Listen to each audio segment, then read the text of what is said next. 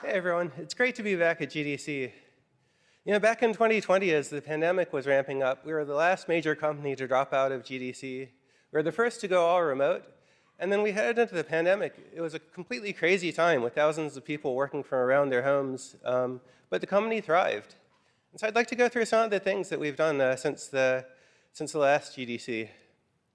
First of all, we launched Project Liberty, Epic's challenge to the App Store monopolies. Yeah, we're in front of the Ninth Circuit Court. Europe has passed some major new legislation, and the fight goes on for the freedom of all developers. Mediatonic joined Epic, launched Fall Guys for free, and brought in 60 million new players. Bandcamp, the indie music site, joined Epic. Bandcamp helps indie musicians reach fans online today, and we're going to build metaverse opportunities for all musicians in the future. Fortnite thrived during this time. We launched 2 major chapters, lots of seasons, and brought the Fortnite audience up to 500 million player accounts. Travis Scott launched the Astronomical concert into Fortnite. Ariana Grande launched the Rift Tour. And so overall, Fortnite had a really great time with tons and tons of players enjoying and the world constantly evolving. But we also learned some hard lessons. Epic entered into a massive settlement with the FTC. And it really brought home to us and to the whole industry that kids and technology are a pressing topic for all developers to take seriously, and that the expectations of regulators here in the United States and around the world are much higher than ever before. And so we've done a lot over the past few years to improve things. We've added huge sets of new parental controls into Fortnite and the Epic Games Store, and new child safety features like cabined accounts. And being Epic, when we solve a problem for ourselves, we like to bring it to all other developers so they can benefit from the work. And to that end, Super Awesome joined Epic. Super Awesome makes verifiable parental consent tools that are available to all developers for free, so it becomes much easier to comply with all of the regulatory laws around children's access to games worldwide. We also launched Unreal Engine 5 into early access during the pandemic. We went through a year, yes.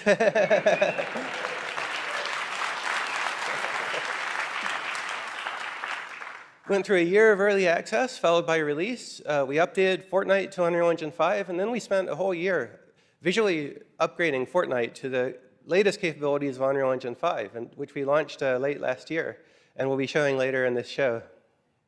Epic Games Store also thrived. The player base has grown massively during this time to over 230 million players on PC. We've paid out more than $1 billion to all developers. And we've also just very recently launched self-publishing, so it's easier than ever before to launch your game to all customers in the PC market with really straightforward tools and earn 88% of all revenue. But that's a summary of the past, and this State of Unreal is about the future. So I'd like to invite Nick Penwarden to come up and talk about Unreal Engine 5.2. Thanks. All right. Thank you, Tim. Thanks, Tim. And hi, everyone. I'm excited to get to show you some of the new experimental features we've been working on for Unreal Engine 5.2. Let's take a look.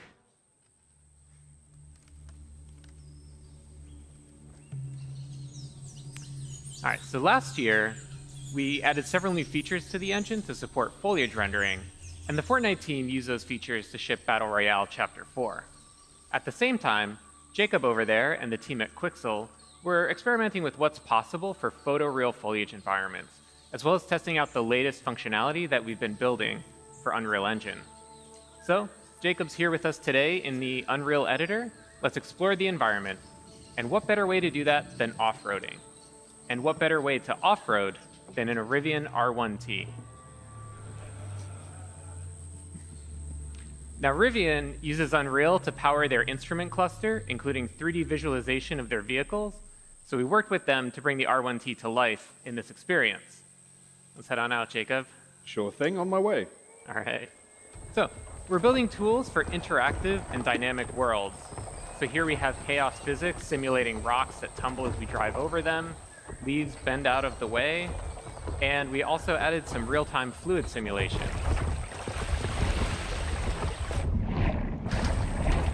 We worked with the team at Rivian to set up Unreal's Chaos vehicle model to simulate the suspension of the truck and how the electric motors drive each individual wheel. Chaos also simulates how the tires compress and deform, and Meta Sounds enabled the team to precisely resynthesize the sounds of the electric motors and mix them with the ambisonics of the jungle.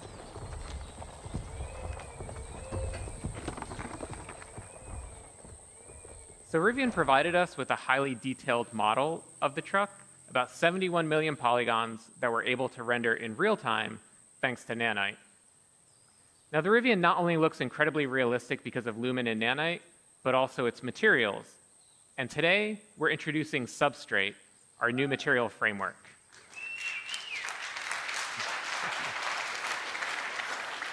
And to better demonstrate it, let's swap the paint out for Opal. Now, of course, you can't order a Rivian with Opal body panels, but Opal was the internal code name for this project, and also a really great demonstration of Substrate's capabilities.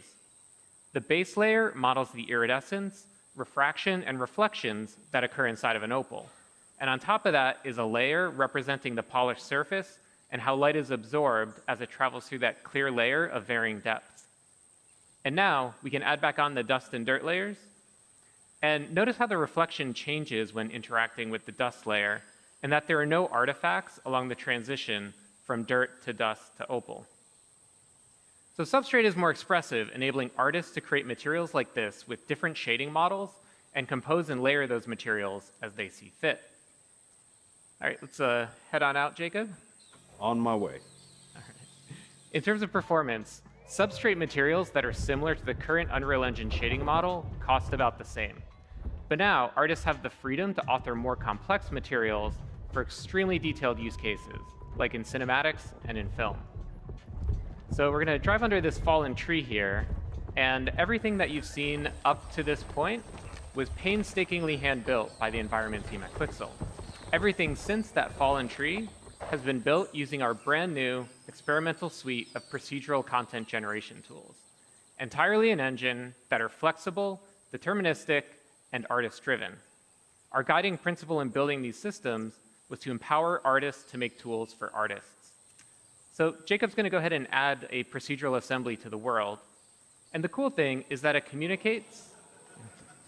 Thank you. Yeah. Pretty cool.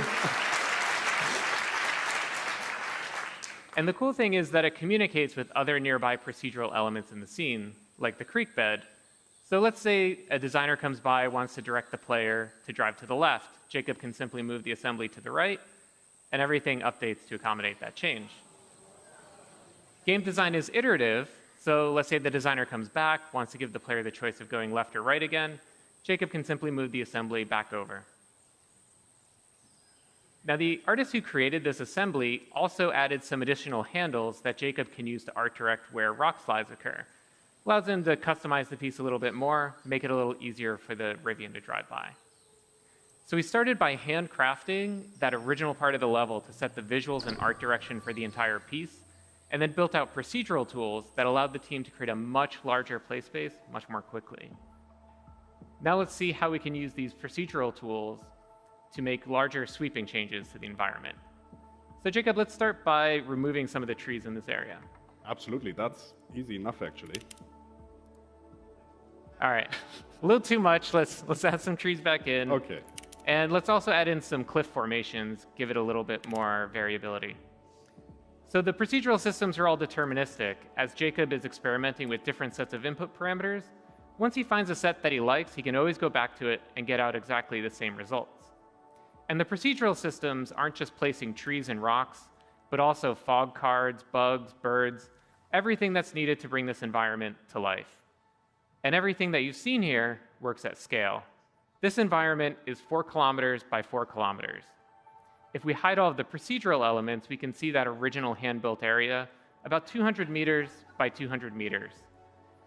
We believe that there will always be the need for hand-building environments, so we design these procedural systems to be tools for artists that work in concert with hand-built content. Both Substrate and the new procedural tools will be available in experimental form in 5.2. And everything you've seen here is running in the Unreal Editor in real time on a developer machine with an Intel 13900K CPU and NVIDIA RTX 4090 GPU. So Jacob, thanks for being here and helping us out today. Thank you very much, Nick, for having me. It's been a pleasure.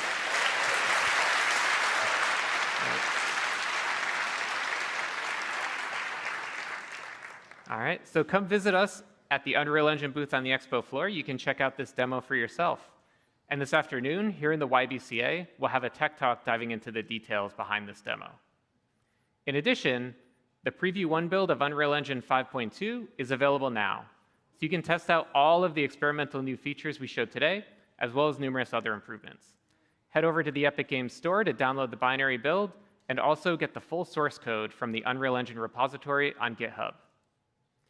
Now, I found that we make the best technology for developers when we use it ourselves, when we really put the engine through its paces, both through tech demos like this one, as well as full game productions. So to talk about how the Fortnite team used the latest Unreal Engine 5 capabilities to ship Battle Royale Chapter 4, please help me welcome John Loff.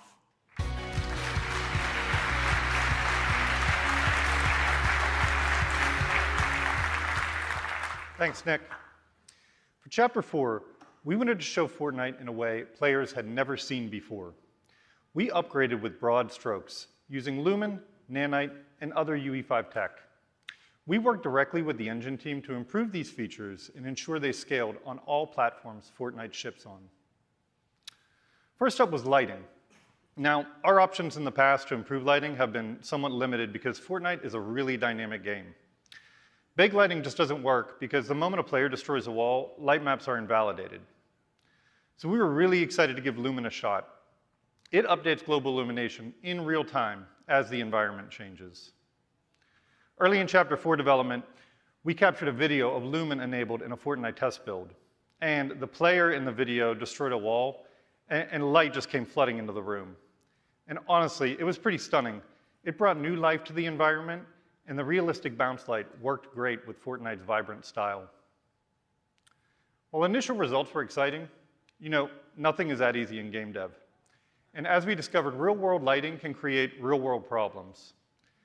Playtests revealed areas of the map, like attics and basements, that had no windows and were just too dark for gameplay. And it was also the first time we were using auto exposure, and it was causing bloomed-out areas when players were in dark interiors looking outside.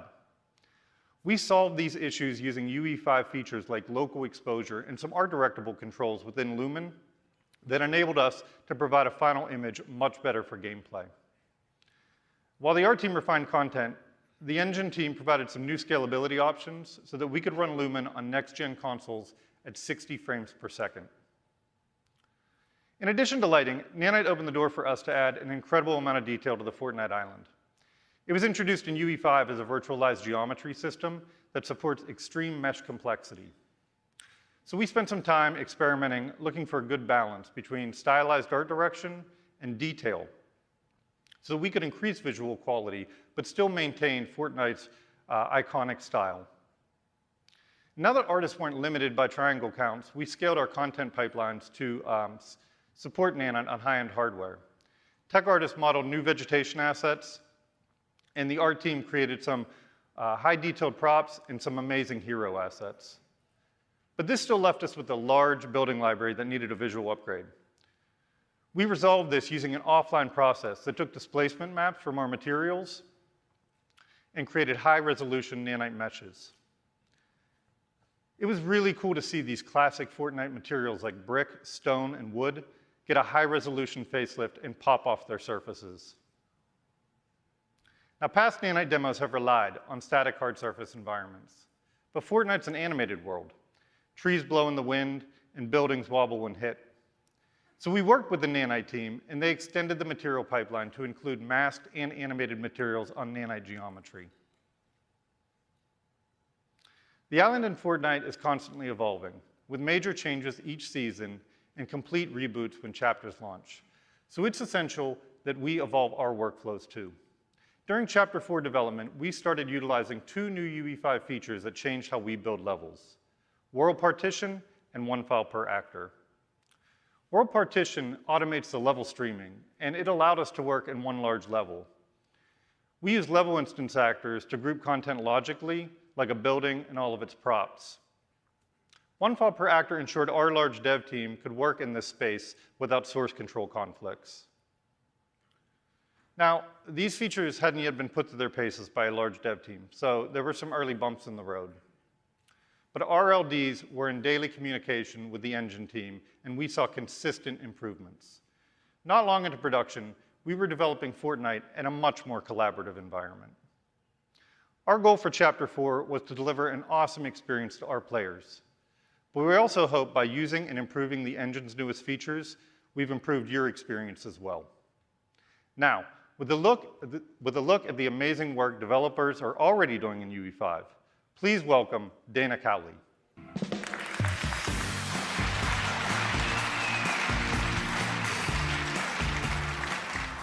Now, even when you have great tools and amazing content at your fingertips, making games is hard, and it gets even trickier when you're trying to ship while you're upgrading your features. And we put a lot of effort into making sure that the transition from UE4 to UE5 was as smooth as possible, and you've proven that it worked. And we've been impressed with all of the teams who have made the jump over so quickly. Now, many of you moved your games over right in the middle of development, and quite a few of you have left internal tech in favor of UE5. And as of last month, 77% of all Unreal Engine users are on UE5, and that's rapid adoption en masse. And over 750,000 of you are actively building with Unreal Engine each and every month. You've invested in us, and we're investing in you. And beyond games, you're telling amazing stories across live action and animated entertainment. And to date, more than 550 television and film projects have been made with Unreal Engine in production. Now, these are some of the leading studios using UE5 today. This represents a brain trust of talented game developers from all over the world, and it's getting bigger every day. You've validated that we're on the right path, and we're blown away by how you've embraced the tools and shown us what's possible. And now, you're about to hear from several talented teams who are bringing their awesome games to PC, console, and mobile. First up, we have Qubit Studios, a small team whose game Infinitesimals has not only received an Epic Mega Grant, but is also coming to the Epic Games Store with the help of Epic Games Publishing. Here to give you an exclusive new look is Michael Borjard. Thank you, Dana. Hi, everyone. I was invited here today to share our story with you. Qubit Studios is a small studio from Europe, and we have one mission: to bring the world of Infinitesimals to life. In our first game, you play as Captain Okni Rodin-Rake, as he and his crew explore a mysterious planet filled with lush environments. Now, a universe is already big at our scale, but when your main character is only a few millimeters tall, it takes on a whole new meaning. As a studio, we have big ideas. As a small team, we need to make choices. And that's where switching from UE4 to UE5 made a big difference for us. It has empowered us by giving us time back. Let me take you through a few examples. As Okni is very small, we want players to truly feel its sense of scale by having a large space to explore. By using world partition in UE5, we managed to save months of dev time, not just because of the size of the world, but also because we can build on top of it. It allowed us to spatialize a lot of systems very quickly. And with the built-in HLOD, we get strong runtime performance while being able to load the entire world visually in editor. A large world is great, but it doesn't do us any good if it's empty. And that's where the new packed actors and level instances came in handy. A level designer can use prefabs to quickly prototype ideas, while artists can refine those prefabs in editor by assembling assets together. And with one file per actor, it all happens in parallel. On the animation side, motion warping allows us to use a single animation for a large range of situations. And with Control Rig, we can quickly create those first-pass animations in editor. But the most outstanding features are Nanite and Lumen. We don't need to spend time on topology optimization and can directly use high poly meshes. Lighting is more realistic, and we don't have to use tricks for transition between exterior and interior. All in all, working with UE5 has been a tremendous time saver for us, and upgrading from UE4 was surprisingly easy. We were up and running in a couple of days. We can now iterate more quickly, focus on gameplay, and allocate time to riskier ideas. But enough talking. Go on the Epic Games Store and wishlist the game now. Thank you, everyone. Enjoy the rest of the show. Your team has built a beautiful game, Michael. Fantastic work. Now, our next partner is one that needs little introduction. Kabam develops and publishes world-class, highly social, multiplayer mobile games. And today, they are here to make a special announcement. Please join me in welcoming Vice President of Product, Tyler Black.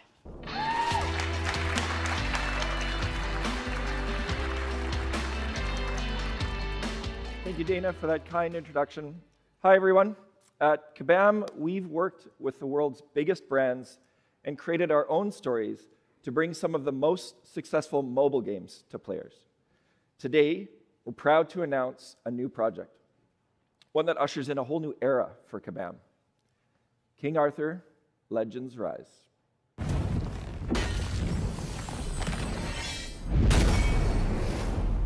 It's a new cross-platform squad RPG set in a stunning, reimagined Arthurian world.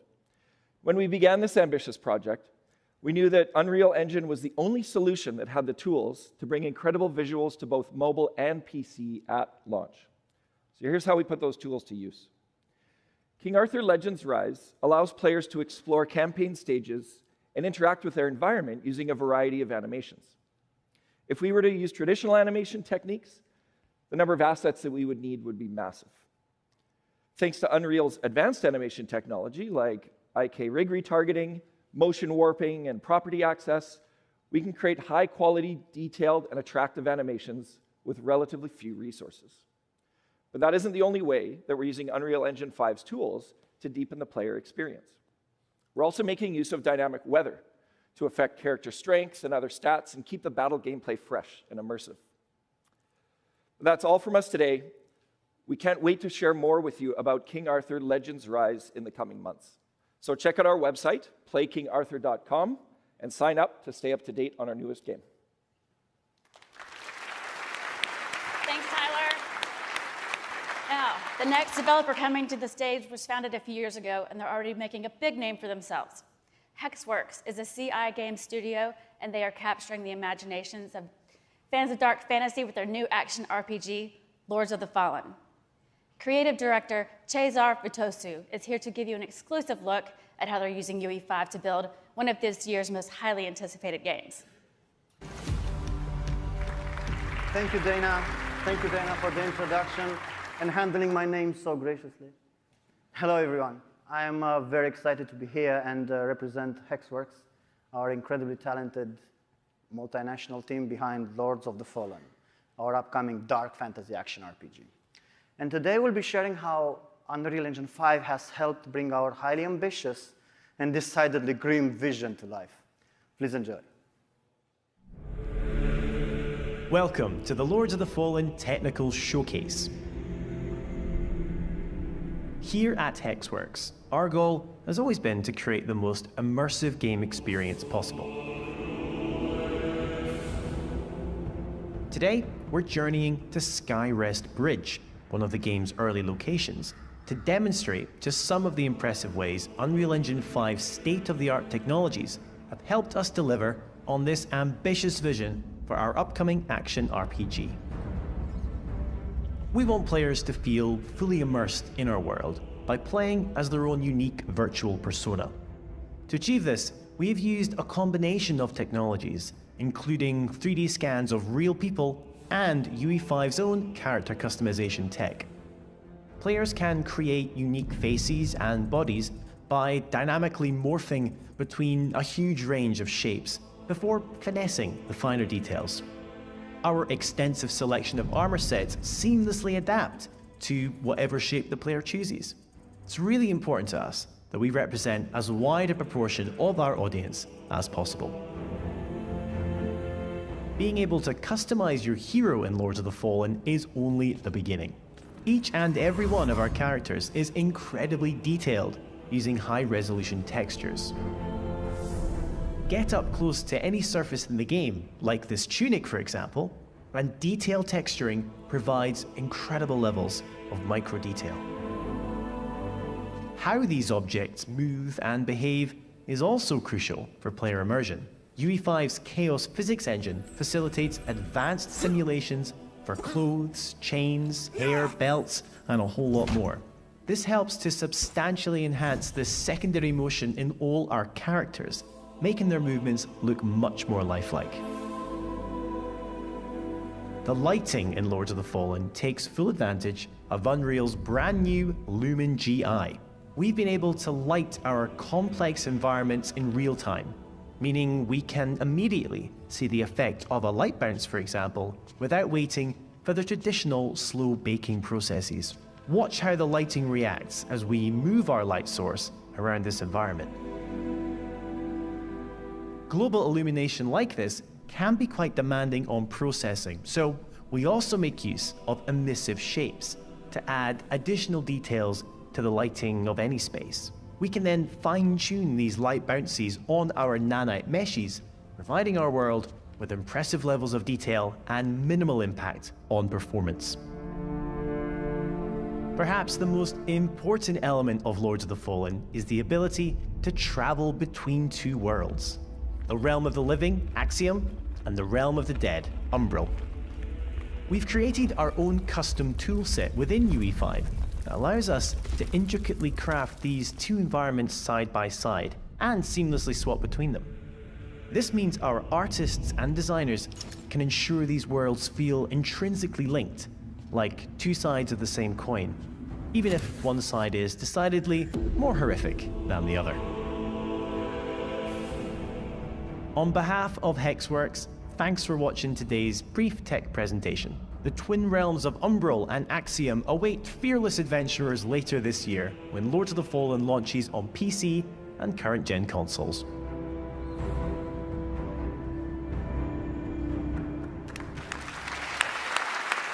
Looking awesome, thank you. This next team is known for making some of the world's most popular MMORPGs. And recently, they've been pushing the boundaries of cinematic storytelling, and the results speak for themselves. Here with more is NCSoft's Chief Strategy Officer, Dr. Sung-Yi Yoon.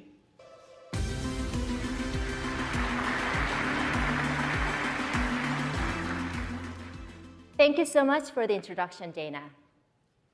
Good morning, everyone. I'm excited to share our latest production, Project M, with you today. As you may know, NCSoft is recognized as one of the best MMORPG developers thanks to our blockbuster franchises like Lineage and Guild Wars. However, we're not content with this achievement. We're always pushing for boundaries and exploring new technologies. So let me introduce Project M to you. It is our latest innovation, harnessing the power of cutting-edge AI and graphics technology to an unprecedented level. With the help of Unreal Engine, we have achieved our vision for Project M with seamlessly integrating our foundational AI technology, resulting in breathtaking detail. So to give you a sneak peek, we have prepared a video featuring our CEO and Chief Creative Officer, TJ, who will personally guide you through our newest creation as a digital version of himself. Thank you so much for your attention, and I hope you enjoy Project M.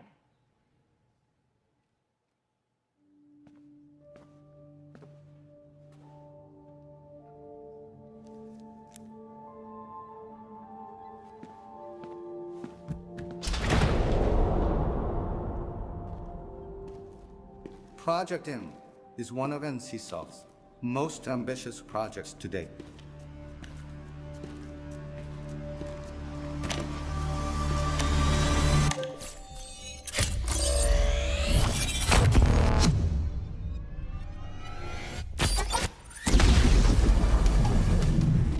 What would it mean to you if the world was comprised of informational particles instead of physical particles? Oh, I got a little ahead of myself. I am TJ Kemp from NCSoft. Welcome to Project M.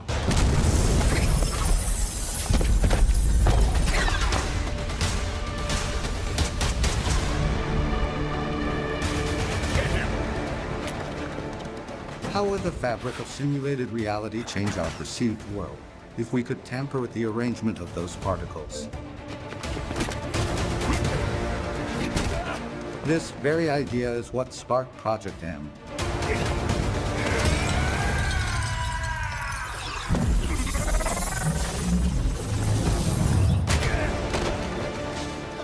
The informational particles that shape Project M's world can transform reality based on your choices.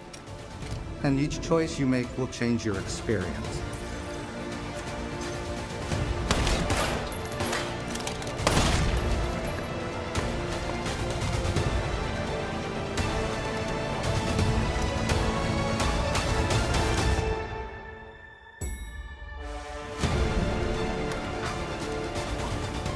The information that exists in the present reality determines how the world will unfold.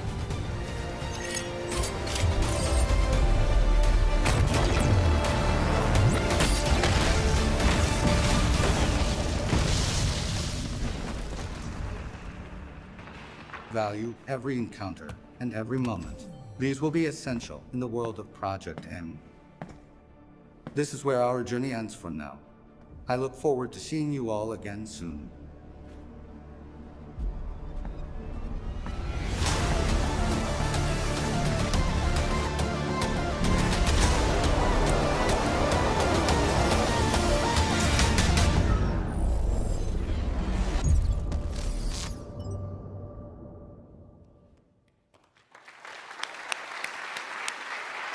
Thank you, Dr. Yoon. Project M is looking amazing, and it's unlike anything we've seen. And thanks to all the teams that have given us a new look at your incredible games. Like we just saw, the worlds you're building feature awesome-looking characters with loads of detail and authenticity. And our team understands that believable digital humans are at the heart of great storytelling. And for more on that, I'm happy to hand it over to our CTO, Kim Libreri. Thanks, Dana. Thank you. Some incredible games, sir. Hey, everybody. Wow, it's great to be back after 4 years. It's good to see you all. So, it's been 2 years since we released MetaHuman Creator. This cloud-hosted tool allows you to create photorealistic digital humans for your game or experience with the simplicity of an RPG character creator, yet with a level of realism and customization that you've never seen before. Our community has created millions of metahumans for their Unreal projects, and the work we've seen has been unbelievably breathtaking. And I'm sure a bunch of you in the audience are actually making metahumans as well. Let's take a look at some of this work.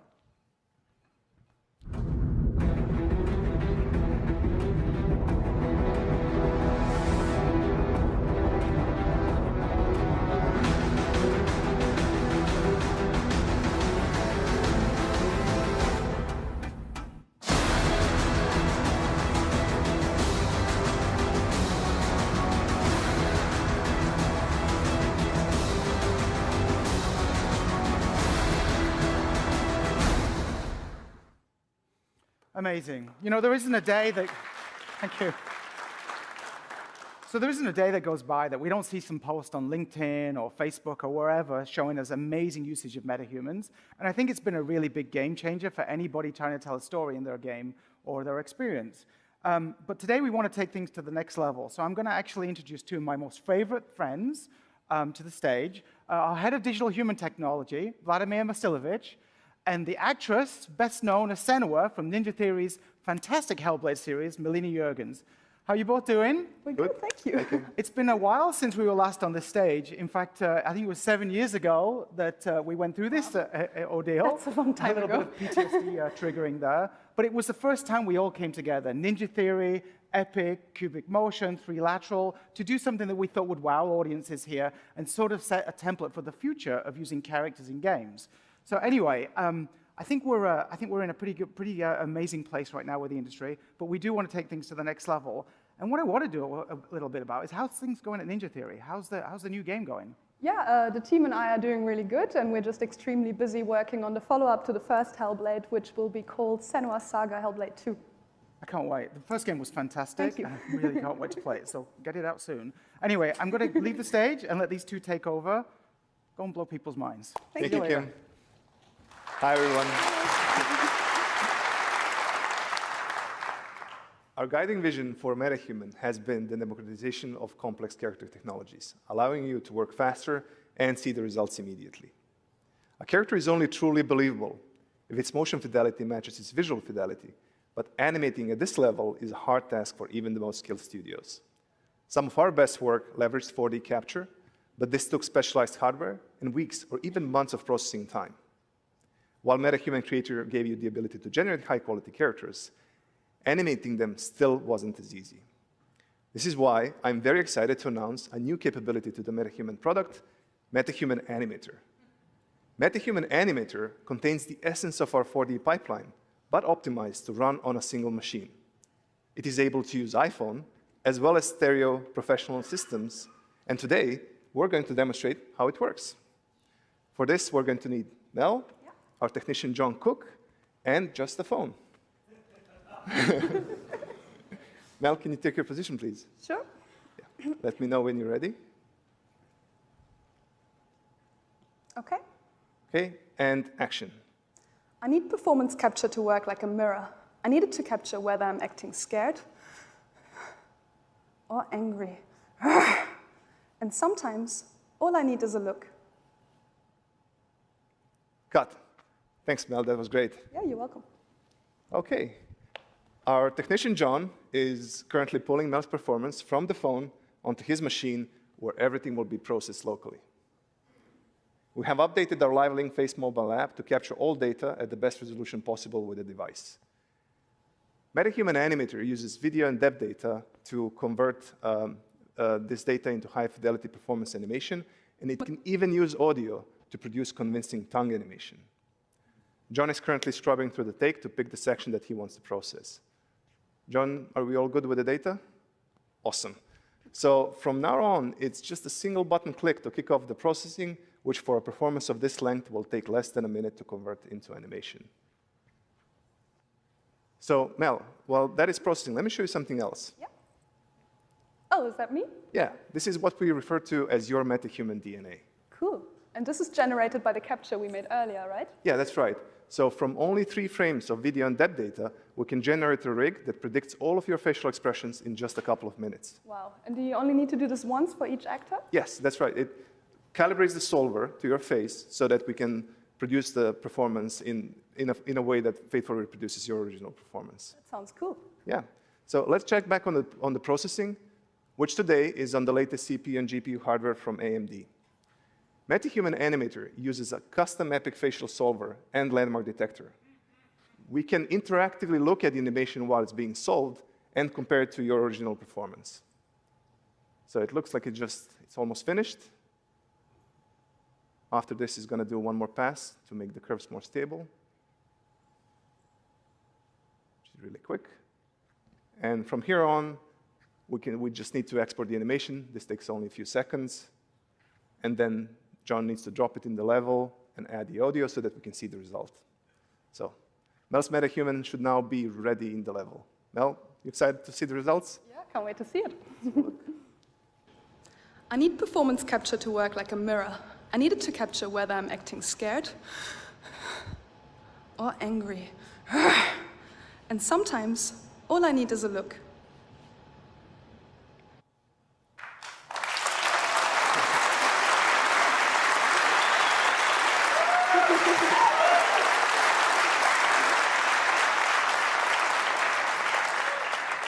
Thank you all. So, Mel, what do you think?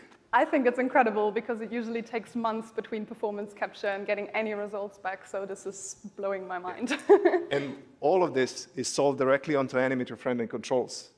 In this case, we are using a bespoke 4D rig, which we created together with Ninja Theory for Hellblade 2, but it's also ready to use on any MetaHuman or any other rig that follows our new MetaHuman standard. Let's have a look at that. I need performance capture to work like a mirror. I need it to capture whether I'm acting scared or angry. And sometimes, all I need is a look. So the scene take works even on stylized characters.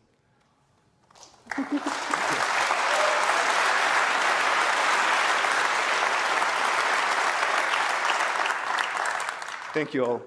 These technologies are completely redefining our creative process, as they will redefine yours when we release MetaHuman Animator to everyone in just a couple of months. We've got one more thing we'd like to show you. We haven't forgotten about the needs for full performance capture shoots. What you're about to see is animation that has not been polished or edited in any way, and it took MetaHuman Animator just minutes to process start to finish. Yeah, so here's one of my favorite lines from Ninja Theory's upcoming game, Senua's Saga Hellblade 2, and I really hope you enjoy it and the rest of the show. Thank you very much. Thank you.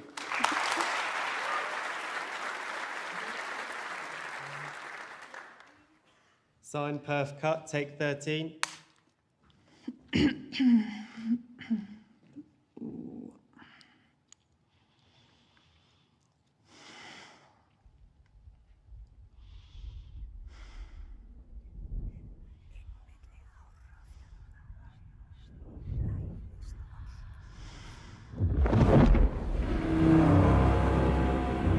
I see through your darkness now. I see through your lies. I will show them how to see as I do. I will not appease your gods. I will destroy them.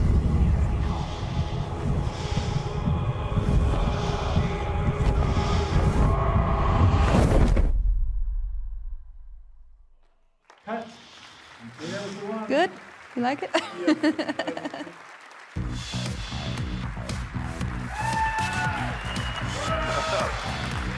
Man, was that cool.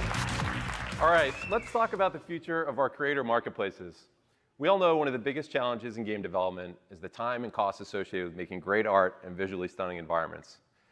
Now, we've seen that by giving you access to high-quality, game-ready assets like Quixel Megascans, world building can be faster, more efficient, and more economical. The resulting explosion of creativity that we've seen from our Unreal Engine developer community has been awesome. In fact, it's inspired us to double down on a mission that started several years ago. Since the launch of Unreal Engine Marketplace in 2014, we've been working to aggregate and organize all the world's best digital assets for you to use in your work. In 2018, we joined forces with Quixel, whose Megascans have now been downloaded over 40 million times. In 2021, ArtStation became part of the Epic family, and we welcomed a community of the world's best digital artists who've since uploaded nearly 12 million projects to the site. Later that same year, Sketchfab joined Epic and now has more than 10 million registered users who are using the platform to discover, share, and manage 3D models on the web. Now, each of these businesses has their own unique superpowers. Incredible content, of course, vibrant communities, and killer capabilities. We're now working to bring all this together into a unified offering. Let's take a look.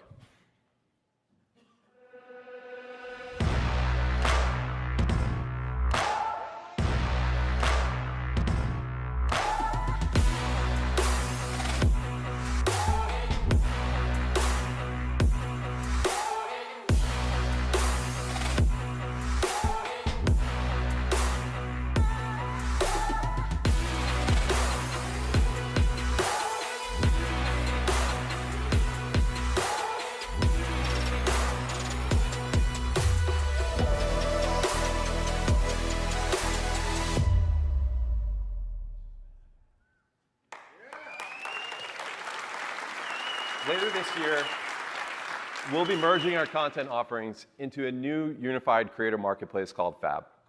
Built on the strong foundation of sketchfab.com, we're going to drop the sketch and go all in on Fab.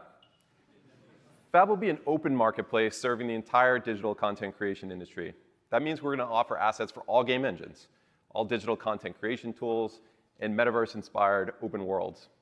So whether you're a studio making a blockbuster game or a movie, or you're a player building your first island in Fortnite, our goal is to bring you everything you need to build your world in one place. We'll have 3D models, materials, sound, plugins, animations, visual effects, and more. Fab will be the new home of Quixel Megascans, MetaHumans, and other incredible epic content designed to push the limits of what's possible. We'll also bring you the high-quality assets and environment packs from leading art studios, AAA game developers, media companies, and even musicians who are taking fan engagement to the next level. But our primary focus is on bringing you the best stuff out there from millions of independent artists who will benefit from the lowest fees in the industry, pocketing 88% of revenue from their sales so they can build real businesses and invest in making more great assets for you to use. That's right.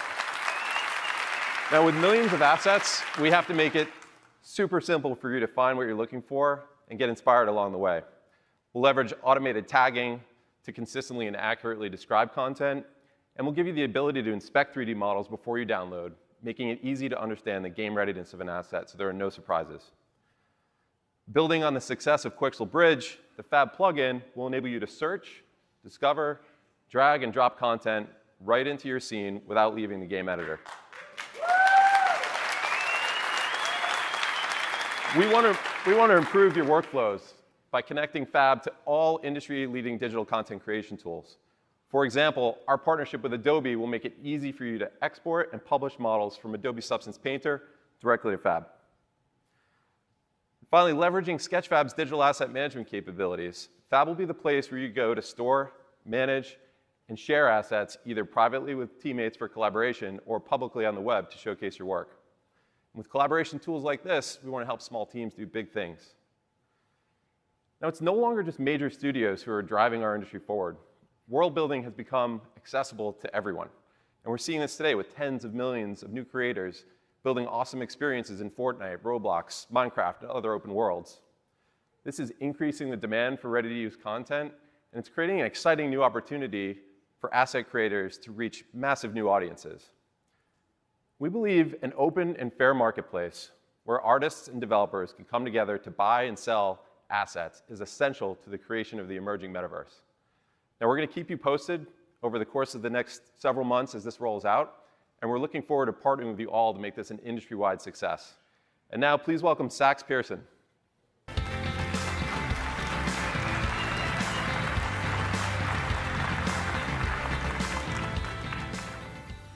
It's great to be here today. We've been working towards this moment for a very long time. This next segment is exactly why I'm here at Epic, to move the industry forward and help make developers successful. I'm here to introduce powerful new tools to existing Fortnite creators, powerful new opportunities for professional developers. Fortnite is becoming an ecosystem.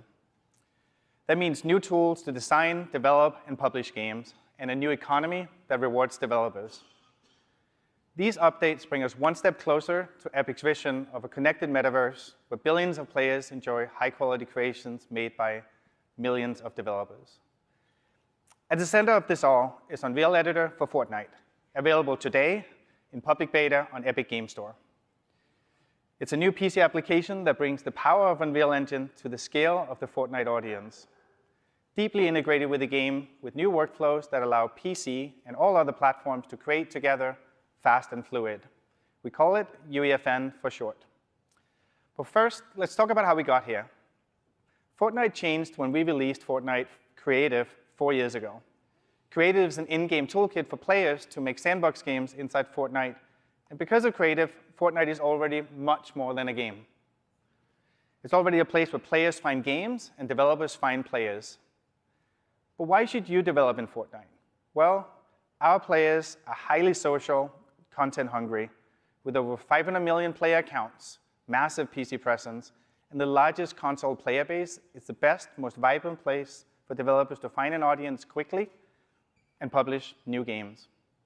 Islands built using creative tools already account for roughly 40% of playtime in Fortnite. That's billions of hours a year, and we expect that number to keep growing with UEFN. So this is a sample of games in Fortnite today.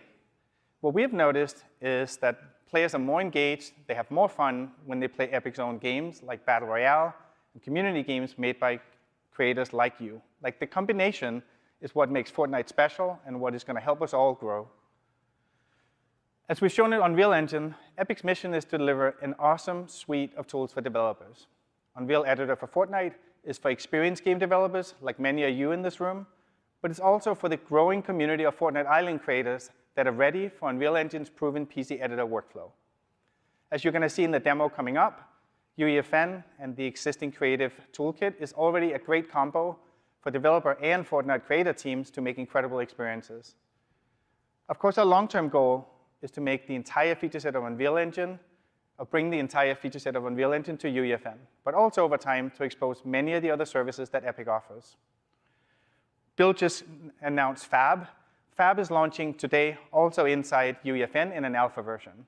And products like MetaHuman will be coming to UEFN in the future to support your creative vision. For the next stage of Fortnite, and ultimately the open metaverse, we also need brand new tools that solve really hard problems. Interoperability, scalability, and resilience are real issues when you operate at this scale and expect this level of durability. This is what led us to develop Verse. It's a powerful new general programming language designed specifically for this purpose. You're going to see us use it in the demo in just a moment. The second thing we're working towards is high interoperability between UEFN and Unreal Engine that will enable you to take your work anywhere. And by the way, behind me is the new Creator Portal, also launching today, where you can manage all your islands, one-click publish them to the world, and when you publish to UEFN, your original IP and your assets are yours to take anywhere. Now let's take a closer look at UEFN features and workflows. We put together a short video, and then we're going to do a demo. Thank you. Let's start with the basics. Unreal Editor for Fortnite runs on PC and is integrated directly with Fortnite, so you'll have access to over 4 years of content, all for free, to get you started. What's special about UEFN is what we call Live Edit. Live Edit allows anyone on your team to join a UEFN session from any platform that runs Fortnite. That means someone can join from a console using the normal Fortnite client, and they're able to work alongside and collaborate with PC users. UEFN has access to all Fortnite creative devices, our modular gameplay systems that work in the in-game editor.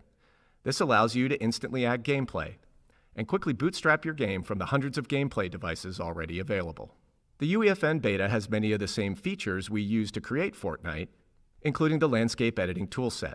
You can edit the landscape to change the look of your island, or make sweeping changes to create something completely new, and then quickly play it in-game to check out the results. So even though you have access to tons of Fortnite content, with UEFN you can make content that looks nothing like Fortnite. This is a section from Forest Guardian, a tech demo built in UEFN that we are launching today. A big feature of UEFN is the ability to import your own custom assets. So we used a few 3D models, textures, and materials that we built just for the project. And all the lighting in the cave was made possible thanks to Lumen, our real-time global illumination system. You can also find more content like Quixel Megascans and Sketchfab models in our initial alpha release of the Fab plugin for UEFN. All assets are curated and optimized for use in Fortnite, and the full version of Fab will launch later this year.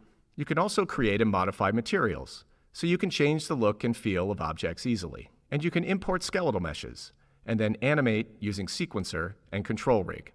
Everything you've just seen is available today in the public beta version of Unreal Editor for Fortnite.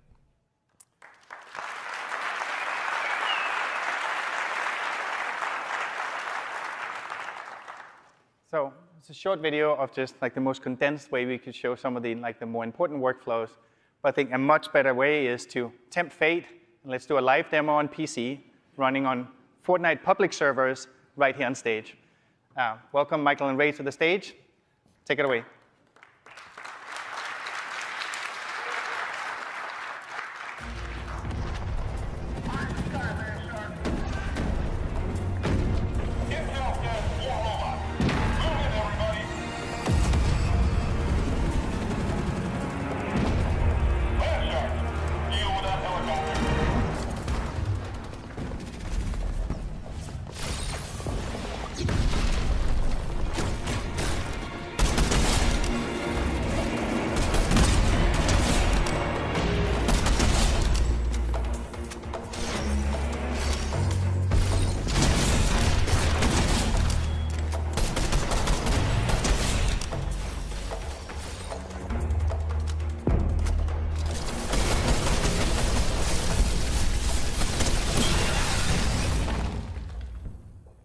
I'm glad that went well.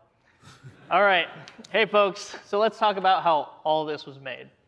Michael here has the scene open in Unreal Editor so we can take a closer look.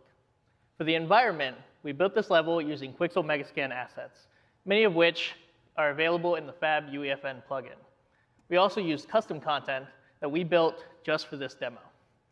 For the gameplay you just saw, we hand-placed enemies using a creative device called a guard spawner, which generates the aliens that you saw at specific locations. However, we wanted to do more and introduce dynamic play that goes beyond what the current creative devices can do. So to do this, we used our new programming language called Verse.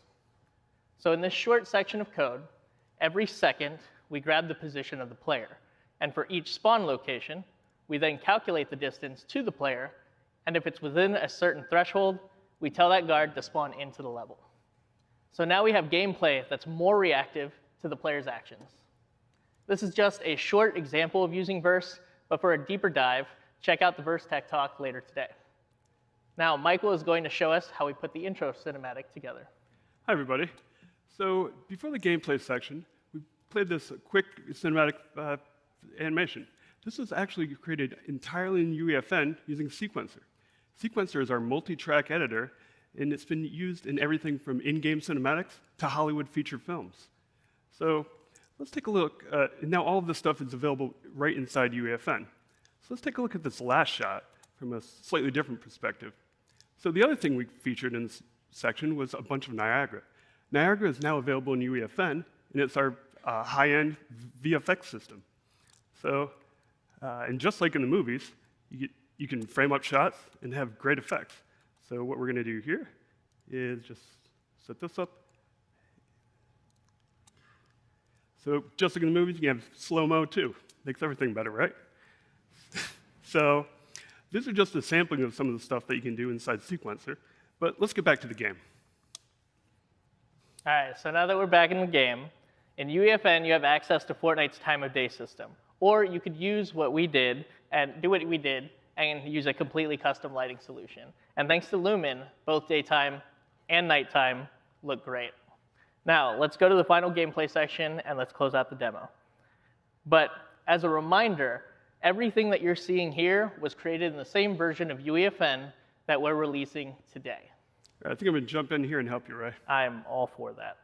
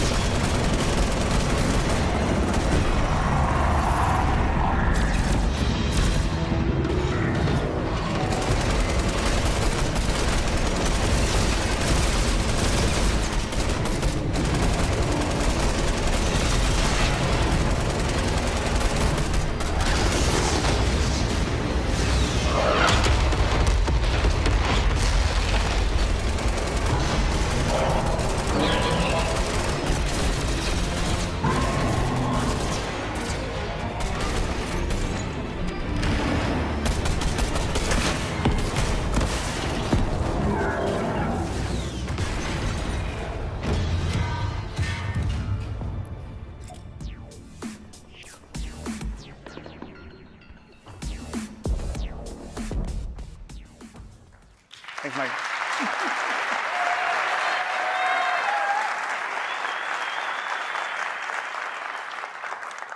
Thanks, Michael and Ray, everybody that put this together. The demo came about when we asked the special projects team inside Epic that came straight off the Matrix demo to, why don't you put UEFN through its paces? And one amazing fact about this demo is that it's less than 400 megs, it downloads and plays in less than a minute, and it plays on any platform that Fortnite runs on. Like, that is the promise of what UEFN is. So again, Unreal Editor Fortnite is available today in public beta in Epic Game Store. If you want an early glimpse of some other technical showcases that our internal teams made with UEFN and Verse, check out Deserted Domination, Forest Guardian, and The Space Inside. All three are available to play right now in Fortnite Discover. So we've talked about brand new tools and the Fortnite ecosystem. Now I want to talk about the next generation of Fortnite's economy that both Epic and creators will participate in. We call it Creator Economy 2.0. Here's how it works. The money in the economy comes from player spending in the item shop. Fortnite generates billions of dollars a year in revenue from player purchases. Fortnite players who have fun engaging in islands tend to spend more in the item shop. Creators who make popular islands are bringing real value to the Fortnite ecosystem, and we're going to share the resulting revenue with them. This is the engine powering a Creator Economy 2.0.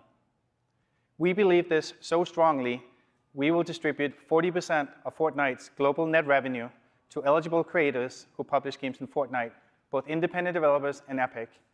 Anything we make, like Battle Royale, Zero Build, also participates in the pool shared with creators. This will be the primary way that Epic will pay for our own game development in Fortnite going forward. This is I'm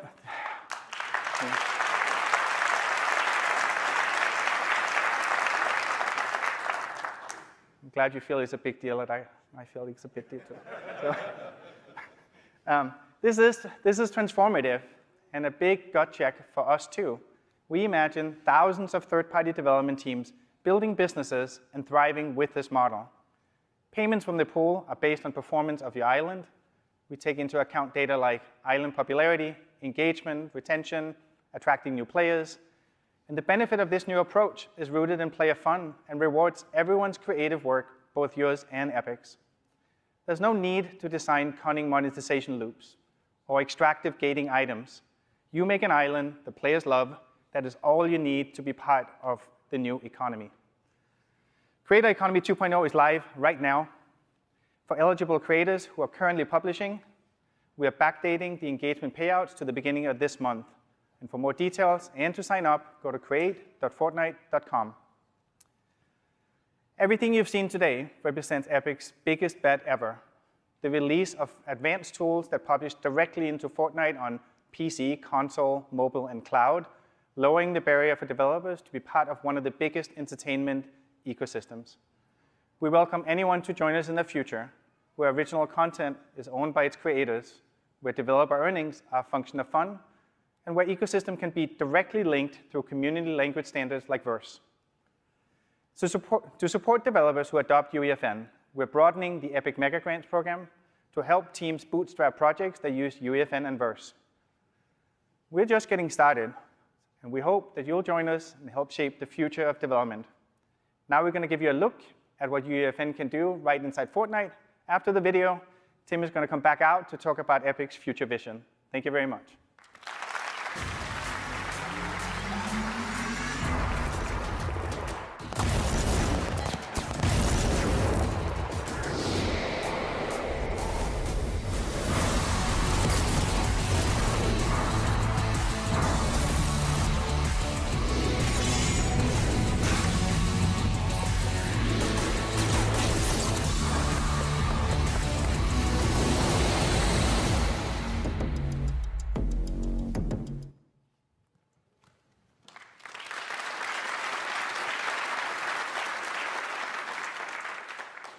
Thanks. We think this is going to be a really powerful combination, putting together Fortnite's 70 million monthly active users with the power of the Unreal Editor and a new creator economy to share the revenue with creators who create engaging experiences.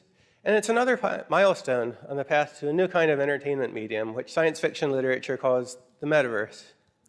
Because there's a crazy amount of hype around this whole topic, I'd like to step back and take a long-term look at what we see here.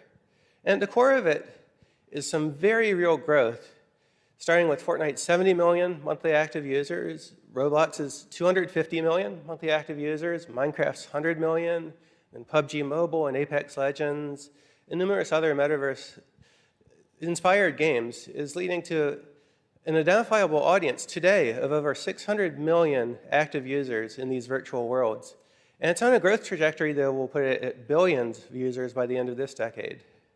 And so we can set aside the crazy hype cycle around NFTs and VR goggles. You know, these technologies may play a role in the future, but they are not required. This revolution is happening right now. And the core of it is something that every gamer already understands. It's you and your friends getting together online and going around as a group on voice chat, having a fun time, and social entertainment experiences. And some of these experiences are serious games like Battle Royale. Some of them are going to a concert and dancing, or chatting with friends and just having a good time. We see this as the next big change in gaming and in Epic's evolution as a company. You know, we started out back in 1991 making 2D games. We recognized the opportunity with 3D, so we built the first Unreal Engine and the first Unreal Tournament game. We evolved to make console games like Gears of War. Then we evolved to make online games like Paragon and Fortnite. But when Fortnite shipped first in 2017, it was just our game. But over time, we recognized the opportunity to bring it to a much wider audience. So we built Fortnite Creative Mode, and then the Unreal Editor for Fortnite coming out now. But we see the future of this medium primarily not about Epic's work, but about the work of independent creators. And we're building towards this open metaverse from two different directions. First of all, we're taking the Fortnite audience we have and enhancing the development capabilities with the new tools and this creator economy to support everybody's work. But we're also helping developers building standalone products evolve towards building metaverse experiences themselves. The Unreal Engine is a tool for this. The Epic Games Store is a distribution vehicle for it. Epic Online Services has taken Fortnite's and Epic's 700 million player accounts and 5 billion social connections and opened them up for free to all developers so they can plug into voice chat and participate in these social experiences in a very easy-to-use way. And all of these are on-ramps to the future metaverse. And we really think that over the next decade, today's separate apps and ecosystems are going to join together to form tomorrow's open metaverse. And you know, because the last couple of decades have been about walled gardens, walled gardens, walled gardens, let's back up and talk about how open systems have successfully come about in the past. You know, this happened really big time back in the early 1980s and 1990s when the open internet was built. You know, back in those days, there were a bunch of closed networks at different companies and universities that couldn't talk to each other. And so the industry got together and defined open standards to connect these closed networks into one big open network. They connected email systems by putting the @ sign in email addresses so people on one service could communicate with people on other services. And then they began to define open standards like JavaScript and HTML for the open internet so that any user could participate. And the rule at that point was that any company could connect as an equal into the system just by following the open standards. Now let's talk about what this means for the open metaverse of the future. You know, we have the opportunity to take all of these different online ecosystems for gaming, like consoles and publishers, and connect them together into a single place where anybody can talk to anybody else. We have the opportunity to turn today's game engines into tomorrow's metaverse browser engines. And if you take a look at Unreal Engine and Unity and Godot, you have some very powerful 3D engines that have an increasingly common set of features and are increasingly adopting industry standards as ways of communicating with each other and with other tools.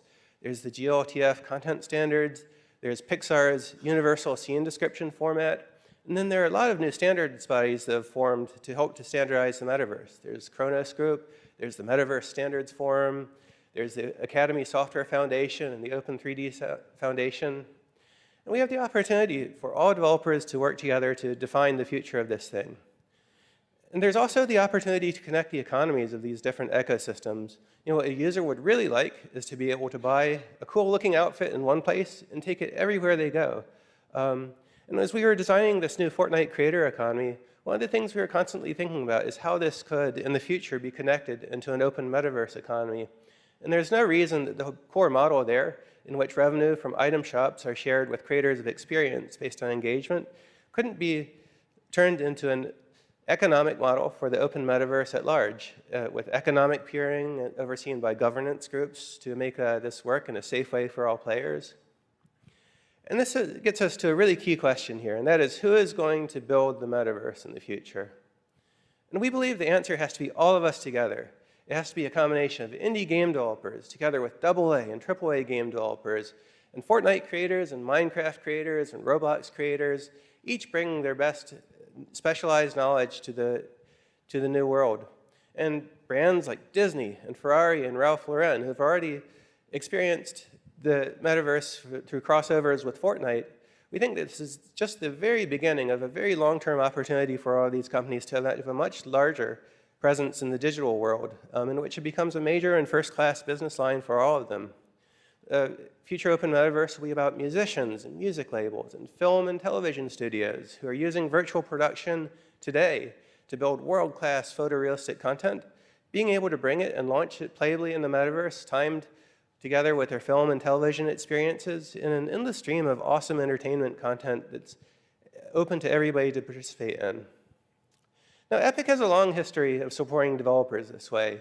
We've built a lot of different services that are available to everybody to use. There's the Unreal Engine, there's Epic Online Services, which are open to all platforms and all stores. There's the Epic Games Store, which is open to software built on all engines using all different online services. And we believe the metaverse has to be open. It can't be another monopoly's walled garden. And Epic is all in on this. We went from the pandemic to the tech downturn, the crypto implosion, and now banks are failing. And it's a really crazy time again, but we're investing very heavily in the future with the belief that companies who invest now through these hard times are going to come out the strongest company in the future, the strongest companies in the future. Some of these investments we're making in Fortnite initially and then bringing the work to Unreal Engine. Some things we're building in Unreal Engine, taking to Fortnite. But the aim is to support everything that AAA game developers are doing today and more. And this project, to build this all out into an open system, is going to take most of the decade. And that is the journey from Unreal Engine 5 to Unreal Engine 6 that will happen over this time period. It is the same journey to the open metaverse. But there's no need to wait because we're doing it live. We're building all of these systems and deploying them as we build them right into Unreal Engine 5 openly with partners. So we hope you'll download this stuff, download Unreal Editor for Fortnite, download the Unreal Engine and get started, and come see some of our tech talks where you talk about this in way more technical detail. So thank you very much for your time.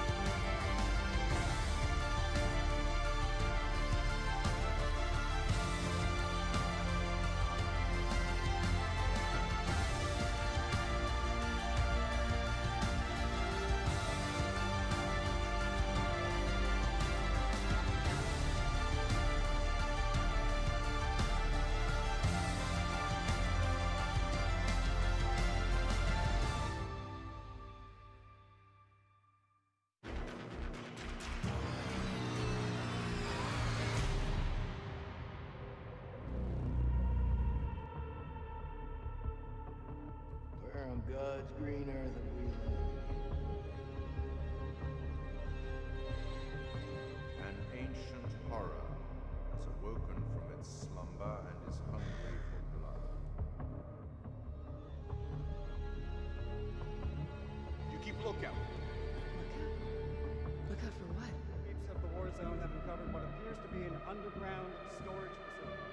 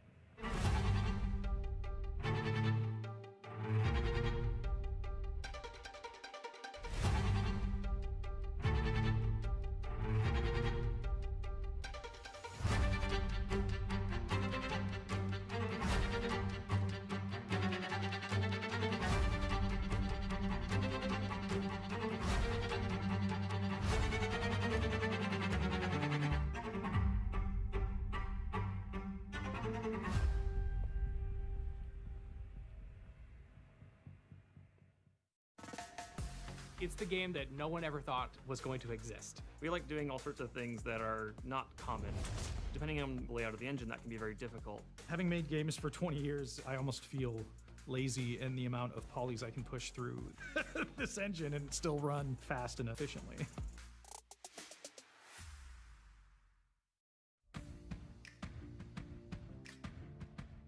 Double Fine Productions has been around for 20 years now. We're here in San Francisco, California. We're about 70 people. We started making our first game in 2000, which was Psychonauts, our flagship IP. And we just made a sequel to that now. So that's the 20-year history in a little bookended nutshell there. Can you bookend a nutshell? Beware the cows! Not all milk is enriched! Psychonauts is a very special franchise for Double Fine. We learned how to make console games making that game, and a lot of the same team is still here 20 years later. You'll need one of these. Now we're talking. It's kind of our legacy, to be honest. It's this strange game that would not normally get made, but we made it, and it's kind of the soul of the studio. Bacon. It's very, very important to the identity of the company, and we obviously took building a sequel to it very, very seriously. The only reason we wanted to make Psychonauts 2 was because there are people out there who love Psychonauts 1. And so we knew that that group was watching, and we couldn't get the spirit of the Psychonauts wrong. We wanted to make sure that we maintained the original feeling and character that the original game had, but at the same time, it was really important for us to modernize kind of how the gameplay felt. Unreal was a good fit for Psychonauts 2 because it checked all of the boxes that we needed to check on the art side for sure. Allowed us to quickly iterate on levels and build a massive game with a pretty small team. The Unreal Engine gives us a really robust content pipeline that allows us to tackle all kinds of different things from gameplay to visuals, and allowed us to focus on adding new things and not have to deal with basic rendering functions, which if we were rolling our own engine, we would have to worry about. Here goes nothing. It also provides a lot of extensibility to the programmers. With full source code access, we can go through and modify anything that we need to, add any new features that we need, which given the kind of setup that we have for a game like Psychonauts 2, there's lots of custom stuff that we're messing around with.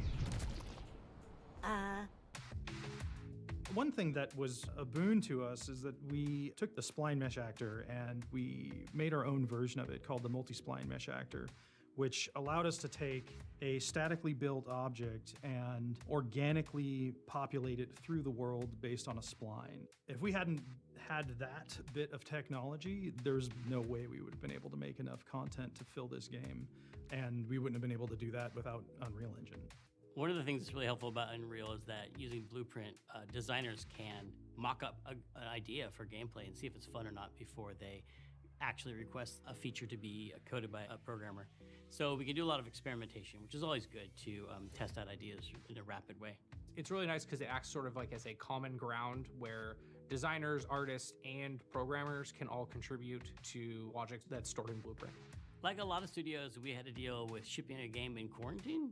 I mean, I feel really fortunate to work in the games industry because we were able to work that whole time. A lot of people couldn't work during quarantine, but we could keep going, and we ended up shipping Psychonauts 2 from our homes. Having full source code access was really, really important to us because we were able to quickly develop this custom application that we used in order to synchronize drive data cache when everyone started working remotely.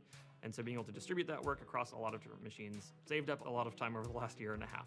Having all of our files be in sync was the thing that helped us the most. Just having source control on this project was the only thing that kept us going. Without that, it would have been madness. Yeah, we wouldn't have been able to make this game without it. Ew, the slime is so sticky. After all we've been through, the ups and downs, it's been quite a roller coaster. And then to make a game that's been so well received at the end of that 20 years, it just feels really good because it feels like we, I don't want to say still got it, but maybe someone, we'll pretend someone off camera said that. Oh, still got it? Yeah, that sounds good. Still got it.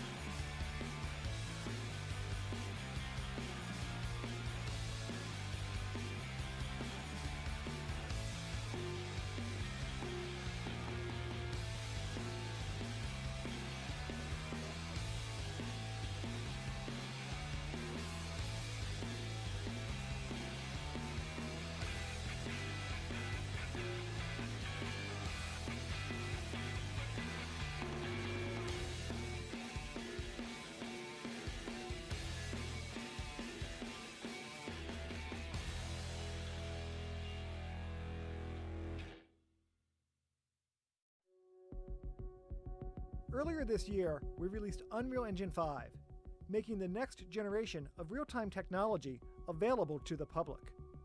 We've created many new tools and features that make working in real time faster, more efficient, and more collaborative. Let's take a look at a few of the tools in Unreal Engine 5. First off, you can create games and real-time experiences with massive amounts of geometric detail.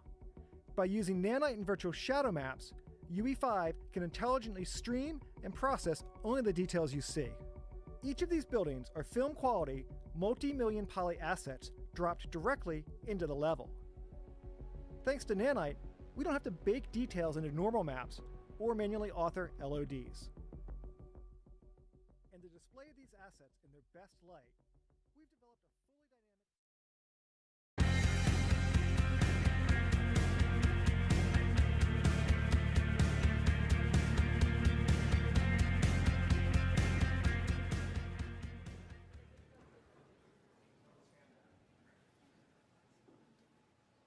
Hey guys, my name is Julien Leroux, and I'm the lead tools programmer in the Unreal Engine Procedural team, and this talk is new tools for building photoreal worlds in Unreal Engine 5.2. So, double click. Let's start with PCG Framework, because that's the thing I work on. So, what is PCG Framework? It's a fast and iterative procedural content generation framework in Unreal for world creators. So basically, we're trying to provide you tools so you can build your own solution for whatever procedural thing you want to do in your game, your movie, or any kind of project. So why are we here? Well, as you might know, in UE5, we released World Partition, and that allows you to build bigger worlds. And with bigger worlds, you need more content. And procedural is a pretty good way to approach that problem. So that's exactly what we've done in the Matrix Awakens demo. We've built this incredible city, all procedurally done, and it was awesome, right? But we kind of noticed there were some, production challenges, workflow issues that we wanted to try to address. And as you might have heard just a couple of minutes ago, with UEFN, more and more people are going to have their hands on UE, and we wanted to make procedural content generation a lot more accessible. So all of this drives the vision of what we're trying to accomplish here. We want procedural content generation in Unreal Engine, so no reliance on external processes, even though, I mean, you can add them if you want to. Runtime and live editing focus, so you can use procedural content in your games at runtime, or at least have a very good iteration speed in the editor. Because it's procedural and deterministic, you're going to have non-destructive workflows, and you're going to be able to do manual interactions, as you've seen in the demo. And finally, it's a framework, right? So it needs to be easy to extend. And we'll dive a bit more into that later. So the overall concept is nothing very new. Looks a bit like materials. Like materials, you have materials, material instances, and material graphs. So we're starting from the bottom here. We're introducing a new thing called the PCG graph, which I'm going to talk to you about in a second. At the instance level, we have the PCG component, which holds basically the graph you want to run, and at some point in the future, some parameters so you can tweak. And somewhere in the future, we're expecting to have, what you see is what you get assets that you drag and drop. You have a couple of sliders, and it just behaves the way you would expect it to. So let's talk about the node graph. It's an editor like, maybe something standard like the material editor. You're able to drag new nodes, drag pins, or in your right-click, add something.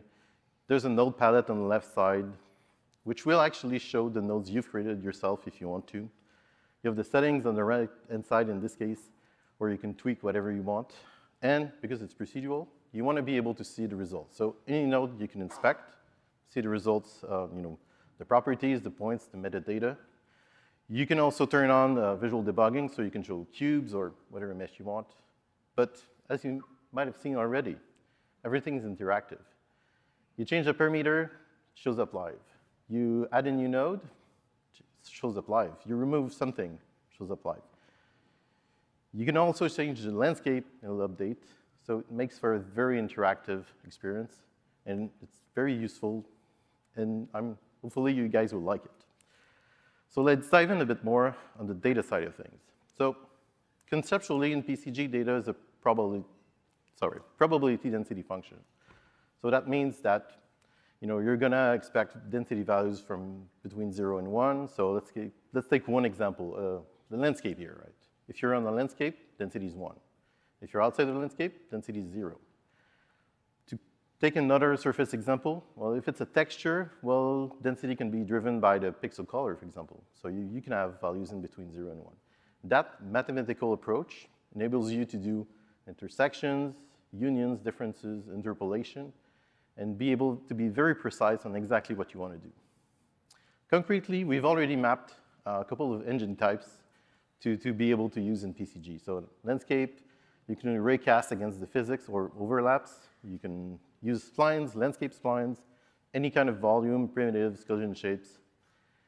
But most of these you'll end up sampling from, and then you end up with points. And points are the core data type in PCG. So basically, points are very simple things: transform, bounds, density, and then some metadata. And metadata is what you're going to use, well, attributes, to build logic in your graph and come up with something cool. On the node side of things, the nodes basically, they do one of either two things. They do transform data, or they spawn or create artifacts, so spawning meshes, spawning actors, or any kind of resource you want to track. And PCG is going to help you to track those and manage those transparently. Of course, on the nodes, you can set up whatever value you want. Like this is a transform node, so you can say, OK, I'm going to change the rotation from minus 45 degrees to plus 45 degrees or something. But maybe more importantly, in native nodes, if you tag your properties as overridable, you can easily have the pins. Well, it's automatic, actually.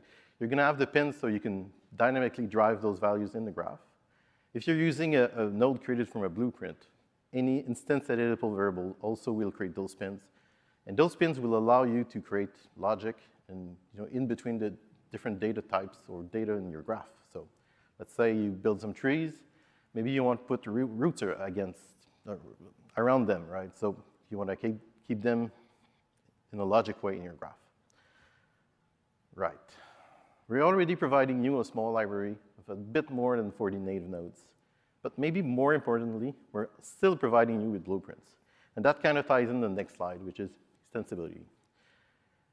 At the moment, it's very easy for a technical artist, or even less technical artists, to build a blueprint node for PCG. You derive from the PCG blueprint element class. You implement the execute with context method, and then you can use one of the loops we provide you if you need to loop on some points. And this loop is going to be multi-threaded by default. You just need to implement the body, and that allows you also to not only be quite faster, but sidestep some of the blueprint limitations, like the number of iterations. But you're still in Blueprint, so you have access to everything in the engine. All right. On the execution side of things, I've already told you the nodes can be multi-threaded, and that's true.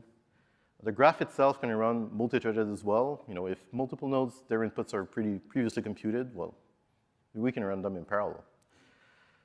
But maybe a bit more importantly, for runtime purposes and live editing, everything can be time sliced as well. It's pretty simple to do. And it's something we can expand on in the future as well. And that's very useful for, for games that want to do runtime generation. Finally, we have a cache to, allow iterations, very quickly in the editor. So if you change just a part of the graph, well, we don't need to recompute the rest. It's already computed once. We've cached those values before. All right, so all of this is exciting. Hopefully, you guys are excited as well. But this is experimental 5.2, right? So don't get too attached to the UI or the API. We're still working on these. But we want to try to make these as simple as possible. So we'll streamline the APIs. We'll extend more stuff. And there's a couple of big topics that we're going to work on in the next couple of months and the next couple of releases. The first being graph LEDs. And JS will give you a good example and a good justification of that a bit later. We'll look into GPU microscattering soon enough, and we need to address a couple of production things, like per platform settings or different workflows. Sometimes you want to bake everything to the final game or something. But that's it for me. Hopefully you're still excited, and I'm going to leave you in the hands of the very capable JS to talk to you a bit more about the path we've taken to get to the Electric Dreams demo. Thanks a lot, guys.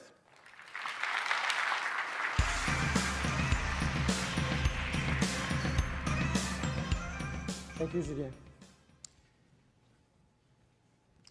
My name is Jean-Sébastien Gay, and I'm a technical art director working with the Unreal Engine development team on procedural and world building. We started working on a PCG framework just about over a year ago, and we were able to build the Electric Dreams demo that was presented earlier in the keynote by leveraging all of the groundwork and internal prototypes that we did throughout that development year. So let me start by showing you some of the most important ones. It was clear for us that the framework had to support runtime and live editing. We started by doing gameplay prototypes in the Lyra Simple project, as we think that there's nothing else quite like games to prove the point. As you know, in-game means unpredictable peer input, and that's cool. That's what we want. That's what we love about games. But our procedural framework needs to answer to that with predictable, deterministic, procedural outputs. And that's extremely important. To test that, we built two simple prototypes with different variants for each. The first one combined control point mechanic and PCG. When a team captures a point, we spawn visuals around it, as well as new extra control points. Expanding the gameplay area up to a defined grid size. The team controlling more than 50% of the area wins. The second prototype is an infinite runner, where a single difficulty variable is incremented every time a player crosses a tile. This variable is then impacting the results of the upcoming tile, by increasing the density of what's coming up. And we made also a quick alternate version by adding a random rotation to those tiles. And then we updated the PCG graph to have arrows indicating where the player should go. And that was done fairly quickly. Actually, these multiple prototypes were built under 2 weeks by only 2 technical artists.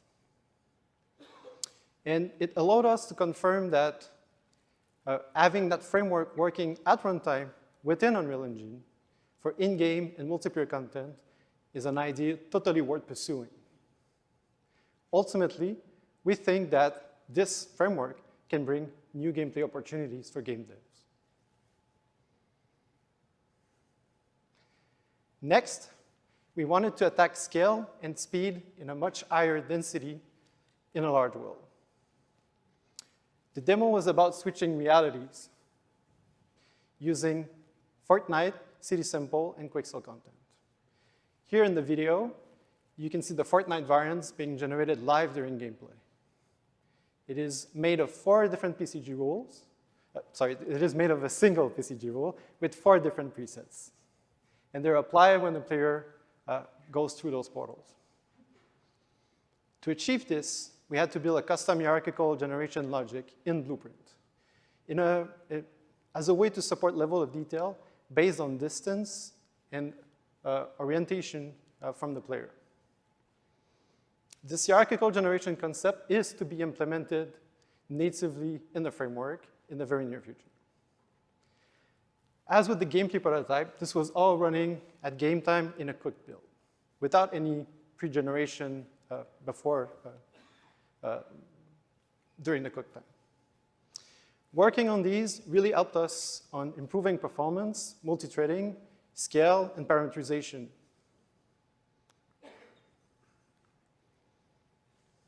But, well, that's not all. We had to build well-building tools prototypes. We want this framework to be used by artists and designers to create their own tools for their own project needs. It's an open framework. It is not limited to a single task or domain.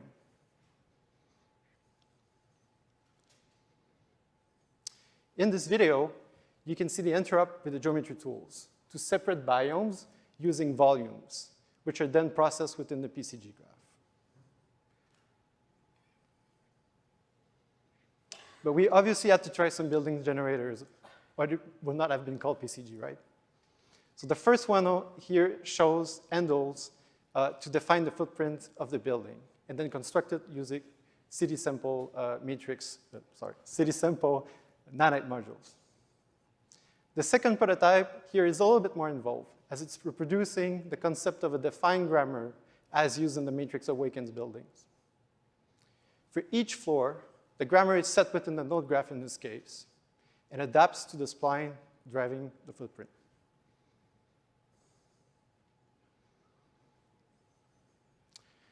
So after seeing the great assemblies that the Quixel team was producing for this demo, we thought that it was a good opportunity to start looking about how we could be leveraging and crafting and procedural all together.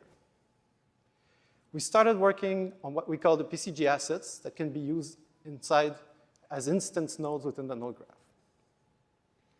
These assets basically stores a point cloud of all visuals contained within the level, with a full set of attributes, such as the mesh and material references, the scene hierarchy, and actor tags. With all that information accessible, it is then possible to augment these assemblies through procedural logic and increase iteration speed and quality overall. The lower half of the video here shows you how simple the rule actually is given the results above. You can also see the attribute list view being updated live as I'm extending the spline and enabling disabling nodes. The asset utility is distributed with the PCG plugin, so you can use it, just improve it, or use it as an example to create your own PCG assets type if you want.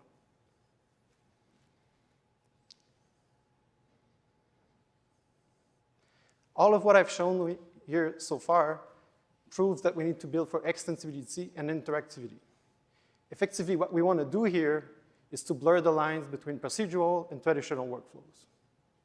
We believe that procedural tools should always help artists and designers to reach the best quality possible in the project's given time. Okay, enough of the prototype work, and let's jump into Electric Dreams.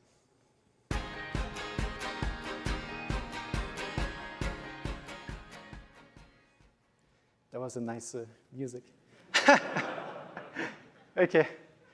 So our objective with this demo was to show how scalable the solution already is using everything that we've learned and developed so far. We are literally generating pebbles up to the large Vista mountains in the background.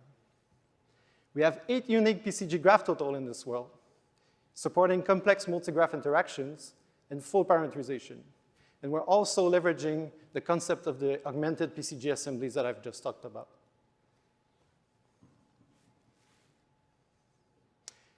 Now, what we call the close-range PCG area is made of 4 of the 8 PCG graphs.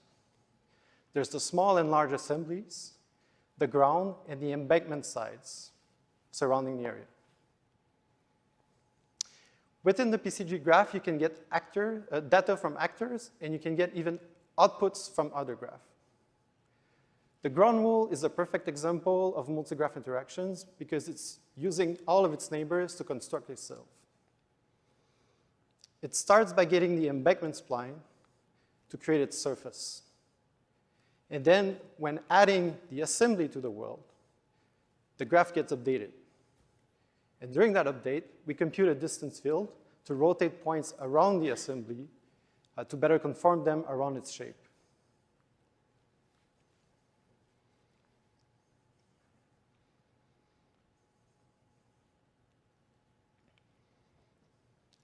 Using our debug visuals that can be customized and applied to any node or to multiple nodes at the same time, we can see here the ground surface following the embankment spline and what's actually happening underneath the assembly when it's present in the scene. By moving that assembly left and right, we get callbacks triggering the graph update, and we respawn everything that has been changed by that manual interaction.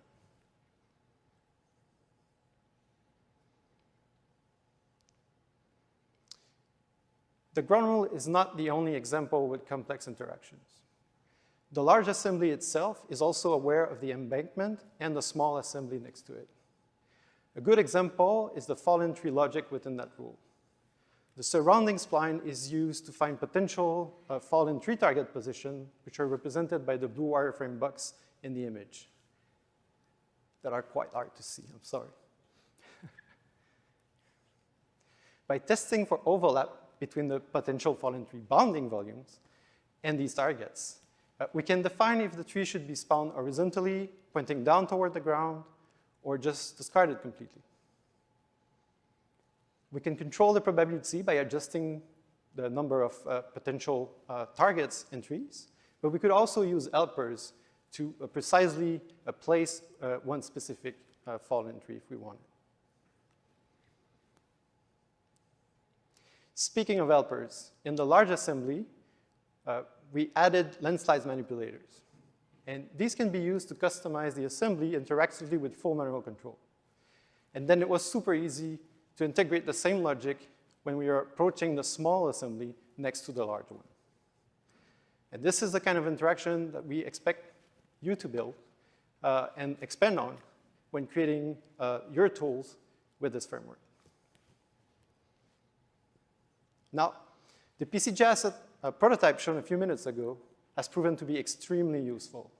And that's quite a blinding image. In the upper right corner of the image, you can see the procedural assembly with all of its modules.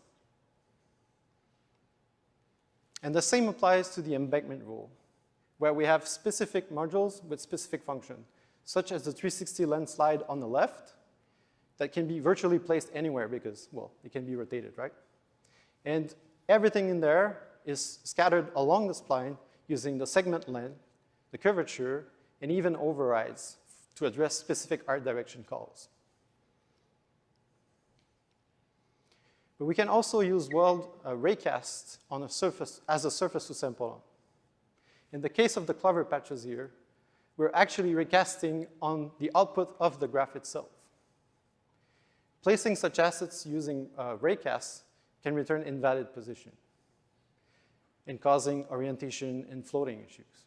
So we fixed that by creating what we call the flat area detector, using the subgraph feature, just like a material function that can be reused. Within that function, we reproject at the corners of all of these patches and define if the object can be safely placed or not based on overlap and orientation of these extra points. So notice the red debug points on the left, and where it's a little bit more flat on the right, we get a lot of green, and that's where you'll see clover being spawned. And this is shown at a very, very small scale, but you can imagine that we're using exactly the same subgraph and the same logic within the forest to spawn rocks at much larger scale. In most cases, we use a static mesh spawner node that outputs optimized instance static meshes component on the actor holding the PCG component. It's not only the most optimal output for the engine, but it's also fully customizable, as we've exposed ISM descriptors that can be edited per entry. And these descriptors, you can also create material overrides. And you can even use material overrides by going through per point attributes. And that's what we did a lot in the demo.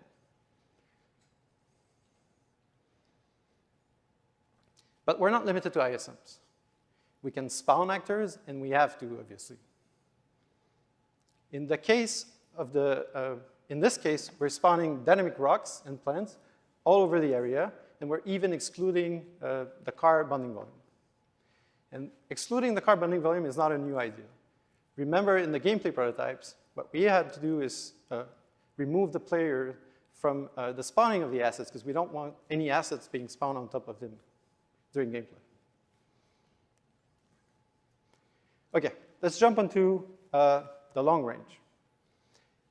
The remaining 4 rules are the vistas, the mountain and base forest rules, and the fog cards.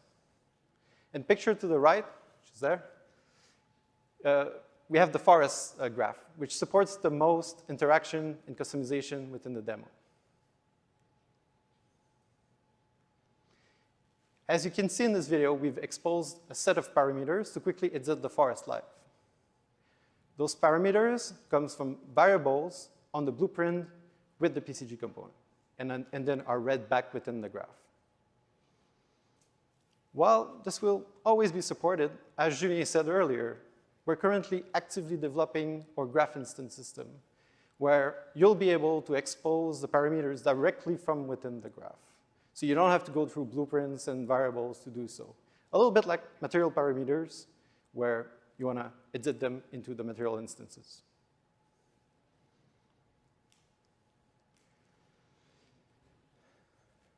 Okay.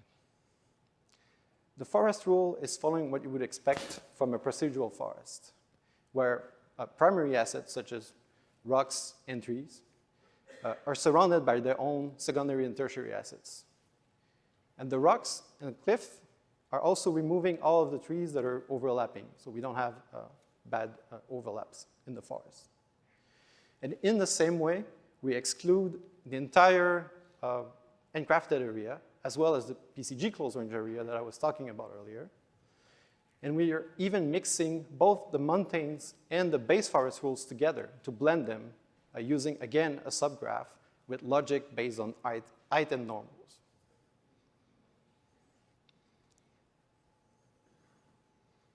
You can see in the video that's live with the debug display applied on multiple nodes.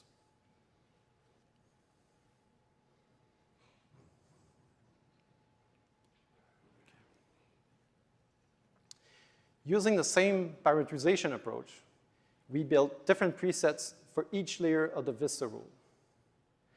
The idea here is that we can have different configuration, store them, and apply them when needed, such as an in-game event, or a cinematic, or just multiple shots of a movie you're making. But you could also use those graphs into multiple worlds and across production and project. And within all of the rule of the demo, we heavily rely on attribute operations. And through those operations, we scale things based on distance. We create stacks of mountains and call trees behind those mountains. We reorient the fog cards toward the center of the world. And we even apply different vegetation material overrides per single tree in the forest based on the sun direction. And you can do so much more.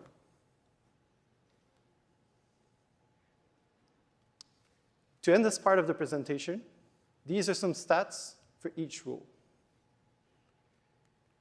The timing represents the total time of all nodes added together. Keep in mind that for us, runtime and live editing is one of our main focus, and we'll always keep improving on performance.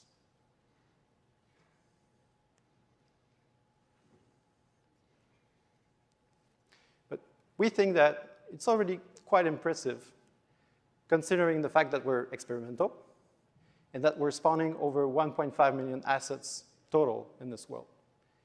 And that's a 4x4 kilometer world.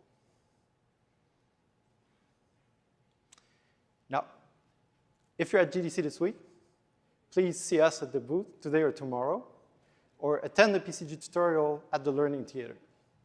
And if you could not make it, look out for the tutorials videos that we're going to upload on the UE Dev community website.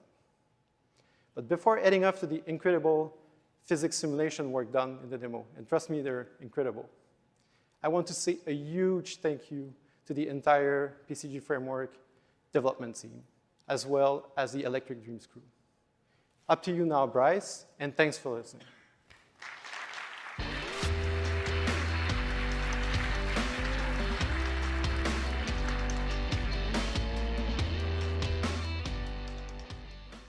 So hi, my name is Bryce Criswell. I'm a lead physics engineer here at Epic Games, and I'm going to talk about some of the physics features we used for this demo. So first of all, we are very excited to have the opportunity to partner with Rivian this year and explore setting up their R1T inside of the Unreal Engine. We decided to use this as an opportunity to highlight some of the features in our vehicle system, our fluid system, and a new tetrahedral solver that models volumetric soft body dynamics. So first up is our vehicle system. The Chaos Vehicle plugin was utilized during the city sample demo for the destructible vehicle system and has been available within the engine since release 5.0. This version of our vehicle system allows for skeletal mesh-based vehicle setups, where we perform scene queries from wheel positions to emulate the suspension characteristics of a vehicle. And we also provide a torque model to help recreate a typical transmission-based drivetrain. So for this demo, one of our first additions was that we needed to add the ability to emulate the Rivian drivetrain, where each wheel has its own electric motor. So specifications regarding the torque and energy distribution of the Rivian's R1T electric motors was directly discussed with Rivian engineers. Our current system provides a maximum torque that is divided between all the active wheels of the simulation. However, for a Rivian, each wheel is computer controlled, and the energy is directed to the necessary wheel based on its interaction with the environment. For example, the wheel with the highest coefficient of friction will be given the most power, and it can provide the best traction for the vehicle. This means that the wheel motion for the Rivian's drivetrain is much more precise than a standard vehicle model. So for this demo, our goal was to model the rock crawl mode of the Rivian. This means that the throttle input was reduced to limit the full power of the electric motors.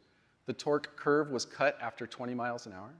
And acceleration was limited to emulate the feeling of a four-wheel drive's low gear setting. Now, keep in mind, the Rivian doesn't actually have a low gear, but it feels like that when you drive it in this rock crawl mode. It moves very slowly with a precise motion over a tough terrain. We used the existing engine braking parameters to simulate the effect of the motor's regenerative braking system. We set the transmission to have one forward gear and experimented with finding an underlying gear ratio within our vehicle that matched that of Rivian's. Resistance values were tuned in the interface to make the vehicle quickly deaccelerate when the throttle is not applied, which aids in the controllability when driving a downhill. But again, it was just more to emulate this four-wheel drive setting for the crawl mode. So the adjustment of the throttle and the braking parameters were all managed through our existing controls in the vehicle system. However, the Rivian's R1T had a few features that were not completely represented in the plugin, and we needed to add them. The most obvious differences were the wheel spin characteristics and the complex behavior of the R1T's dynamic suspension. So first, Rivian prides themselves on their ability to not over-rotate a wheel or slip or spin out a tire. Our simulation already had traction control, but we added a maximum spin threshold, which prevents the wheel from rotating too quickly when it's off the ground. Rivian indicated that the wheel will just slowly turn until it finds the ground again, and we incorporated that behavior into our model. The different drive modes advertised by Rivian will allow the drivers to control the height of the vehicle from the in-vehicle display. The rock crawl mode will raise the vehicle to 15 inches above the ground, while the sport mode will reduce its height to 9 inches. To emulate Rivian's ability to transition between the different drive modes, a new function was exposed to blueprints that allows artists to modify the suspension height of the vehicle at runtime. Considering the pace of the demo, only rock crawl and all-purpose mode were modeled for our asset, and sadly, the 0 to 60 in 3 seconds for the sport mode was not. So no driving game today, or racing game today, sorry. So let's transition now and talk about the Niagara fluid system. The water feature you saw in the demo was a real-time fluid simulation authored within Engine. The Unreal Engine's Niagara-based fluid system was released in Engine version 5.0 and offers artists and end users interactive, real-time water simulations.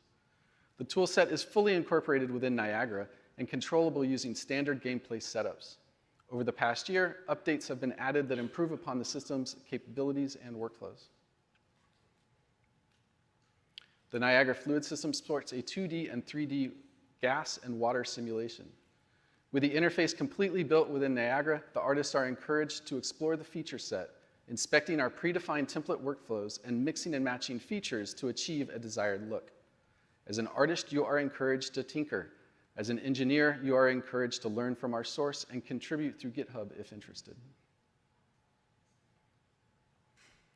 Niagara's tools provide several levels of abstraction for an artist when building setups and workflows.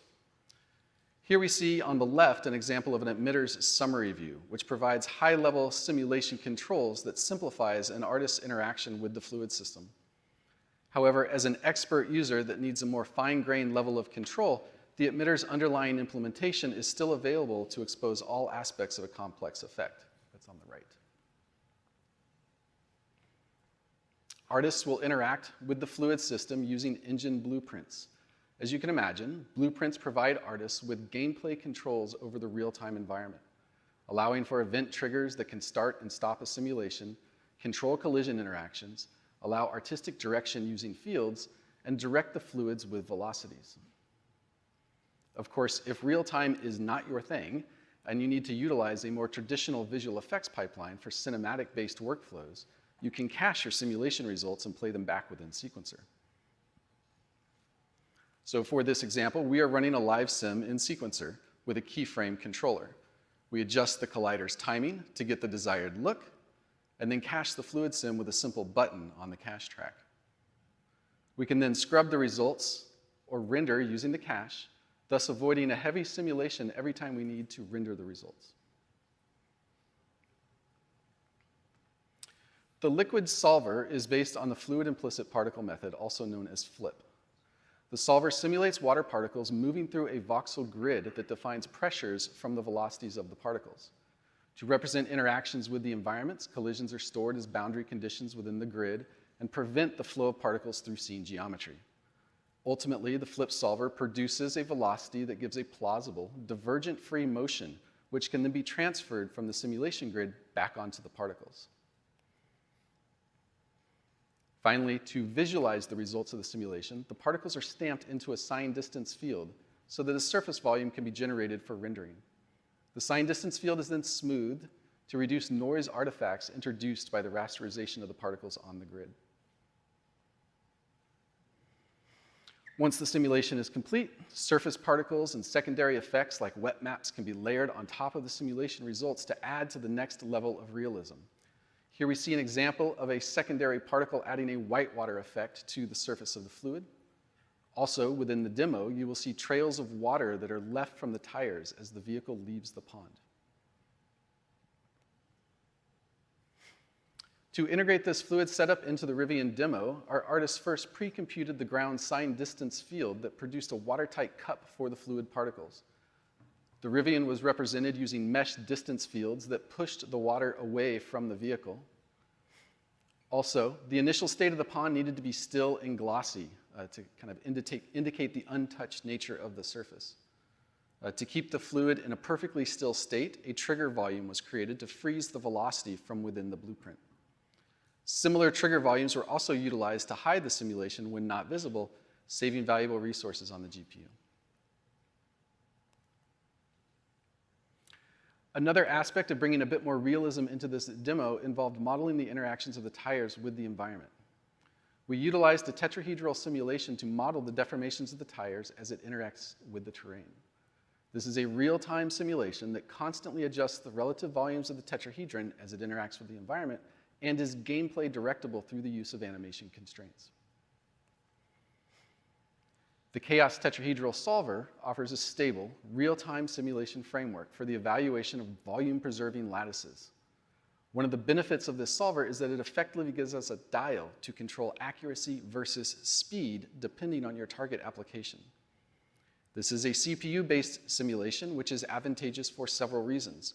Rendering resources on the GPU can consume a significant amount of hardware budget due to the resolution of the geometry in the environment or the fluids or whatever you have going on the GPU. And also, having access to the deformable simulation on the CPU allows us to start exploring deformable models as gameplay affecting elements.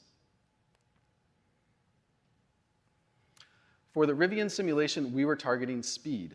The results needed to run on a reasonably high-end PC and remain stable and artifact-free, which can be quite a challenge for dynamics across volumetric meshes. For example, the density of the mesh, or just the number of connections across the mesh, can dictate the iteration requirements of the solver.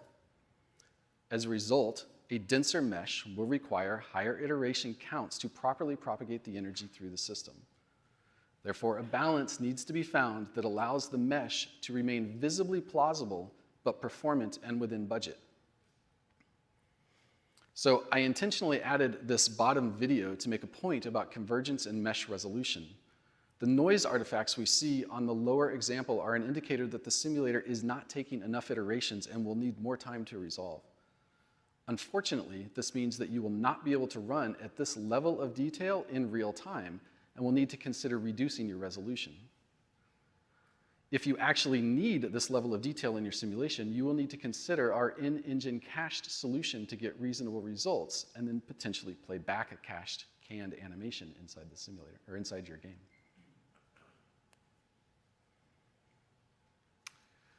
Okay, so the tire's simulation geometry is modeled using a radial tetrahedral mesh. We experimented with different radial meshing techniques to help explore the bending characteristics of the tire. In this example, we are testing an isosurface stuffing tetrahedralization from Tetwild, which will be released in 5.2, along with a radial tetrahedralization algorithm developed for the demo. By varying the structure and density of the mesh, by varying the structure and density of the mesh, we can see that the simulation will produce dramatically different results. And we use those results to help configure the iteration requirements of the solver. The tetrahedral asset that drives the tire's geometry is also configured using an evaluated node graph, which assists in the procedural authoring of simulation setups. So the vertices of the tetrahedron along the wheel's rim are constrained using kinematic constraints, also known as infinite mass attachments. The constrained vertices will follow the rotational animation of the axle produced by the vehicle system as the player drives around. The connected tetrahedron that are not constrained by the animation are then carried along for the ride. And while the tire was affixed to the wheel using kinematics, the interaction with the environment was accomplished using raycasts through vertices along the surface of the wheel. The raycasts provide contact information at user-specified control points that then push the surface of the tire out of the ground geometry. This setup allows artists to configure the accuracy of the tire's interaction with its environment and also tune the resolution of the collision response based on CPU limitations. Collision interactions against dynamic geometry were also added using convex and analytic collision objects along the path of the demo. The vehicle will stream dynamic geometry into and out of the solver based on the proximity to the wheels. Here we can see the tires interacting with the dynamic rigid bodies as the vehicle drives through the environment.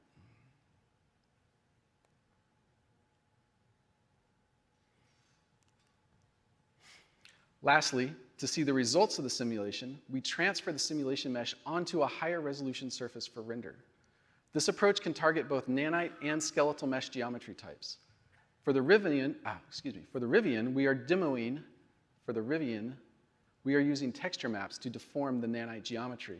However, skeletal mesh deformations can be accomplished through an Optimus deformer as well. And I want to just pause here for a second and express how impressed I am with what the rendering team has been able to accomplish. This tire is roughly 1 million vertices, which is a very high resolution for a deformable gameplay asset. Being able to push the deformations into such a high resolution surface has really helped sell the realism of the tire. So the Rivian is just one example of how you could perform a deformable simulation in Engine. Because the solver we are using allows for convergence if you allow it to take enough time, you can also use our solver to produce cached, high-resolution simulations that can be played back within Sequencer. For example, this shows a multi-layered muscular skeletal simulation where the underlying muscles are simulated against the skeleton. On the left, we have a passive muscle simulation of a character against its animation. On the right, we see a fascia layer simulated on top of the muscles. Sorry, that first frame did not play. So please note, this example is not a real-time simulation and is experimental in 5.2. But it could be used in a character training pipeline to construct an ML-based GPU deformer if you want a real-time solution on the skin.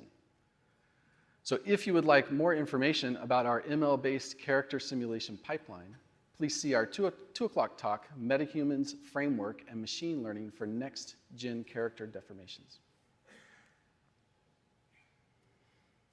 So lastly, here's another look at the different elements coming together. The vehicle constraints, the fluid system, the deformable tires, all simulating in real time. Everything that we have shown here is available in the 5.2 release. Details for the Chaos tetrahedral simulation will be posted on the Community Learning channel in the coming days, alongside the existing documentation for the Chaos vehicle plugin and the Niagara fluid system. And I also want to give a big thanks to the Chaos simulation team. It has been a tremendous amount of work to get us to a point where we can show these type of simulations, and we are all very excited to show the world what we can do. So please come by the booth if you have any questions. And now I'd like to introduce Marion, who will be talking about our new material authoring system. Thank you. Thank you, sir.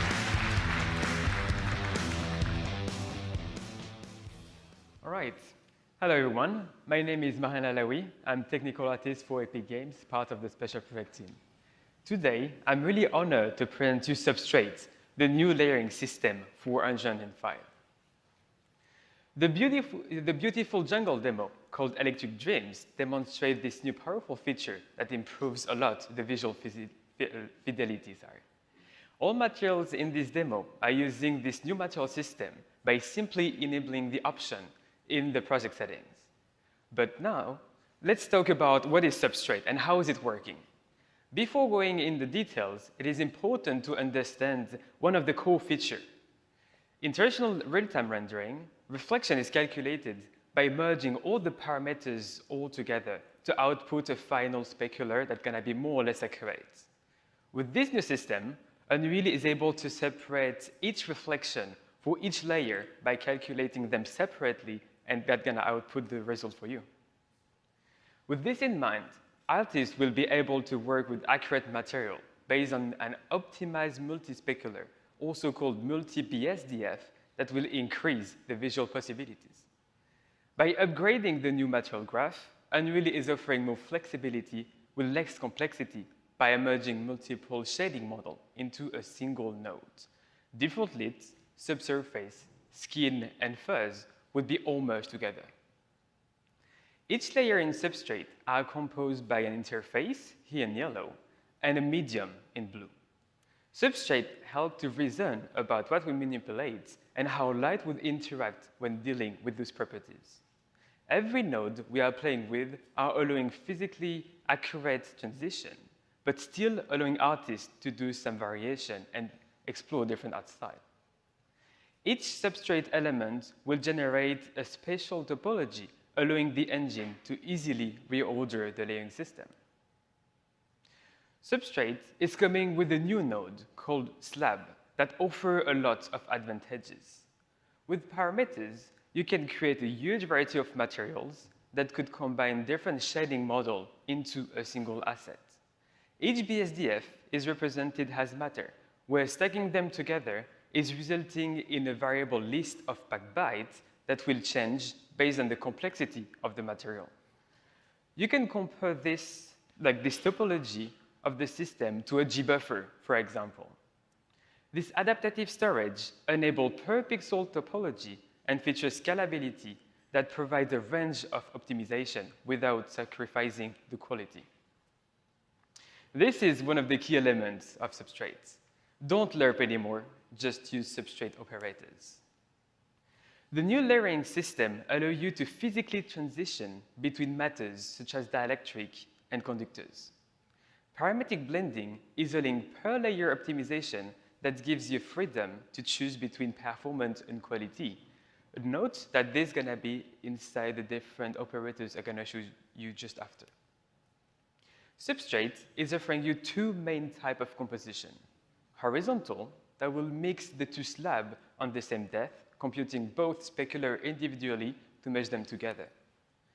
And the vertical composition, that take into account the thickness or the depth of the top layer to apply transmittance and proper absorption based on your inputs. Finally, the weight coverage node that is working similarly to an opacity layer, where you will be able to change the opacity of a specific slab that is also working per pixel. This is very useful, as you could remove the entire slab from the material evaluation when the coverage is set to 0. If your project is currently using the old material system and you would like to upgrade to substrates, you will be able to use the substrate legacy conversion that allows you to automatically make your old material compatible with substrate. When enabling the option, all materials will be automatically converted using that node. You don't need to do any kind of manual work for this. But now that we covered the theory, let's go for a few examples that's going to be better. One of the best updates is giving the opportunity to transition between dielectric to metallic, for example. In this video, you can see the nice transition between the two types of matter. By calculating two separate BSDF, substrate will render the transition with accuracy. On the right, you can see the material graph composed by a horizontal layer blended with a mass texture. This example is a bit different, as you can see. Substrate is now allowing artists to play with the F0 and F90 values. This new functionality increases the possibilities by keeping the results physically correct. The F0 and F90 has been added to the slab to facilitate the control. Here, you can see the simplicity of the material graph by simply giving the two colors directly to the nodes. We also extend the possibility by adding a thin layer node. This is representing a layer of matter, that absorbs part of the light and allowing you to see this very nice chromatic effect. You will be able to play with the various parameters, such as IOR, normal, and thickness, to vary the results. It is important to keep in mind that this approximation is based on the view angle only. By upgrading our new shading model, we are now supporting the second roughness as a default feature in substrate. This will give you more control over the shape of the tail for the specular by just creating a new node called haziness. This is going to simplify the work a lot for you. The first model has been also improved a lot. The artists will be able to have more flexibility and will be able to work way better with this new shading model updates. Simulating the fuzz with improved physical representation will make your material more natural than ever. The rough refraction is a new feature implemented in Substrate to facilitate the process of creating rough layer by blurring the bottom layer for the opaque material, for example. But here, as you can see, this option is also working with translucent material by blurring the scene color based on the depth. With this option, you don't need to do any custom tricks anymore. This is just working. All right, now that we covered like some simple example, I would like you to go for a more complex one. We're gonna rebuild together the nice uproll effect we used in the Electric Dreams demo you saw just before. In the first place, we will create the bottom layer representing the back of the element. To increase the depth filling, we will create a fake refraction effect that's gonna be based on normal and the view angle by changing the specular. For this, we will play with the F0 and the F90 we just saw before. In order to decrease the strong contrast of the specular highlights, we will use the new haziness node to grow the tail in order to affect the reflection. The middle layer is a bit more complex. The idea is to add this nice chromatic effect created by the topology of the piece. We will first generate the parallax occlusion to simulate the 3D model inside the material.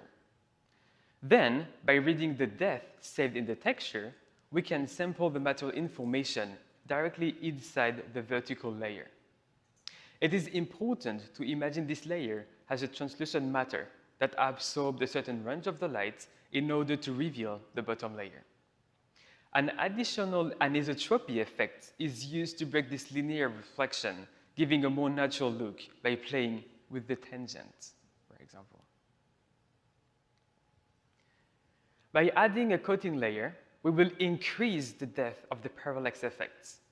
The clear coat, similarly to the previous example, will also use this substrate transmittance mean-free path that simplify the mathematical representation of the transmittance, giving us the opportunity to output the final color based on the thickness or the depth. You could imagine this coating has a thick piece of tinted resin, for example, that have been polished. Finally, let's add some dust onto this multi-layer material. By simply adding another vertical composition node, we can properly generate and calculate all those complex BSDF that are all very different. One of the advantages of substrates is the possibility to split each group of matter as an individual pieces on your graph, which gives the artist a clean material asset, which is very important. You can also use material function to clean your work in order to help the readability of the material. All right, with all those effects, you will need to control the performance impact of your creativity. To help artists and engineers to have some feedback, Substrate is coming with different tools to dig inside this layering system. Various view modes have been added to track your material complexity. As you know, stacking multiple BSDF could be expensive if you're not too careful. However, Substrate will help you to find the best combination between performance and quality. The first view mode is showing the number of BSDF you have per pixel. By simply looking at the colors, you will be able to approve the usage of extra layers in your material based on your target quality. It is a very simple view mode, but it's very useful and could save you a ton of time. The second image is showing an in-depth layers or an in-depth information on your different layers. You will be able to inspect each element, such as roughness, diffuse color, and minimal values. By hovering the material with your cursor, a 3D gizmo will help you to analyze each normal of your material. An additional information will be added to the screen in order to visualize the performance impact on your memory. That is very important to keep in mind. The last image is an example of many advanced view modes you have in Substrate. However, this requires to be enabled in the project setting. This UI is helping to inspect each layer and understanding how Substrate is reading your material. This advanced debugger is heavy on the performance and needs to be disabled if you are targeting for performance. It is important to note that the current system do have some limitation. This experimental feature is currently allowing the artist to have a maximum of 8 slabs, as well as a limited number of tangent space in your material. All right, so what is next? Substrate is currently not supported by the path tracer, but the team is working really hard to have it working properly. We would like you to still use both options in order to validate your result with the path tracer. As you know, a continuous effort is made by the developer to always improve the performance without losing the quality of your material. Both performance and optimization are in the radar of the engineering team. We are also trying to be listening for feedbacks in order to improve the stability of substrates. All right, if you have any question, feel free to see us directly at the booth or attend to the session that's going to be also happening at the booth today. I would like to do a special thank you to the rendering team, especially to Sébastien Hillière and Charles de Rossier, who has been amazing creating this amazing framework. With all this in mind, I would like to thank you and enjoy the rest of the day.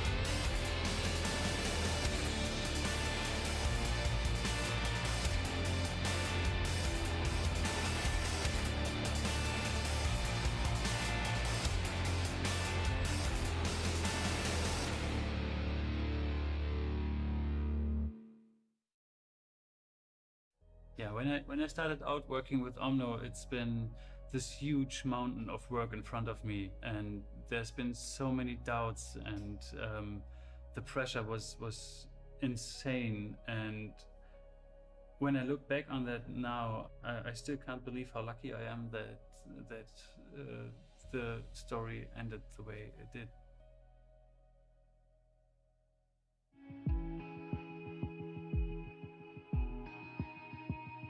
My name is Jonas Manke, and I'm the solo developer of Omno and the founder of Studio Inkyfox. Omno is a third-person adventure with puzzle platforming elements and a strong emphasis on exploration. As a player, you're on a pilgrimage seeking a mystical light. As you go through the game, you reveal bits and pieces about the ancient culture, and you eventually learn something about the character that you're playing, or maybe even about yourself as a player. Making fantasy worlds was always something that excited me, and I grew up with a pen in my hands, and so do my kids. My desk was cluttered with drawings from my kids. They come in, put something on my desk and go like, this is my new dinosaur. You know, that inspires me to come up with some weird shapes for the animals and, you know, to mix animals. The urge to see something new, to discover new horizons in a way. And that's a feeling that I wanted to capture in my game as well. That's probably why I ended up emphasizing the exploration part that much in my game. Before I started with the production of Omno, I was a character animation artist for roughly 10 years, and I was working mostly in the film and television industry. Initially, the Omno figure was just a test rig for me to see how animation works within the Unreal Engine, and I felt like that little character deserves some more than just being, you know, ripped apart and pulled on. So I created just for myself, as a learning experience, a little landscape around him. When I started with the Unreal Engine to learn about the animation pipeline, I was totally surprised how easy it was to learn. Started watching online tutorials. I was watching a YouTube playlist on how to learn the Unreal Engine, on how to work with it, and it just clicked with me. I felt like I can get things into place quickly. I can see the results that I'm working on right away, which was really motivating because usually it just takes a ton of time to make something look good, and that's not been the case with the Unreal Engine. It took roughly half a year or so until I had something on my hands where I felt like this looks kind of cool, and I was showing it to a friend, and he was like, hey man, you have to show that to other developers, and this looks really like something. And I posted it on Facebook back then in a developer group, and I felt like that all those professional people in there would rip my stuff apart. But that was not the case. I received hundreds of messages within just a few hours. My computer actually crashed because of that, because my browser couldn't handle that.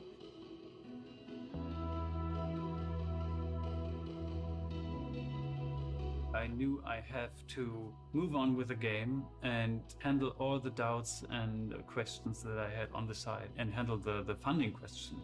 My biggest fear was that if I would sign with a publisher or like an investor, that they would have too much influence on my work. And it took me a couple of months to realize that I have to turn those offers down and realize that I just want to make that game.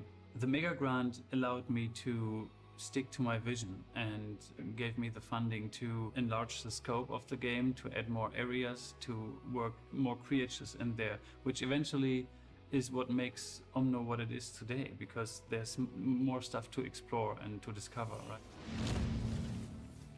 Me as a solo developer, there's no one you can bounce your ideas with, right? You can't get feedback on everything instantly. There's no team that taps your shoulder and goes like, just keep moving. When you're in doubt, then basically the entire production is stuck. The mega grant gives you the moral boost and gives you like a true indicator that you're working on something that's promising and that it's worth it to pursue, and that someone's believing in you. That's a message with a really big impact.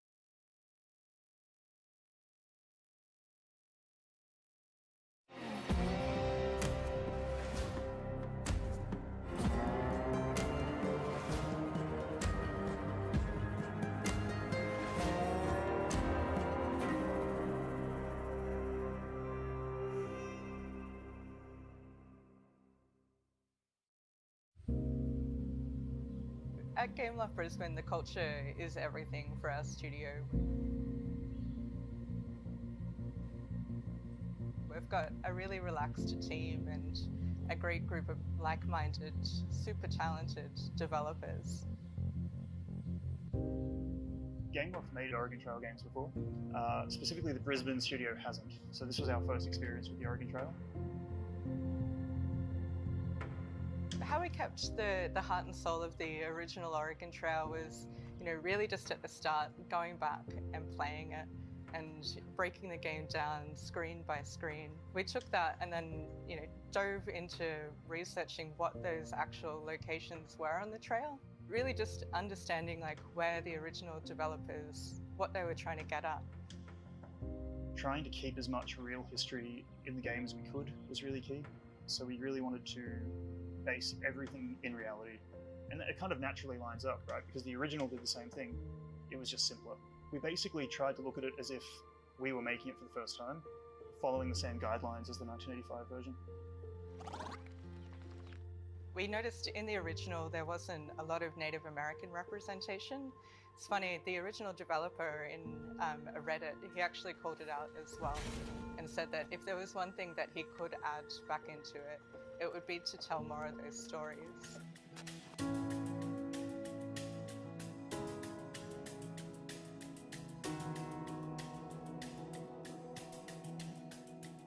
In early development, we broke out 4 key pillars, which were authenticity, nostalgia, replayability, and player choice. We took those 4 elements and sort of based all of our decisions around those and made sure that if we were including a mechanic or making a design decision, it matched to one or more of those pillars and sort of didn't damage or go against any of them. We wanted to keep this very based in reality and make it very convincing. So I would look up what types of foliage turned up in certain areas of the environment, and I would go on Google Maps trips to make sure that I was following the terrain very accurately. We're reading these travelers' journals, and they would describe these massive landscapes where you've got these huge prairies that just go for days. And then when we added the sky system and the little bumblebees and things like that, it really just brought it all to life. The 3D environments, while we wanted to make them really beautiful and lush, didn't look too realistic compared to the 2D characters that we had moving around the environment. So we chose a very flat graphical art style for the texturing to keep the background in the background and let the characters kind of shine.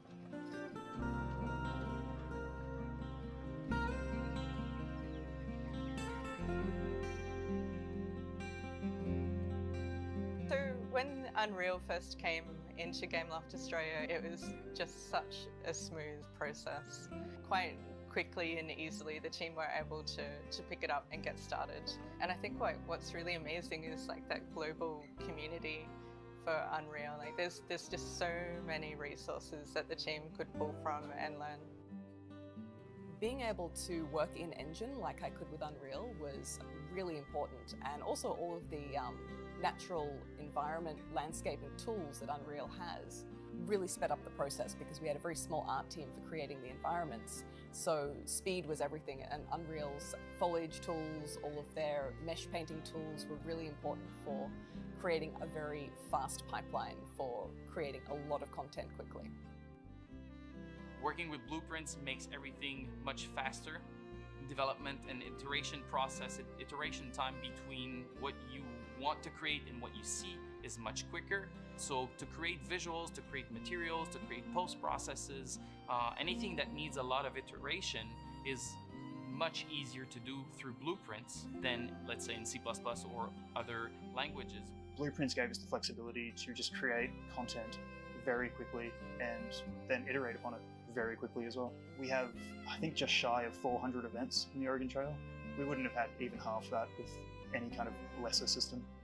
When we started using Unreal, it just made such a huge difference for our art team. It just meant that they could, finally be hands-on. I'm not going to name names with the other engines, but this one really just allowed the artists to jump in and create without boundaries.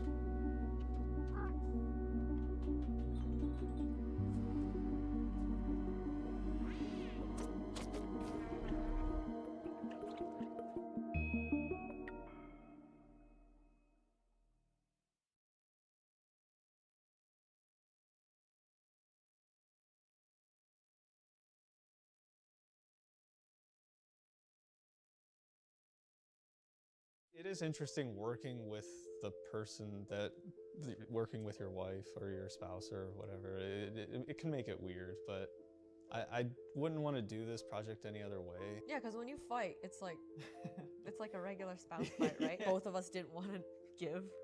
So it's like, you know what? There's Let's creative, just put small both creative of them in there. differences. Yeah, small creative differences everywhere.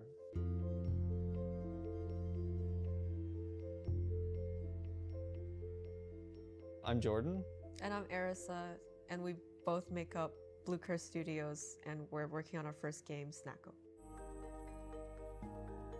When this project started, we were at a pretty stable place in life. I was a full-time software developer making a pretty decent salary, and you were just about to go into the games industry on your own. And then we kind of said, you know what, we're not going to do that. Let's do the hardest thing possible.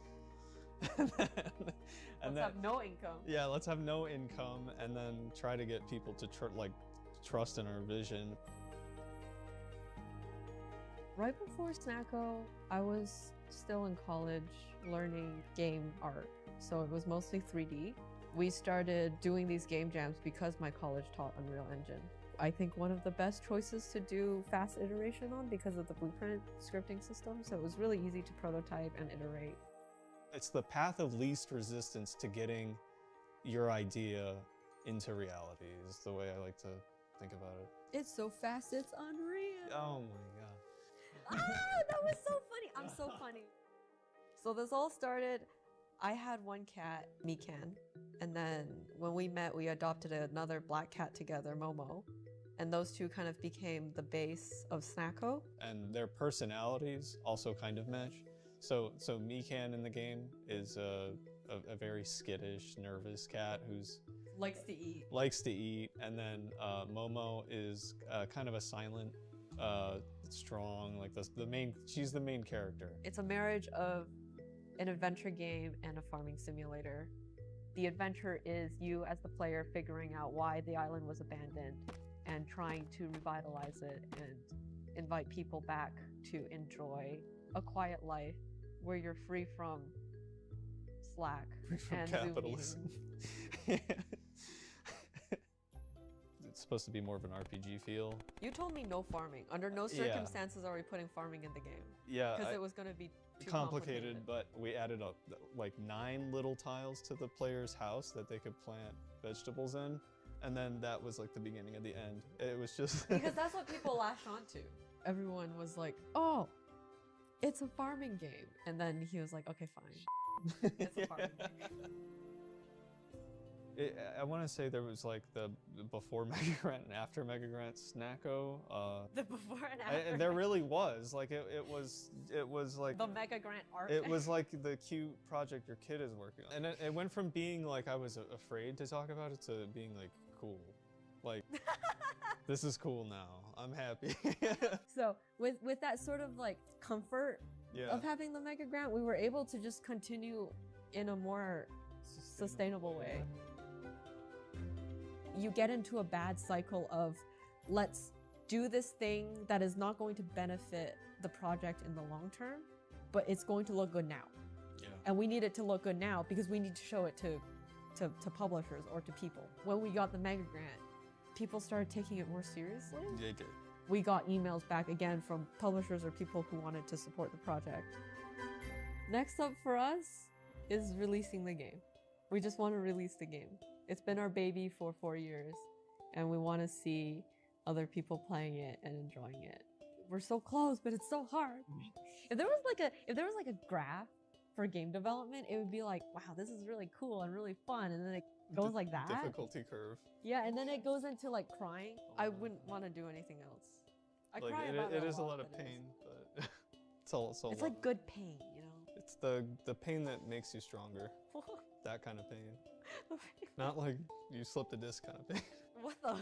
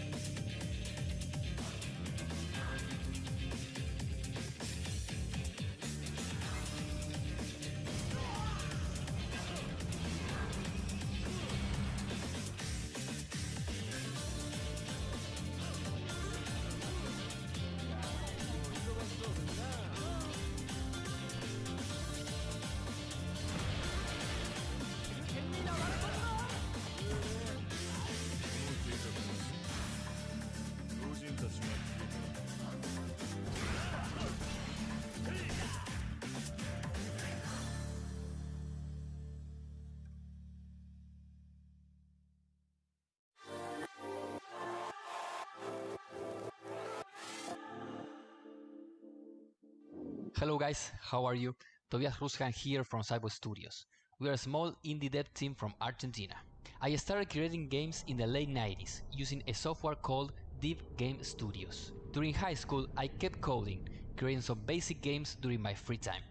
In 2007, I started my first job in industry as a junior programmer, creating mobile games for another company. I learned a lot there and met great people. We went from Java to C++ and then C# in Unity. In 2011, I quit that job to start making my own games. So I contacted my uncle Ivan Rusjan to help me out with the money while I stay at my mom's house. In 2012, we officially started Cyber Studios with a team of only 2. We worked in the Doorway saga for 5 years, delivering 3 titles during that period. The team and quality of the games kept growing with each release, but it was always pretty tough since we were just a few guys doing a crazy amount of work. I did all the programming, but also design, 3D modeling, animations, and even sound effects. And that's only related to the game itself. Then there was all the direction of the projects, the marketing, paying salaries, and a lot more. We finished the Doorway saga in 2016 and started working on our most recent project, Hellbound. A 90s style first-person shooter I wanted to do since I started making games when I was a kid. So we moved to Unreal Engine 4 to get the best results in terms of quality for our new project. The team now was bigger and a lot more experienced. For the investment, this time we got a national government funding, a Kickstarter, and even an Unreal Dev grant from the awesome people at Epic Games. And finally, a publisher was also involved so we can complete the funds to finish the game. Hellbound was just released on Steam, but we are still making improvements and adding new content for the community. What I think always helped us to get the funds and attention we need for our project was to have prototypes in our hands. We always worked very hard to have something solid to show to the world, and not just an idea or a document with some references. You guys can follow us on Twitter, Facebook, and Instagram. We are Cyber Studios, and we wish you the best in your awesome projects.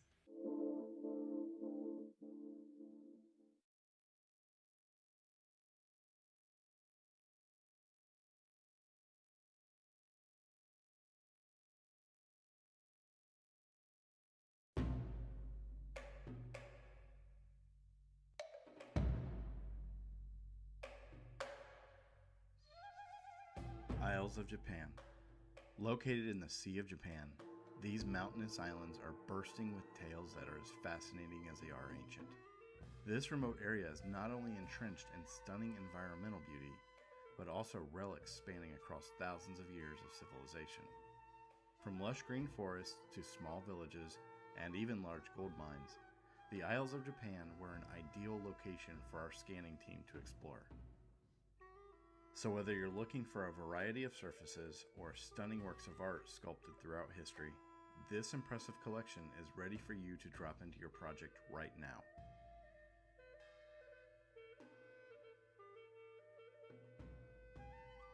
Visit the Megascans library today where you can get these assets for free with your Unreal Engine account.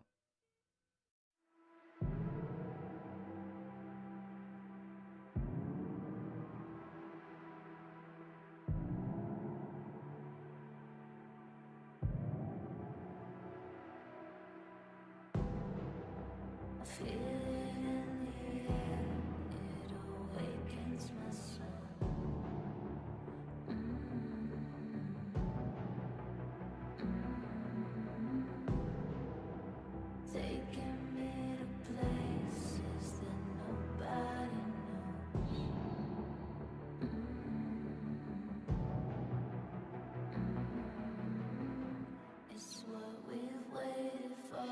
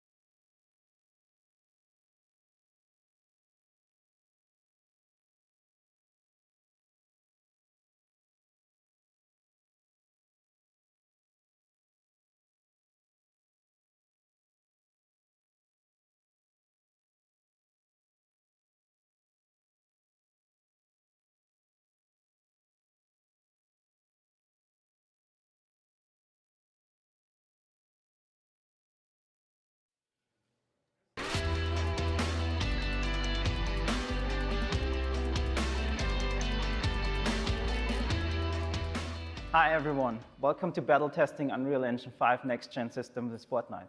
My name is Paul Mader, I'm a technical artist at Epic Games, and I'm representing the team here today to tell you all about the things we did on Fortnite Chapter 4. When we started, we had all these amazing Unreal Engine 5 tech demos with new features like Nanite and Lumen. But we had none of these in Fortnite, and we wanted to change that. But as you might know, when you make a tech demo, it can be rather different than making and shipping a game with the same features. And we needed to prove these features. And we needed to do it in a way that fits the style of Fortnite. But we definitely wanted to do it in a way where people say, wow, this looks really great and very different from Chapter 3. So we wanted to go from this, which is Chapter 3 of Fortnite, to this, which is Chapter 4 of Fortnite.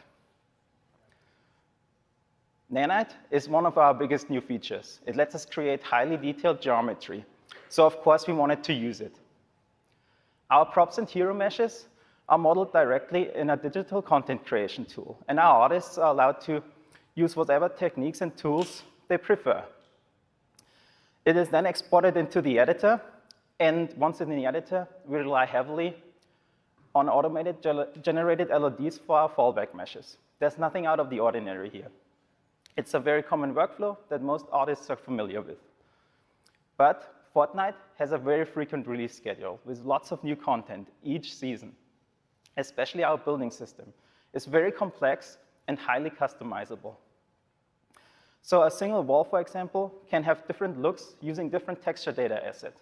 It could be a very detailed brick wall or a simple plaster wall. So we knew building all of these variations in high detail wouldn't work with our Fortnite pipeline.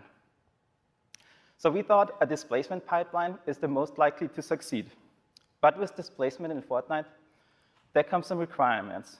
We needed it to be crack-free, we needed to maintain our modular seamless tiling meshes, and it needed to work with our building system. Scalability is very important for us. We have a wide range from mobile to high-end PCs. And also, we needed to be able to update our old assets easily. A low memory footprint and a low impact on artists was also important for us. Then we needed to figure out how we are actually doing displacement. There are two common solutions. One would be a world position offset shader, which is great because it's fully dynamic, it updates instantly, but on the downside, nanite meshes are rather slow when used with world position offset shaders.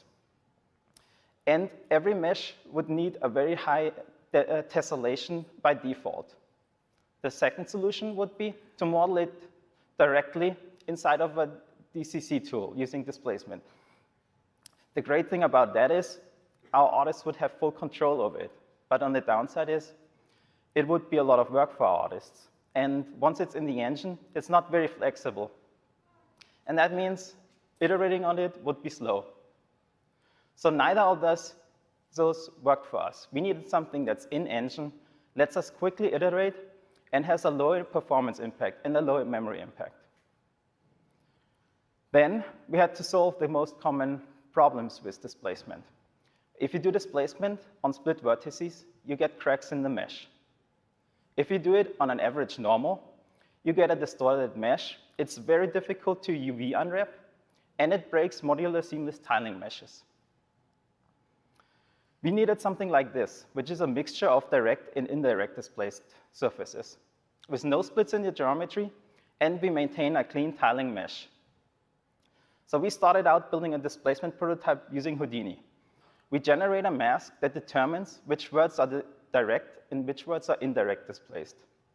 Then each word that is indirect displaced looks up the distance to each other word that is direct displaced. And if it's in the same distance, it will copy the displacement vector from the direct to the indirect. This gives us the clean crack-free mesh that we wanted. This was a great proof of concept. But sadly, we don't use Houdini engine with our editor Fortnite builds. And our environment artists don't really use Houdini itself to model the environment assets. This meant this workflow would be rather slow. Around this time, a new feature called Geometry Script was brought to our attention. And with the help of our engineers, we were able to recreate the Houdini script inside of geometry script inside the engine.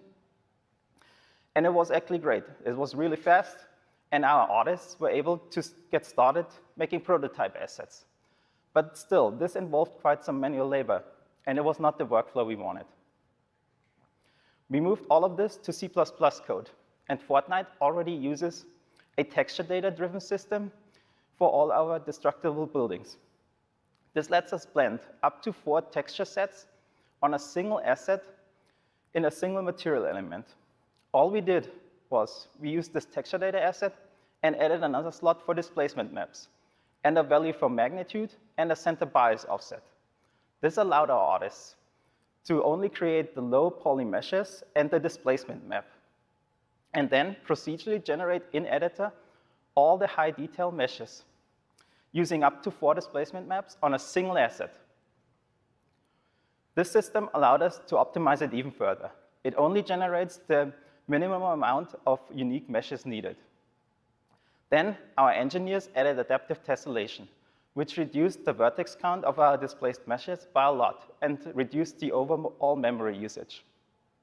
This is all handled under the hood. And our artists don't even have access to the high detail mesh in editor.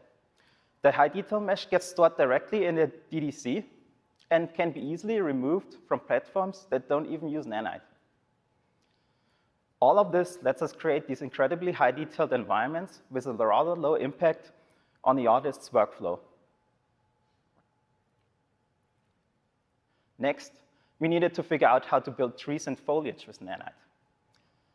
Our current trees were one of the most expensive assets in Fortnite. So we knew this is going to be challenging.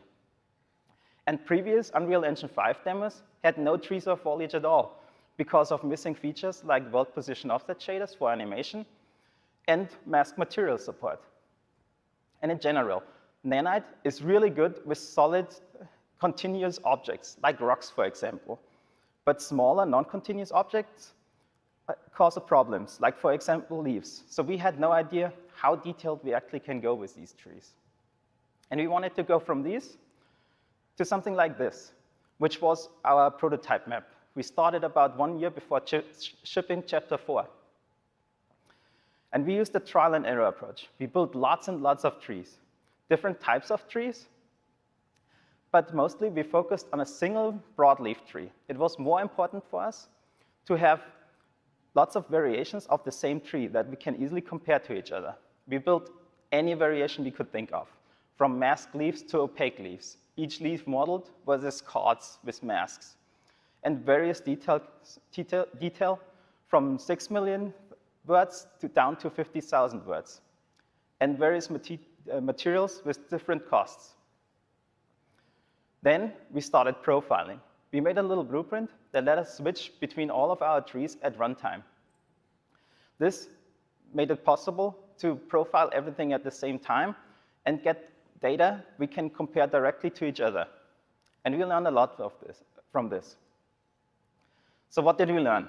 Opaque materials render way quicker than any of the masked materials we tried. World position offset shaders work now, but they're expensive.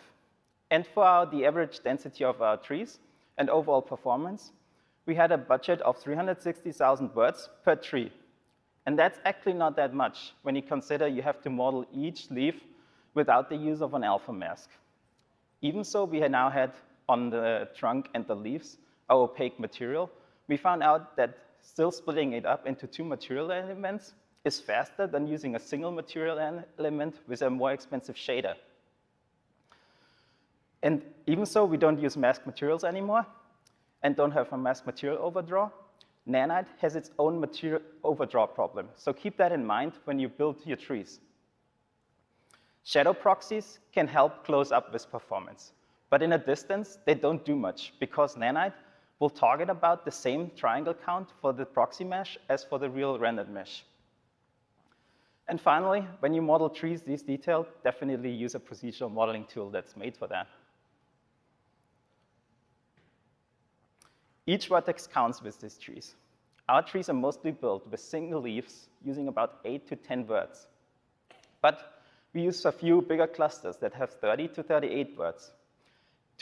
we use them only in occluded areas just to fill in some density. Even so, they are higher in detail. They're actually safe on the overall vertex count of the trees because you don't have to spawn as many single leaves. And in total, we spawn around 30,000 leaves on one tree. Then we needed to optimize our world position of the shader for the animation. Our old pivot painter script was way too expensive for these trees. We needed something very simple without complex calculations inside of the shader. Our approach to that was using more lookup textures. These lookup textures were created in a Houdini script. The Houdini script takes the hierarchy that was created in the modeling tool, converts it to a skeleton, and then we run a vellum solver on this skeleton to generate the animation. This animation is then transferred back to the tree using UV mapping and the baking of the animation lookup textures. This is a very similar approach to our old pivot painter script. But instead of storing the pivots, we store the animation directly in the texture. This system is effectively manually GPU skinning with a one bone influence. And we bake out 4 textures with this, where U is the animation timeline, and V is the mapping of each branch.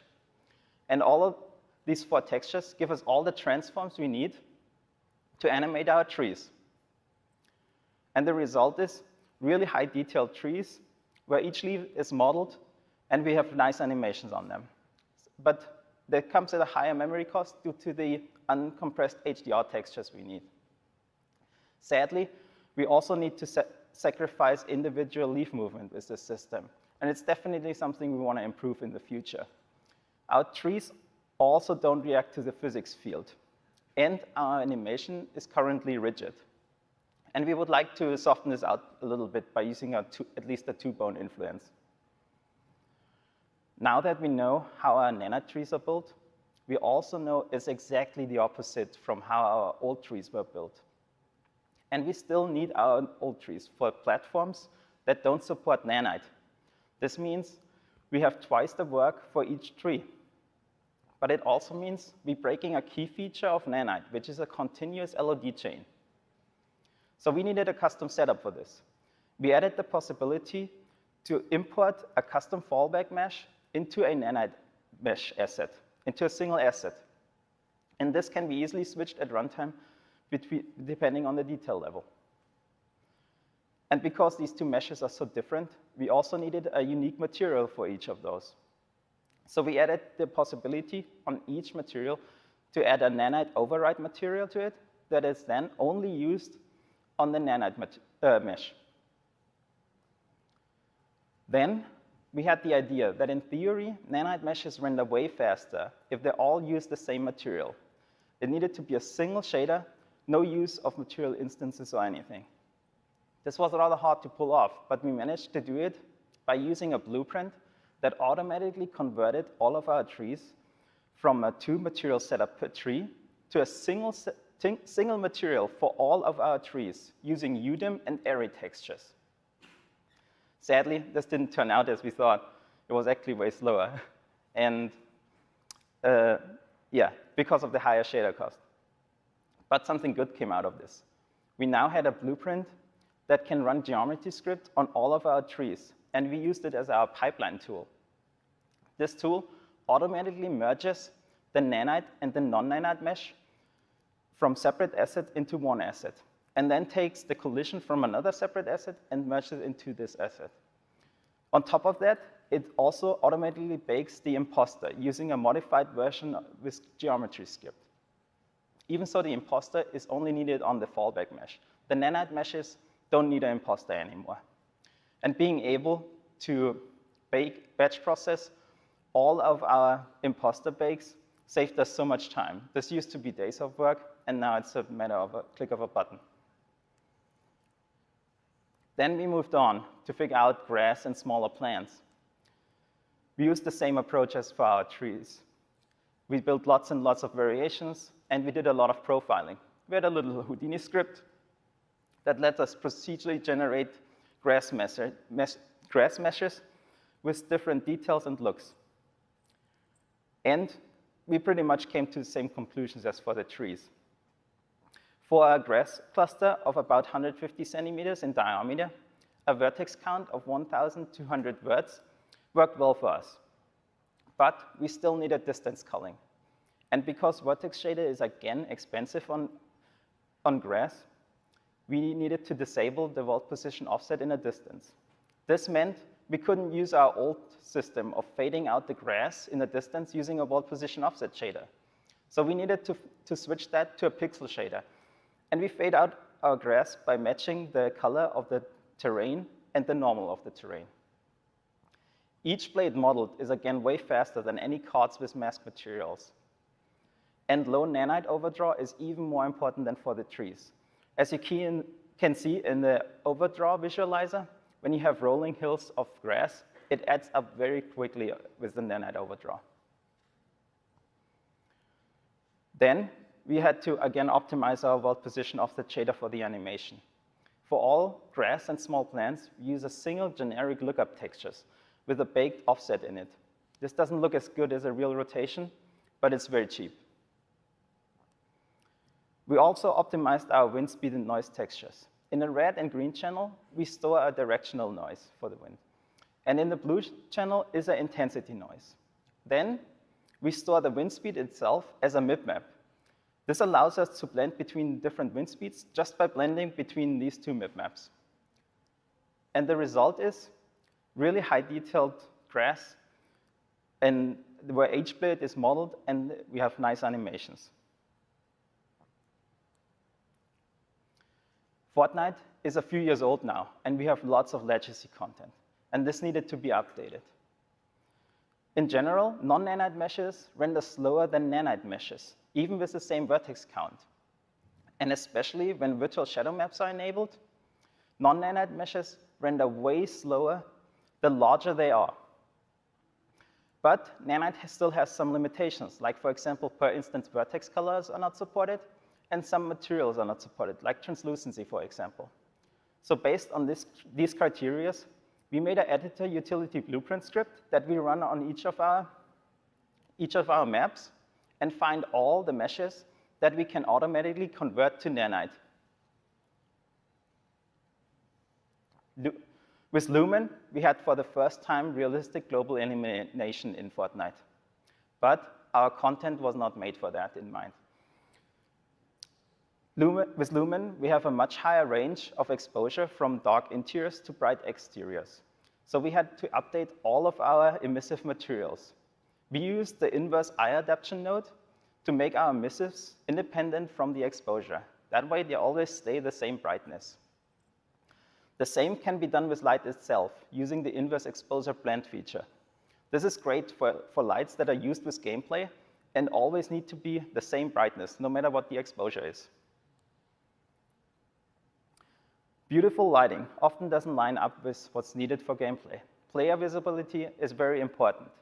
And we used local exposure to balance dark interiors and bright exteriors. And then we added a little bit of lumen skylight leaking to it to avoid any pitch black areas. The bright and vibrant colors in Fortnite required us to have more control over the global illumination. For example, we had very extreme green bounce light from our landscapes. To fix this, we used the ray tracing quality switch replace node in our landscape material, and we desaturate the base color just by a little bit, and that got rid of the green bounce color. The great thing about this technique is it can be used the other way around. So it lets you light a scene much more than the surface would suggest. So here you can see a neon sign. On the right side, it emits much more light than on the left side. But the emissive itself is not blown out. But be careful with this technique. It doesn't affect screen space traces. So you want to avoid too big of a mismatch between the two. Now that we had this amazing lighting engine, we needed more control over it. And our old time of day system was very limiting. It only had a linear interpolation between 4 presets, and it was rather difficult to preview, and it has a very complex interface.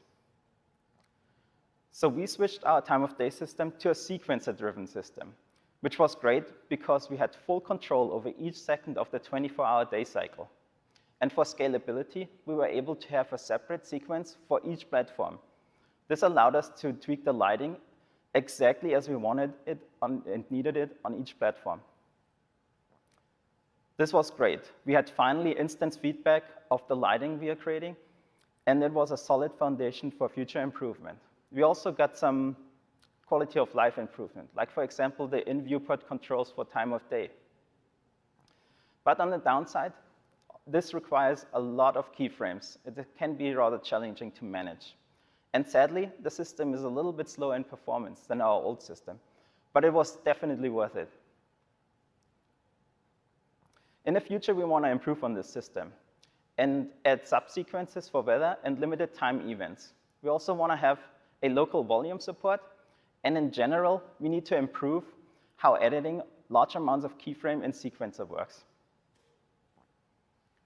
Thank you. Thanks to the team. This concludes the first part of the talk. I'm handing it over now to Jamie for the second part of the talk.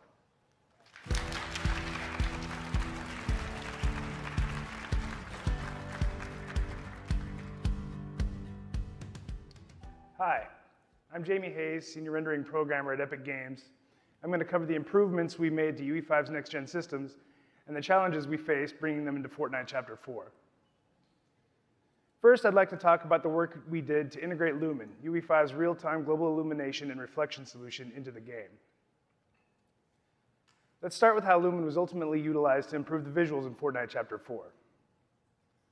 In previous chapters, only distance field ambient occlusion was used for ambient lighting, causing interiors to feel cold as blue skylight leaks into the buildings.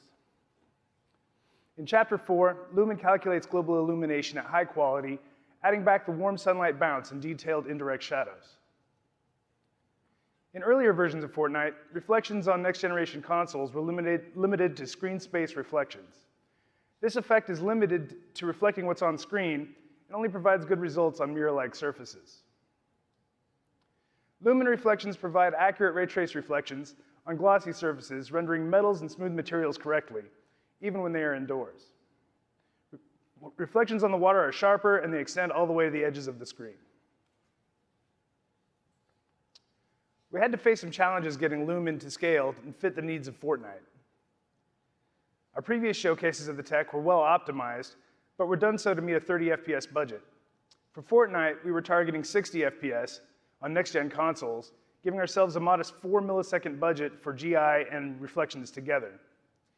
After some early tests, we determined that Lumen software ray tracing was a better fit over Lumen's hardware ray tracing on consoles to make it our budget due to its lower tracing costs. However, Lumen hardware ray tracing is still used on PC. The approximate nature of software ray tracing introduced several challenges. The coarse and opaque nature of the global signed distance field presented some over-occlusion issues with the trees and foliage.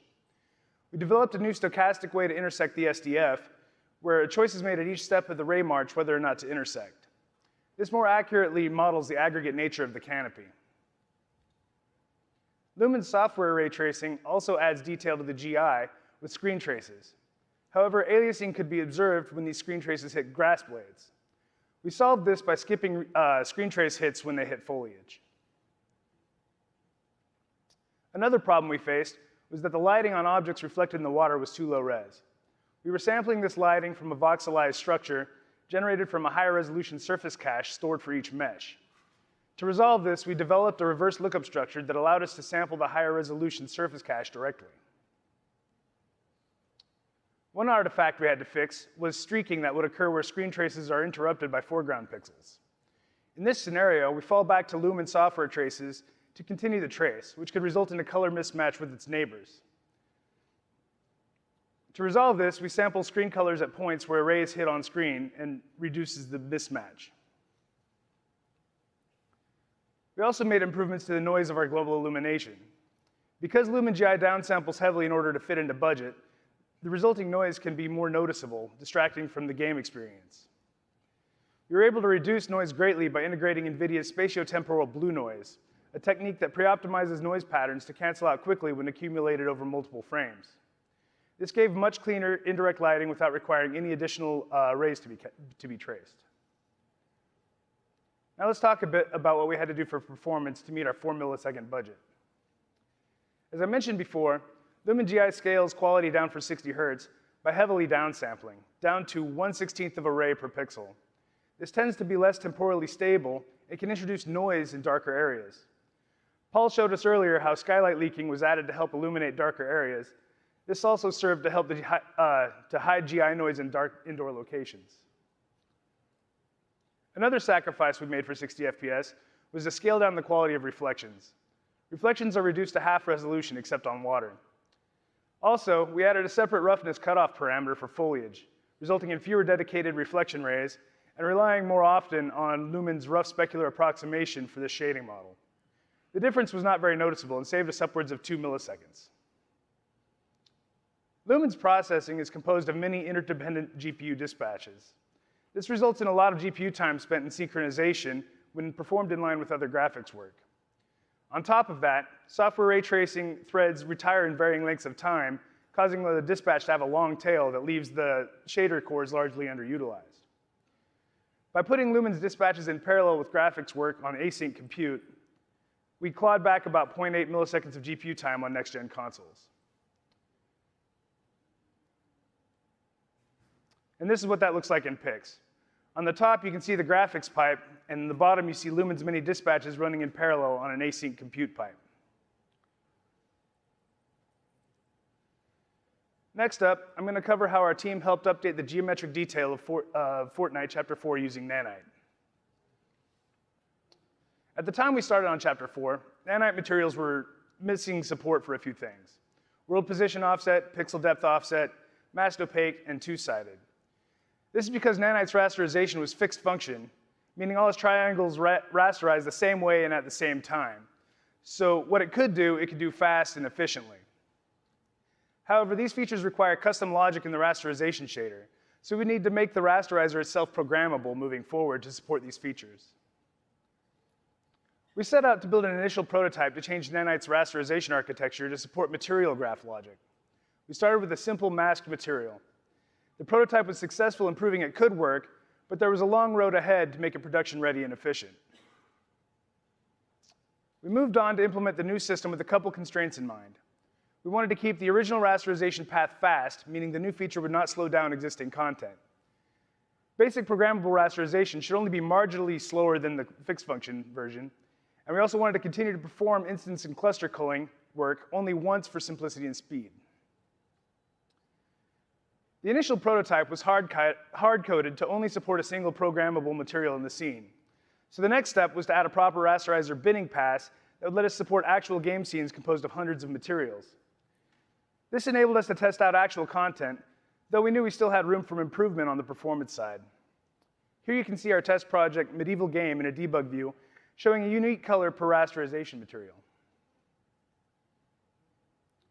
Though we knew early on that we wanted to leverage nanite in Fortnite Chapter 4, there was a lot of existing content in the game at the time that prevented wholesale adoption, mostly using world position offset like these animated props. As Paul mentioned, objects such as these tended to create problems with VSM performance, so it became important for us to get WPO working with nanite and get these assets converted. These existing Fortnite assets were quite useful for testing while we were implementing WPO for nanite materials. Buildings were the most obvious candidate for nanite integration, as it is already proven to handle large cities with ease. Paul showed us how artists generate assets that have detail and definition worthy of nanite, while still providing standard assets for non-nanite platforms. So what did we do on the code side to help facilitate their workflow? The answer is nanite displaced meshes. This is an ad hoc offline process we created in an experimental plugin that takes their lower poly mesh and some displacement textures and generates a high poly tessellated nanite mesh. Here you can see the original mesh prior to displacement. And here's the result after the displacement build process. These displaced meshes are functionally equivalent to their non-nanite counterparts, but add noticeable detail to the structure. These details also really help showcase our VSM tech, as they drastically improve self-shadowing and silhouettes. While this tech solution is currently tightly integrated to Fortnite's building workflow, we have plans to develop it further to make it more approachable for licensees in the future. For grass and trees, we added support to the landscape system to be able to both spawn and manually place nanite meshes. Because they animate using world position offset, they relied heavily on the brand new and largely untested rasterization techniques. During development, the Nanite and TechArt teams worked closely together to continually iterate on the trees and grass to get them to final quality and performance. As previously mentioned, we decided early on in this process to avoid masked materials in the final iteration. This was mainly due to the added cost of rasterization. Masked leaves and grass would tend to cause excess overdraw in negative spaces. These materials also incur additional overhead in the rasterization shaders from having to interpolate barocentric coordinates and sample texture alpha per pixel. After converting our trees to nanite, an issue cropped up where the canopies of the trees would disappear in the distance, leaving them bare. This was due to the simplifier collapsing individual leaves down to nothing when generating lower levels of detail. To fix this, we added a preserve area option that will redistribute the surface area lost to simplification, meaning some leaves drop out as well as others get larger in the distance. With the addition of this feature to nanite, it was now more efficient to render the same tree meshes in the distance and up close, instead of the imposters we rendered for distant trees in previous chapters. Now I'd like to talk about some of the measures we took to improve nanite's performance to meet our 60 FPS budget. While profiling the game, we noticed that all building pieces were using programmable rasterization. Building pieces in Fortnite make a wobble animation effect when hit or shot. As a result, we were always hitting the slow path for buildings in the rasterizer, and we were constantly doing the calculation for this effect even when it was not moving. To combat this, we added a new project level setting that allows you to enable or disable the evaluation of WPO on a per object basis. Along with this setting, we added logic to the blueprint and code to only enable WPO for objects while they animate. This helps us detect when we can rasterize these objects using the fixed function fast path. You can see in this new visualization mode that the object is not evaluating while WPO holds still. This aerial view of the castle shows just how many objects previously had WPO enabled unnecessarily. This was especially bad for performance because the cost of another raster bin was compounded for each unique material being rendered this way.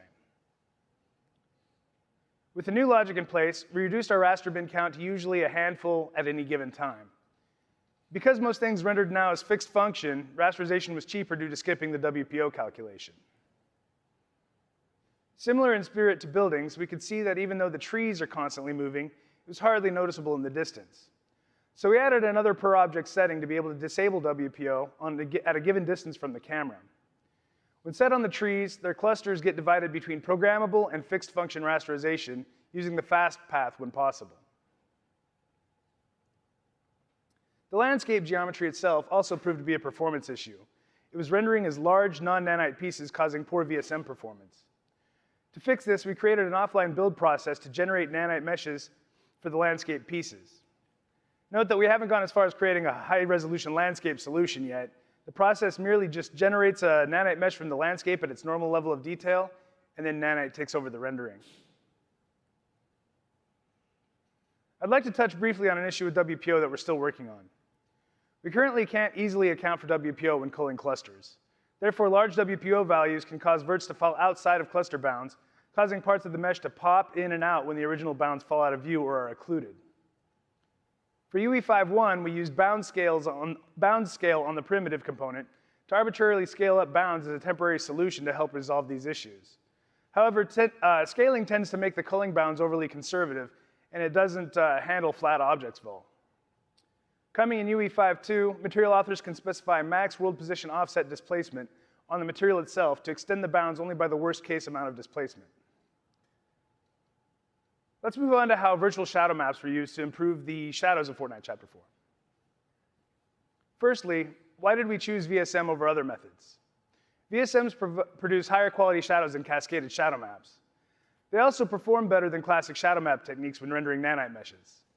And unfortunately, since we don't currently have a solution for ray tracing nanite at its full resolution, ray trace shadows are not a good fit. In previous chapters, our sun shadows involved various techniques.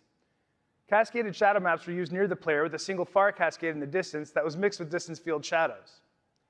The player character had its own dedicated per-object shadow map, and screen space contact shadows were added to provide high detail, even though they also added trailing artifacts. Virtual shadow maps improve the quality of our sun shadows up close and in the distance. They provide us with a single unified solution for near and far shadow alike. One of the biggest performance features of virtual shadow maps is the ability to cache portions of the shadow map that remain unchanged from frame to frame. We relied upon this feature heavily in previous demos to achieve our performance goals. These demos benefited from this because they featured a mostly static sun position and the majority of objects in the scene were stationary. However, in Fortnite, our performance suffered from page invalidations due to the amount of moving objects as well as the sun itself moving for time of day. We tried many things to continue to realize the performance gains from caching. We leveraged the new optimized WPO features to cull invalidations from objects whose WPO was disabled. This helped, but not substantially. We throttled the number of pages invalidated per frame based on priority. However, this created noticeable artifacts on page borders. We even considered rendering the trees in a base pose and then reprojecting them to their current pose to get self-shadowing. But we couldn't come up with a good way to separate the self-shadow from shadows cast by other objects. The bigger problem we'd have to solve would be to reproject the entire cache when the sun moves. The cost of reprojection itself is prohibitive, and the resulting artifacts would be too noticeable due to VSM's filtering scheme and high resolution. At the end of the day, we made the tough decision to disable caching for sun shadows, and we lowered the resolution to compensate. Without the help of caching, pure rendering performance became paramount. We emphasized a few times now that nanite objects are a better fit for VSM performance. This is because non-nanite meshes lack cluster culling, so whole objects must render multiple times when spanning multiple VSM pages. Therefore, we found large non-nanite objects to be the most costly. As I mentioned, landscape was a big offender. We still have some non-nanite objects in game, mostly characters, but they are few and small, so not as bad for performance. Since we converted so much of the scene to nanite, any nanite performance improvements in turn usually helped VSM performance as well. Here are some of the things we did to improve the visual fidelity of virtual shadow maps. One thing that we improved was the shadowing of subsurface materials like leaves. Previously, we were rendering back faces with a softer shadow as a rough approximation of light transmission. However, for leaves, the normals are bent outward to make the lighting over the leaf's surface more spherical. So this would cause the lighting terms to flip back and forth on the surface of the leaf, creating inconsistent shadowing. The artifacts were not very noticeable on lower res shadow techniques with heavy filtering, but they were pretty glaring on VSM. To address this and to achieve a softer overall look in the shadow term, we implemented an alternative subsurface shadow mode that uses a single term that includes the rough transmission falloff, regardless of the shading normal. Additionally, we arbitrarily widened the shadow filtering cone based on the material opacity to give the impression of internal scattering. Fortnite's grass features blades that are stylistically larger than life, which meant that they cast an unrealistically large shadow. In turn, the artist wanted to be able to soften the shadow term for grass to simulate transmission. VSM unfortunately can't provide this. So we decided that grass shadows were best represented using screen space contact shadows only. The high-res nature of nanite grass tends to provide good detail in the depth buffer for this technique. This allowed artists to make grass shadows more subtle while also reducing the rendering costs. The last sun shadow improvement I'd like to cover is how we improve shadows cast on the surface of water. VSM makes use of the scene's depth buffer to determine which virtual pages are required. However, the water's surface is translucent and therefore doesn't render depth. As a result, water on the shadow on the water's surface would be low res and blocky. So we added a special water depth prepass to generate the missing depth samples. Now I'd like to talk a little bit about virtual shadow maps for local lights. Local lights such as lamps and ceiling lights in Fortnite received an automatic quality boost just by enabling VSM. It provided higher detail with fewer biasing artifacts. It also gave us more realistic penumbras as VSM makes use of the source radius light parameter to achieve shadows that are sharp at contact points and soft further away from them. Unlike with the sun, shadow map caching works well for local lights in Fortnite. They are often immobile with relatively static geometry surrounding them. Additionally, it's not as important to update them every frame since the visual impact is much smaller. A couple of optimizations were made to help out our local light shadow costs. Firstly, we categorize certain lights as being distant when their area on screen fits within a single VSM cache page. This enables us to render these shadows using faster methods. We also throttle updates to these shadows and rely on their cache, even when objects inside the shadow have moved. Secondly, we made some improvements to our one-pass projection mode to make it so that local lights render in a single pipeline draw call, instead of being interleaved with shadow passes. This significantly improved the performance of small local lights. Lastly, I'd like to cover how Fortnite Chapter 4 makes use of temporal super resolution, UE5's solution for anti-aliasing and resolution upscaling.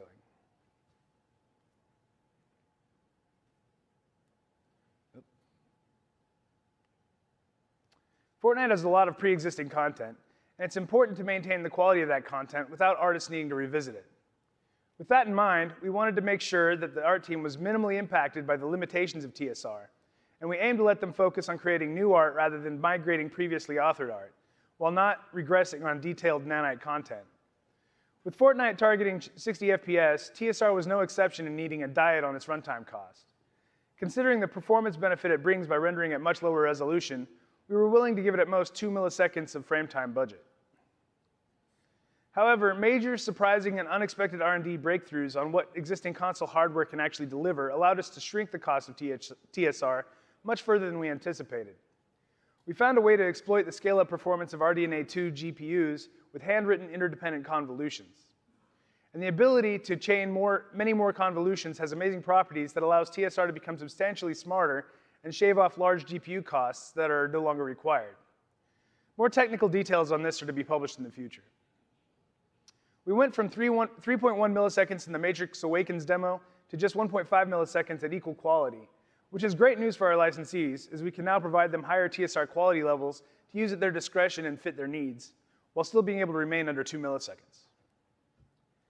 Thanks to this and other GPU savings throughout the renderer, we were able to ship Fortnite comfortably above 50% resolution on PlayStation 5 and Xbox Series X, leaving extra GPU headroom for live events that are often organized in Fortnite and can be more difficult for the GPU.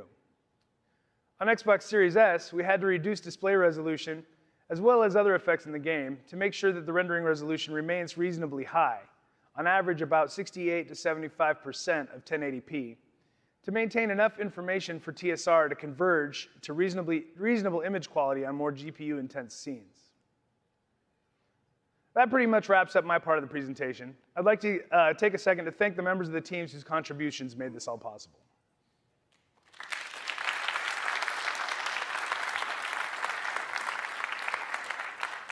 And at this time, Paul and I would like to open up the floor to any questions you might have.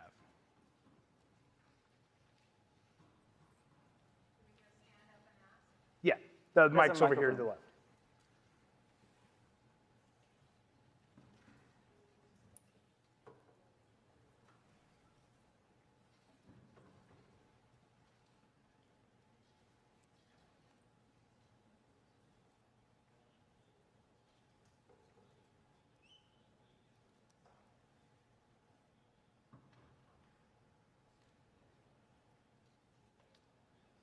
All right, well, yeah? I had one question. When you mentioned RDNA 2's changes for interdependent convolutions, was that just hardware changes, or did you actually have to change part of your code base to take advantage of those hardware changes? We take advantage of special instructions that come in the instruction set architecture for RDNA 2 that helps us speed up those convolutions and make them shorter in time so that we can do more of them. Could you give a quick example of like what some of those changes were? Or? Unfortunately, I don't. I'm not the one that wrote that. Our programmer Guillaume, he's the one that normally does that stuff. He would be the one that has all the details, and at some point he'll be giving more of those details in a different talk. Gotcha. Thank you. Mm-hmm. So there was great content in your talk, but it wasn't recorded here. Do you have a similar talk recorded we can look at online? I believe this one is going to be streamed. It was live streamed, and it will be maybe tomorrow, I think, or later today, available on YouTube. Perfect, thanks. Hey, Paul, it's good to see you again.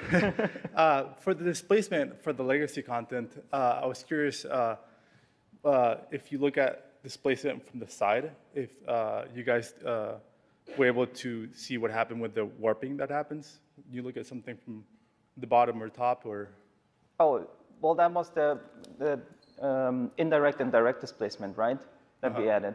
Basically, we never have the warping because we make a mask where the sides just copy the displacement from the front, basically. So all the edgewards get displaced the same as the front. And that way we get like a hot cutoff where we like have no even in a brick? We have what? Like even in a small brick? Yeah, it's perfect. There's no gaps or anything. Interesting. Okay, thank you. Hi. Hi. Especially around the improvements for rendering trees without imposters in the distance, how much of this is released right now? This shipped in chapter 4, so it's in there now. It's live now. I mean in the engine. In it's that I think has been there since 5.1, but it's definitely going to be in there in 5.2. Great, thank you. You mentioned the VSM's improvements for local lights at like culling them and using the low resolution. I don't know what you exactly explained, but is that shipped in 5.2 for that fast path rendering for local lights at a distance? I believe that made it into 5.1, so I believe it's already out. Cool, thanks.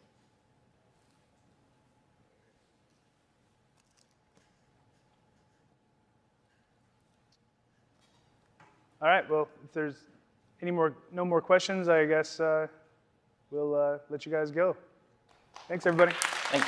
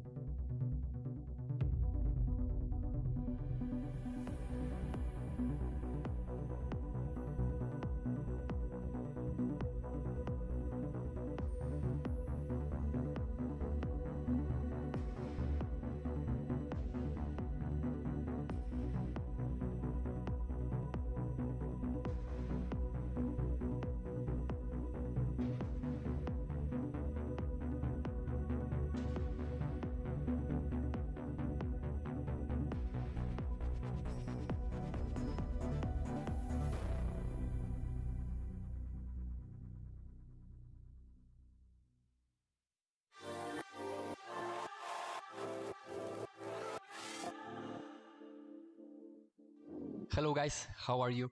Tobias Rusjan here from Cyber Studios. We are a small indie dev team from Argentina. I started creating games in the late 90s using a software called Div Game Studios. During high school, I kept coding, creating some basic games during my free time. In 2007, I started my first job in industry as a junior programmer, creating mobile games for another company. I learned a lot there and met great people. We went from Java to C++ and then C# in Unity. In 2011, I quit that job to start making my own games. So I contacted my uncle Ivan Rusjan to help me out with the money while I stay at my mom's house. In 2012, we officially started Cyber Studios with a team of only 2. We worked in the Doorway saga for 5 years, delivering 3 titles during that period. The team and quality of the games kept growing with each release, but it was always pretty tough since we were just a few guys doing a crazy amount of work. I did all the programming, but also design, 3D modeling, animations, and even sound effects. And that's only related to the game itself. Then there was all the direction of the projects, the marketing, paying salaries, and a lot more. We finished the Doorway saga in 2016 and started working on our most recent project, Hellbound.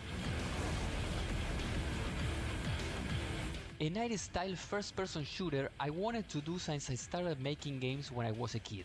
So we moved to Unreal Engine 4 to get the best results in terms of quality for our new project.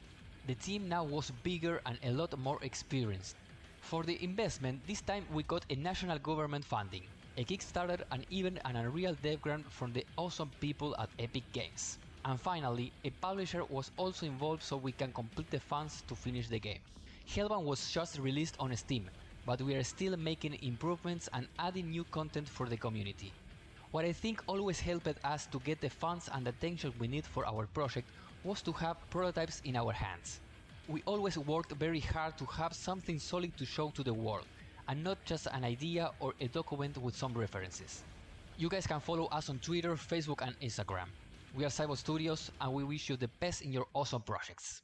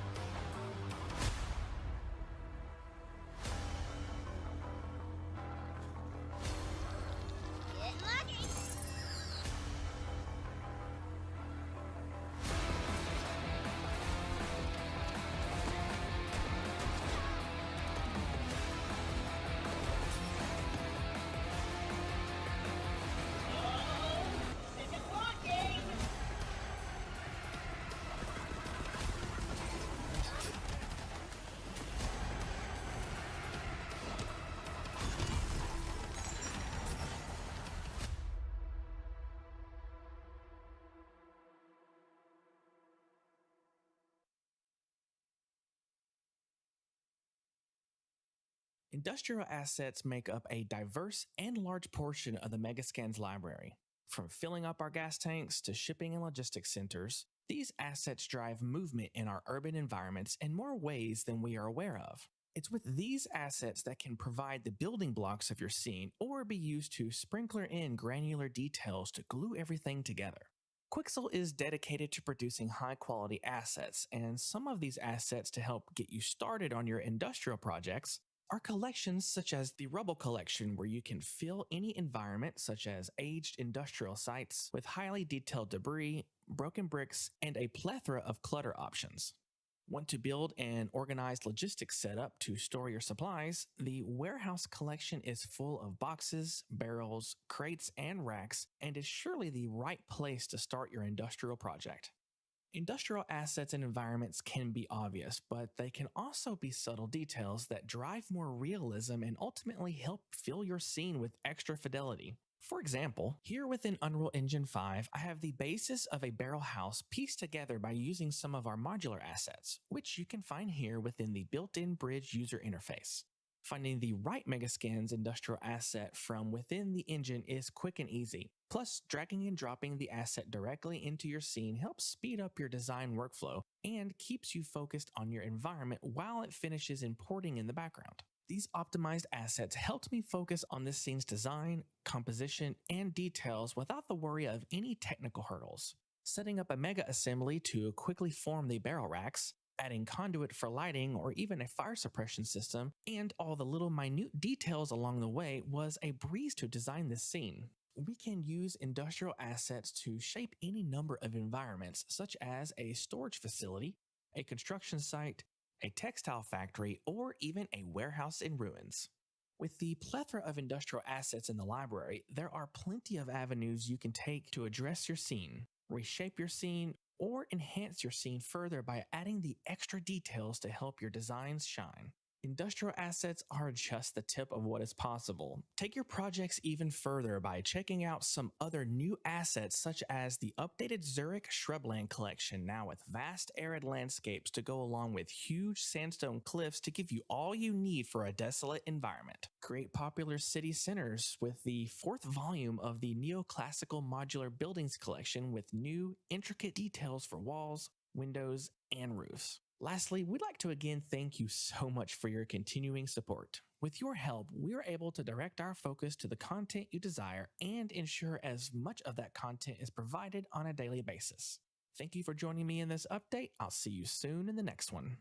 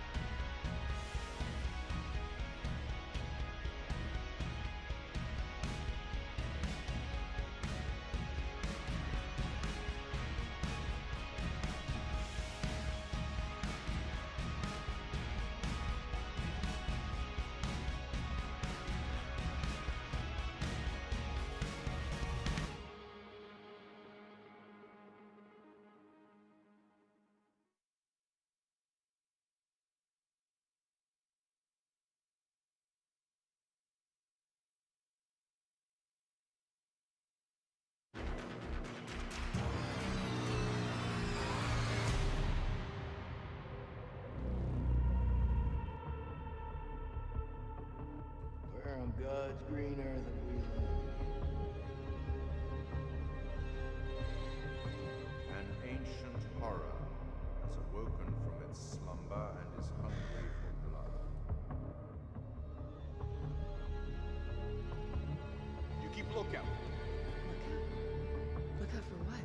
Peeps of the war zone have uncovered what appears to be an underground storage facility.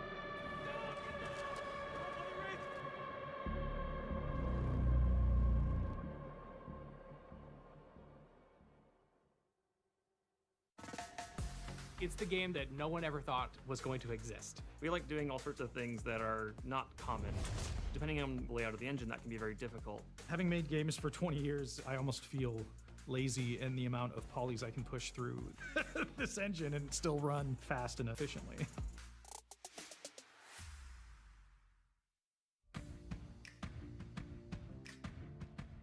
Double Fine Productions has been around for 20 years now. We're here in San Francisco, California. We're about 70 people. We started making our first game in 2000, which was Psychonauts, our flagship IP. And we just made a sequel to that now. So that's the 20-year history in a little bookended nutshell there. Can you bookend a nutshell? Beware the cows! Not all milk is enriched! Psychonauts is a very special franchise for Double Fine. We learned how to make console games making that game, and a lot of the same team is still here 20 years later. You'll need one of these. Now we're talking. It's kind of our legacy, to be honest. It's this strange game that would not normally get made, but we made it, and it's kind of the soul of the studio. Bacon. It's very, very important to the identity of the company, and we obviously took building a sequel to it very, very seriously. The only reason we wanted to make Psychonauts 2 was because there are people out there who love Psychonauts 1. And so we knew that that group was watching, and we couldn't get the spirit of the Psychonauts wrong. We wanted to make sure that we maintained the original feeling and character that the original game had, but at the same time, it was really important for us to modernize kind of how the gameplay felt. Unreal was a good fit for Psychonauts 2 because it checked all of the boxes that we needed to check on the art side for sure. Allowed us to quickly iterate on levels and build a massive game with a pretty small team. The Unreal Engine gives us a really robust content pipeline that allows us to tackle all kinds of different things from gameplay to visuals, and allowed us to focus on adding new things and not have to deal with basic rendering functions, which if we were rolling our own engine, we would have to worry about. Here goes nothing. It also provides a lot of extensibility to the programmers. With full source code access, we can go through and modify anything that we need to, add any new features that we need, which given the kind of setup that we have for a game like Psychonauts 2, there's lots of custom stuff that we're messing around with. One thing that was a boon to us is that we took the spline mesh actor and we made our own version of it called the multi-spline mesh actor, which allowed us to take a statically built object and organically populate it through the world based on a spline. If we hadn't had that bit of technology, there's no way we would have been able to make enough content to fill this game, and we wouldn't have been able to do that without Unreal Engine. One of the things that's really helpful about Unreal is that using Blueprint, designers can mock up an idea for gameplay and see if it's fun or not before they actually request a feature to be coded by a programmer. So we can do a lot of experimentation, which is always good to test out ideas in a rapid way. It's really nice because it acts sort of like as a common ground where designers, artists, and programmers can all contribute to logic that's stored in Blueprint. Like a lot of studios, we had to deal with shipping a game in quarantine. I mean, I feel really fortunate to work in the games industry because we were able to work that whole time. A lot of people couldn't work during quarantine, but we could keep going, and we ended up shipping Psychonauts 2 from our homes. Having full source code access was really, really important to us because we were able to quickly develop this custom application that we used in order to synchronize drive data cache when everyone started working remotely. And so being able to distribute that work across a lot of different machines saved up a lot of time over the last year and a half. Having all of our files be in sync was the thing that helped us the most. Just having source control on this project was the only thing that kept us going. Without that, it would have been madness. Yeah, we wouldn't have been able to make this game without it. Ew, the slime is so sticky. After all we've been through, the ups and downs, it's been quite a roller coaster. And then to make a game that's been so well received at the end of that 20 years, it just feels really good because it feels like we, I don't want to say still got it, but maybe someone, we'll pretend someone off camera said that. Oh, still got it? Yeah, that sounds good. Still got it.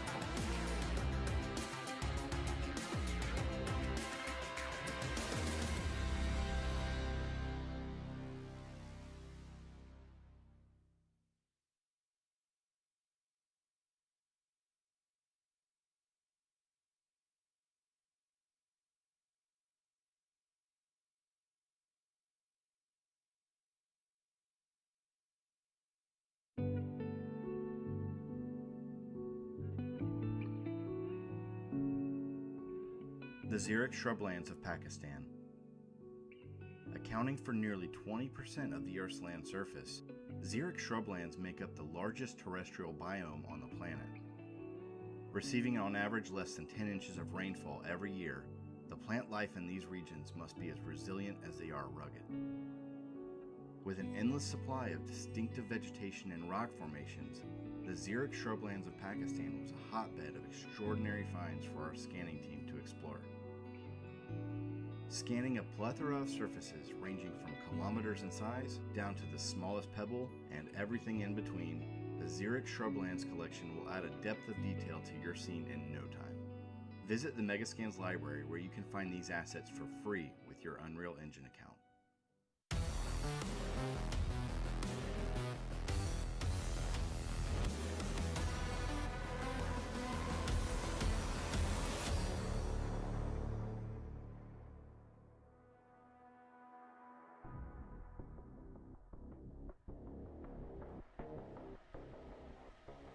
女神転生のシリーズにおける魔界と呼ばれる世界観を、今回 UE4 の方で大規模なフィールド上で表現する。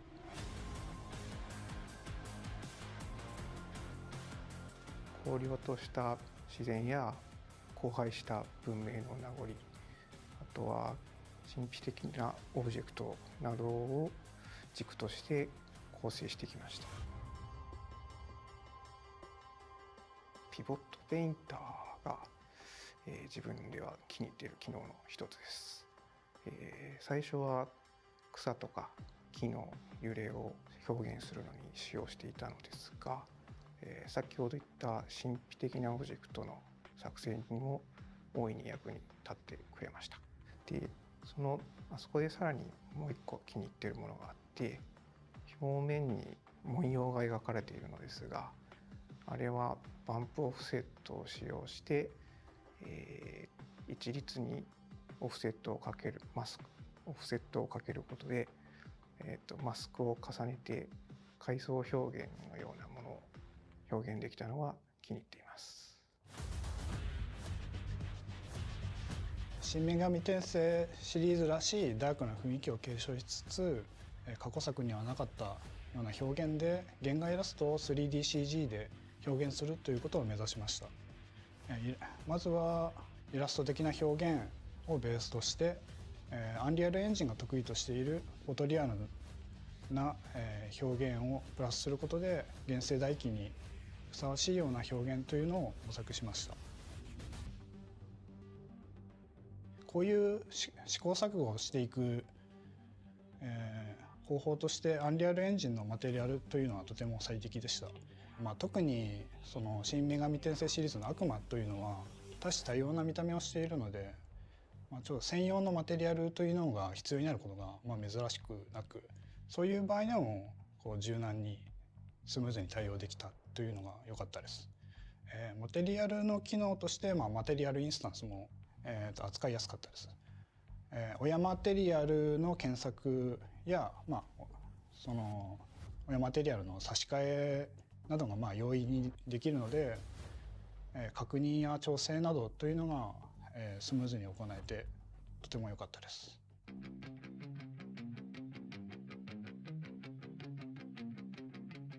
今作の女神転生5でのイベントシーンの目標の一つにシネマチックなカットシーンを作りたいというのがありましたので、それを実現するためにはシーケンサーは欠かせない機能だったなと思っております。で、カメラライトの調整が非常にやりやすいので、デザイナーが心ゆくまでこだわりを持った絵作りができるというところがありました。モデルの方で仕込んでもらった内部的なパラメータの部分にシーケンサー上からアクセスして一つこの修正ですとかカットに合わせた調整というのを行うことが容易にできるので、そういった点で非常に助けられるところがありましたね。さっきも説明した通り、3DS だったので前作は。なので、移行に関してはほぼ全て一新した状態です。前作から持ってきた機能は、外回りのツールぐらいで基本的には全て一新して、新天地で、新しく女神転生作るかっていう感じで進めたという形になります。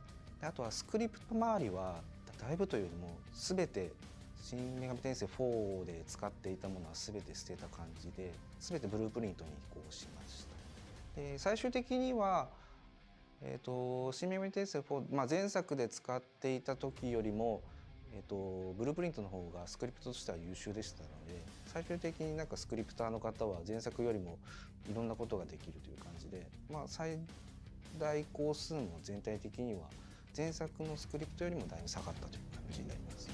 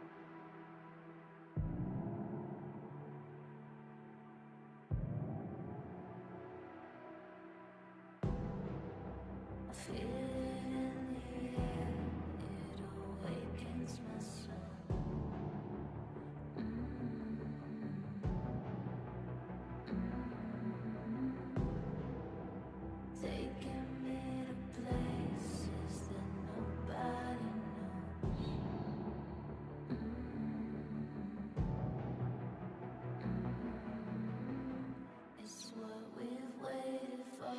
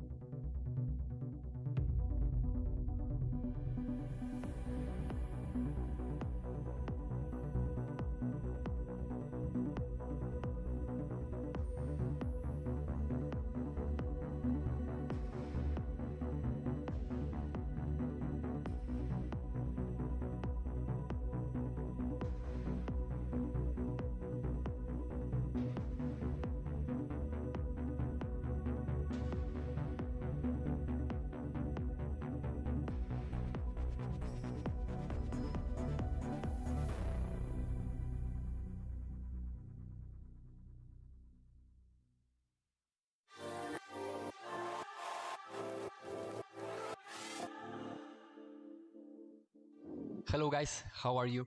Tobias Rusjan here from Cyber Studios. We are a small indie dev team from Argentina. I started creating games in the late 90s using a software called Dev Game Studios. During high school, I kept coding, creating some basic games during my free time. In 2007, I started my first job in industry as a junior programmer, creating mobile games for another company. I learned a lot there and met great people. We went from Java to C++ and then C# in Unity. In 2011, I quit that job to start making my own games. So I contacted my uncle Ivan Rusjan to help me out with the money while I stay at my mom's house. In 2012, we officially started Cyber Studios with a team of only 2.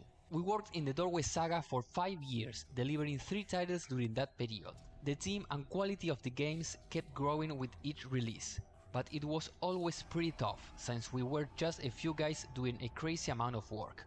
I did all the programming, but also design, 3D modeling, animations, and even sound effects. And that's only related to the game itself. Then there was all the direction of the projects, the marketing, paying salaries, and a lot more. We finished the Doorway saga in 2016 and started working on our most recent project, Hellbound. A 90s style first-person shooter I wanted to do since I started making games when I was a kid. So we moved to Unreal Engine 4 to get the best results in terms of quality for our new project. The team now was bigger and a lot more experienced. For the investment, this time we got a national government funding, a Kickstarter, and even an Unreal Dev grant from the awesome people at Epic Games. And finally, a publisher was also involved so we can complete the funds to finish the game. Hellbound was just released on Steam, but we are still making improvements and adding new content for the community. What I think always helped us to get the funds and attention we need for our project was to have prototypes in our hands. We always worked very hard to have something solid to show to the world, and not just an idea or a document with some references. You guys can follow us on Twitter, Facebook, and Instagram. We are Cyber Studios, and we wish you the best in your awesome projects.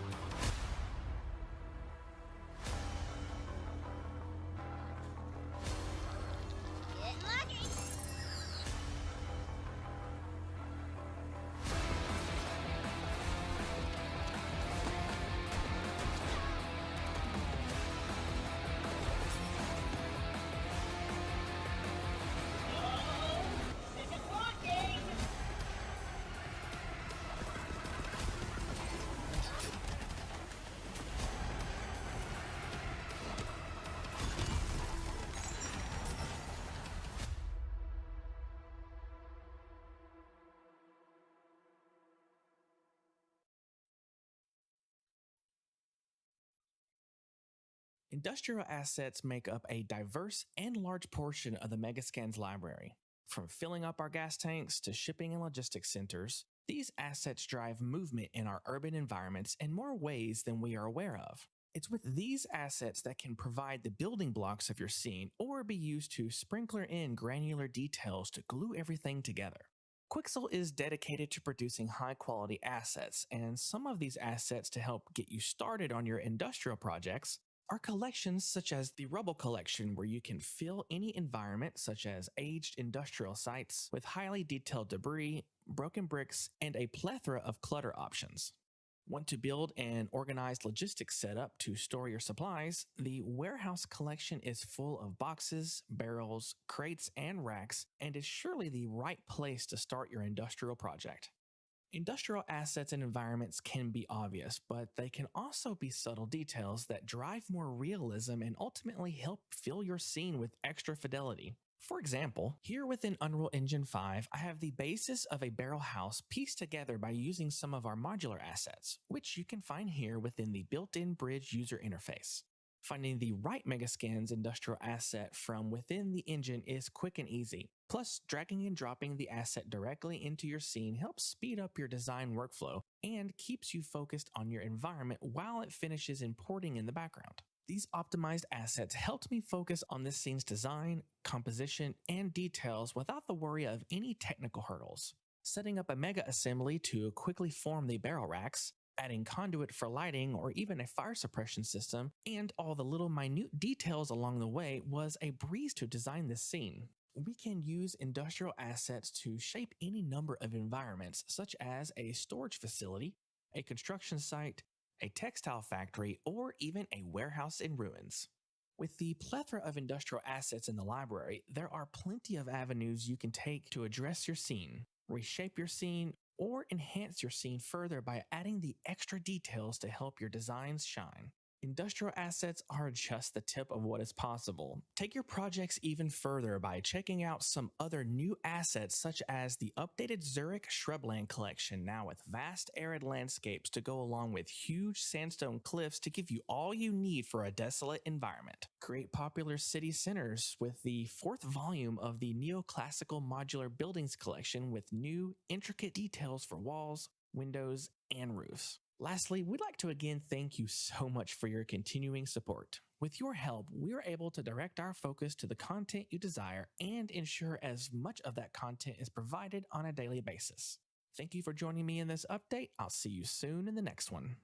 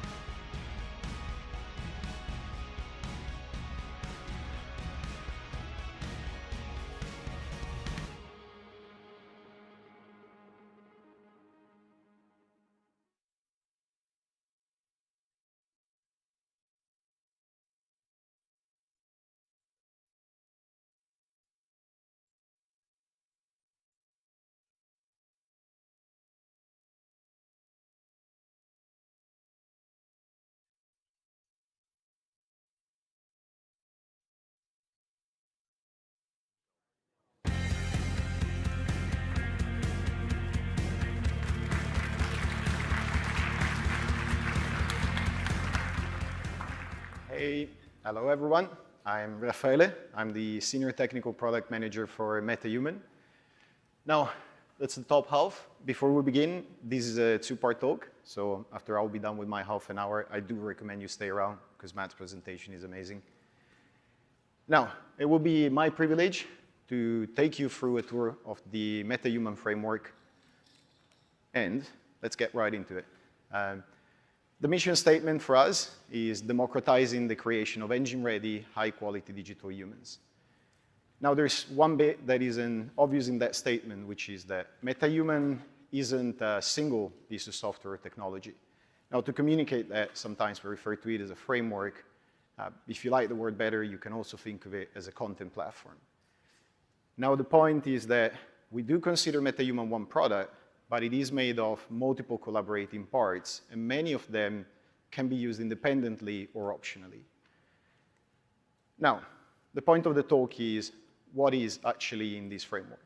But before we begin, it's worth going over the pedigree of MetaHuman. Now, at 2 years old, it might seem like a relatively recent product. It is worth noting that it is based on both bleeding-edge research as well as production experience from teams that have shipped a lot of content and technical demos. Now, everything that we ship or rely on is wholly owned by Epic and not reliant on external technology providers, and that makes it a fairly secure and consolidated technological basis. Now, since we occasionally get asked, this is actually a highly integrated team that is taking these things to the public. Our tools are continuously worked on by members of all of these groups. They all work in the same team space, they're in the same dailies, they work on the same code base. This is effectively an Epic product. Now, While MetaHuman itself isn't a single piece of technology, there is a very important key item at the heart of it. And that is that we have a large, varied, highly curated database of real data. Now, this, for us, is a continuing effort, and it spans from casting to fine-tuning the fit of each rig that goes into that database. Talent is cast so that we can increase the variety and coverage of face and head morphology that we have in it. Real people go through a very exhaustive scanning process that generates both 4D and photometric data. Now, that's a considerable amount of data that then goes through several steps, some assisted stages, some manual, some automatic, of a pipeline that generates meshes, rigs, materials, textures, a whole host of things. And finally, these highly curated items are the ones that are added to our database. Now, that is what gives us the ability to navigate and search what is effectively a continuous space of human features. Now, there's a couple of reasons why you will care about something like that. I mean, beside the fact that it's pretty cool. But the main thing is every increase that we have in the scope or the density of that database naturally makes all of our tools more powerful and the results far more varied and precise. Now, this being a tech talk, the idea is that you will be leaving with some useful information to understand when and how to leverage MetaHuman. I'd like to partition the problem space for the sake of this discussion, like in what we're actually trying to solve here, and start from disciplines and assets. Making digital humans hasn't just always been very hard work and a lot of hard work. It is also a wide variety of work. You need body meshes, head meshes, grooms, rigs, animation. Like, I imagine most of you know how much work it actually is. And assuming one has the resources and the time to produce these assets, they all need to be realized while being mindful of several qualities, and these need to be upheld. Fidelity, like if this needs to be a recognizable someone, this is especially true, what can you do to make sure it looks like that person? And there's a whole host of other things, right? Can the assets be edited comfortably? Do these assets fit your budgets, runtime or storage or what else? Are the assets manageable? Do you have all of the tools to establish various workflows? So there's quite a bit that needs solving. And once you've solved it, it is a long-term effort to actually maintain and let alone improve these solutions to stay on the bleeding edge of technology. So how do we go about it? Now, very quickly, we're going to go over what we have shipped or are about to ship inside the MetaHuman framework. Less than 2 years ago, we launched MetaHuman Creator. This is what put the name MetaHuman on the map. And when we say MetaHuman, most people probably think of this. It's incredibly accessible. It's very easy to use. It has a playful UX while remaining very powerful. And it is a web application, which makes it available to anybody with a browser, quite literally. Now, since launch, over 1 million users have created millions of MetaHumans, which goes some way to demonstrate that the scale and the strength of the backend is production ready. Now, just over a year after that, we released Mesh to MetaHuman. These pushed the engine integration. Before we had engine integration, it was the format of the assets that you will download, but this pushed it further. This is an engine plugin, and it gives users an entry point into MetaHuman directly from inside the editor.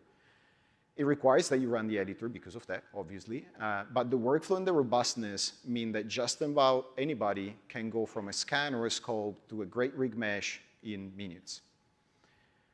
Not much later, we released DNA Calib, and this comes directly from Freelateral internal tools. It is part of what we actually use to produce rigs and such. It is for the more technically inclined users, and it gives access to the MetaHuman DNA file format, and that is the data format at the core of MetaHuman head meshes data. And for meshes, we mean static and scale both. Now, you can absolutely and thoroughly leverage MetaHuman without using it, but if you care about pipeline integration and deep likeness for some things that might be even a little bit more than plain humans, these can help a great deal. And if you've seen the keynote, and I gotta admit, I'm super excited about this one, this is what you would have seen. Now, MetaHuman Animator is a very powerful feature set. It will be available inside MetaHuman for Unreal. So same plugin that we released Mesh to MetaHuman for. We have already heard from some of our testers, this has literally changed how they work or even what kind of work they can take on. We'll go over some of the interesting use cases we've heard about. Now, we'll talk a little bit about what we make available that is out of engine, because there are pipeline needs and some people might want to work out of engine. But it is important to note that Unreal Engine is the one place where you do get everything. Now, everything we do is eventually transformed into interconnected UE assets. It's important that this is not an all or nothing deal. You can opt into assets based on what you feel brings value to your project and replace the rest or tailor it to your needs. Now, leveraging the engine asset park as is also means that managing these assets that we will create for you, that some of our tools might create for you, doesn't require any extra knowledge. Using MetaHuman doesn't bring any unnecessary dependencies into your project and build. So, we're finally getting to those partitions. What assets do we provide, and what can MetaHuman help you with? We'll start with the easy things. You can choose from different body types, grooms, and a collection of clothing. These are grouped together because all of these are discrete, handcrafted assets, and they are available from MetaHuman Creator. They're discrete choices, or at least they're discrete choices for now. And at export time, the correct variants that you've picked are exported as assets. Any necessary work, like groom binding, linking the colliders, all of that is done for you. And all of these come with fine-grained LOD choices. There are currently 18 body types in MetaHuman Creator, and like most, we separate heads and bodies. So we've also taken care of seaming, LOD syncing, and all of that.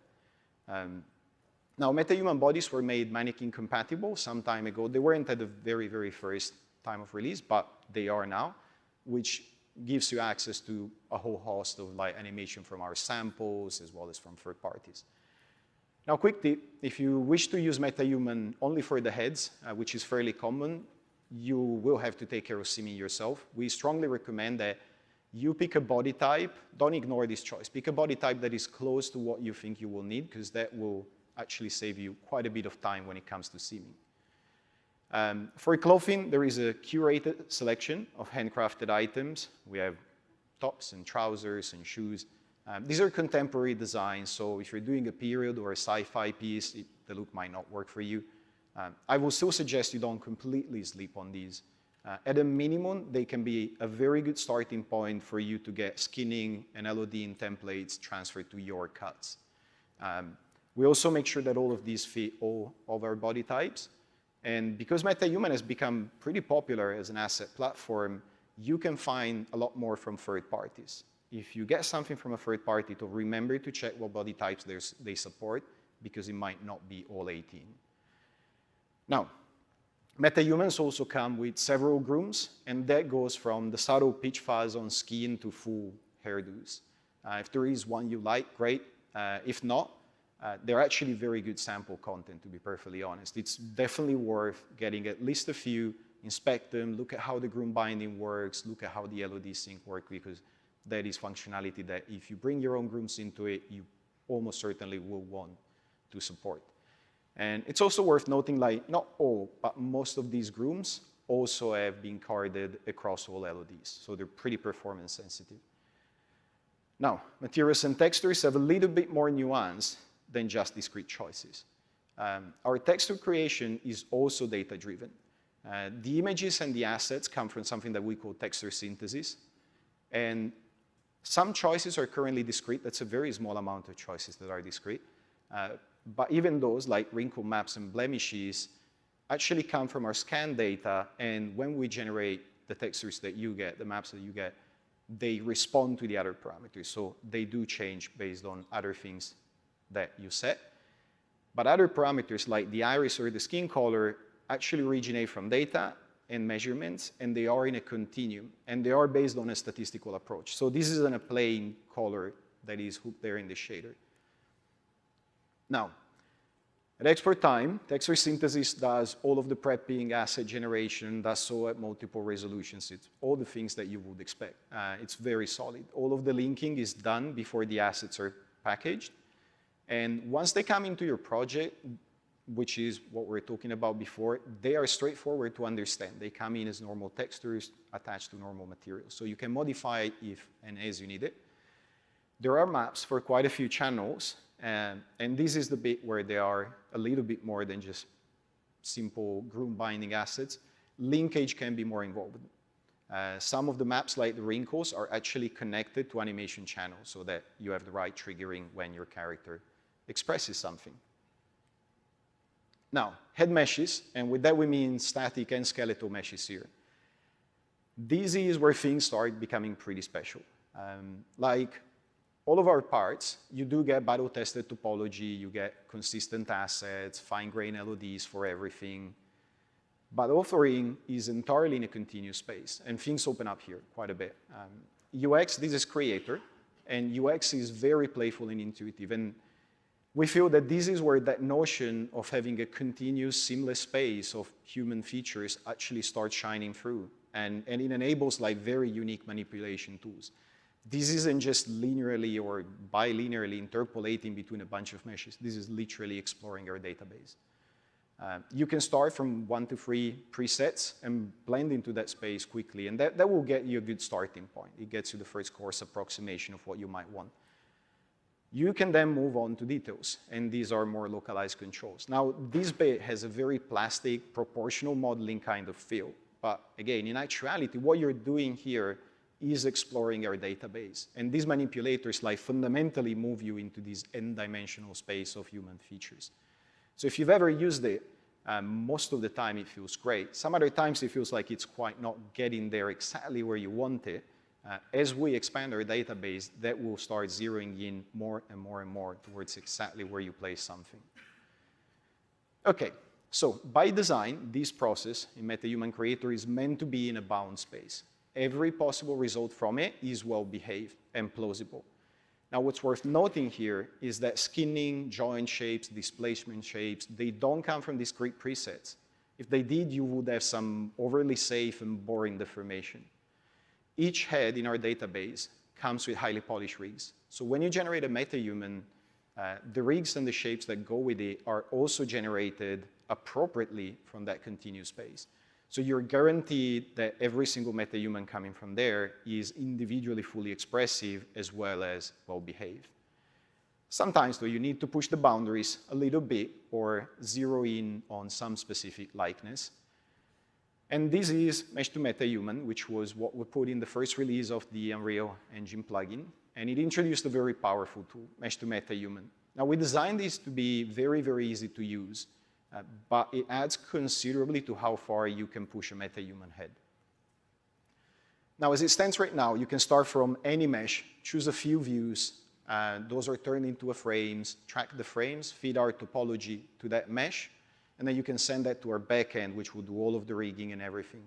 From there, you can choose to edit it further in Creator, or it will just appear in Quixel Bridge, and you can pick it up from there, which is why we're saying, in many ways, this is a new point of entry for MetaHuman, and it makes Creator, which remains like incredibly important, optional to your workflow if you decide that you don't want to access it.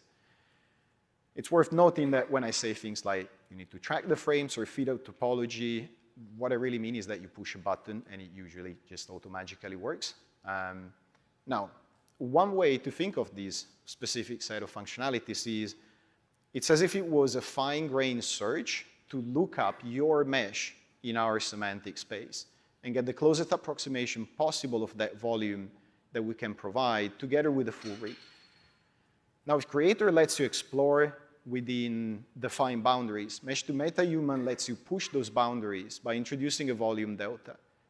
Now, the image up there, it might be subtle, especially for someone watching these on video and not in person.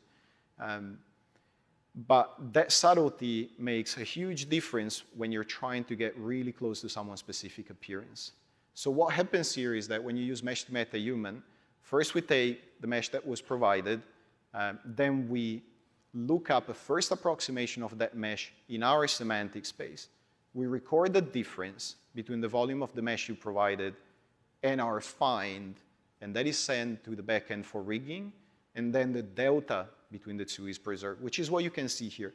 There are two things that come through from this image, I feel, and one is if you look at when the slider is fully to the left, you can see that our find in our database was incredibly close to the volume of the actress that you can see here. But you can also see that like just a few millimeters around the eyes can make a huge difference when you need very specific likeness. Now, if the input mesh is a cube, and believe me, a cube isn't the worst that we've seen people try, the system is robust. It will still do its best to approximate it, and it will then record a large difference. The rig is based on our find, right? So if the delta is very, very large, the mesh is likely to misbehave in some areas or with some extreme animations. But when you're looking for something that is very human or human-like, it can actually take quite a bit of punishment and get you great rigs in no time at all. Now, while we were working on these, we were also working on our performance capture feature set, which is what you now know as MetaHuman Animator. So all along, we were designing the workflow and everything so that it could work from footage as well as from meshes.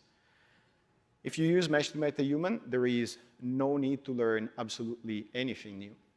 Instead of importing a mesh, you can import footage. If you have a high-resolution stereo couple, it will be just the one frame, plus one for the teeth if you're really keen. Or if you're using a plain iPhone, you'll be using 3 frames. You track them, you fit them, and you get a rig. There's no manual intervention in any of the things that we have shown, like in our keynote or in the things that you can see at our booth.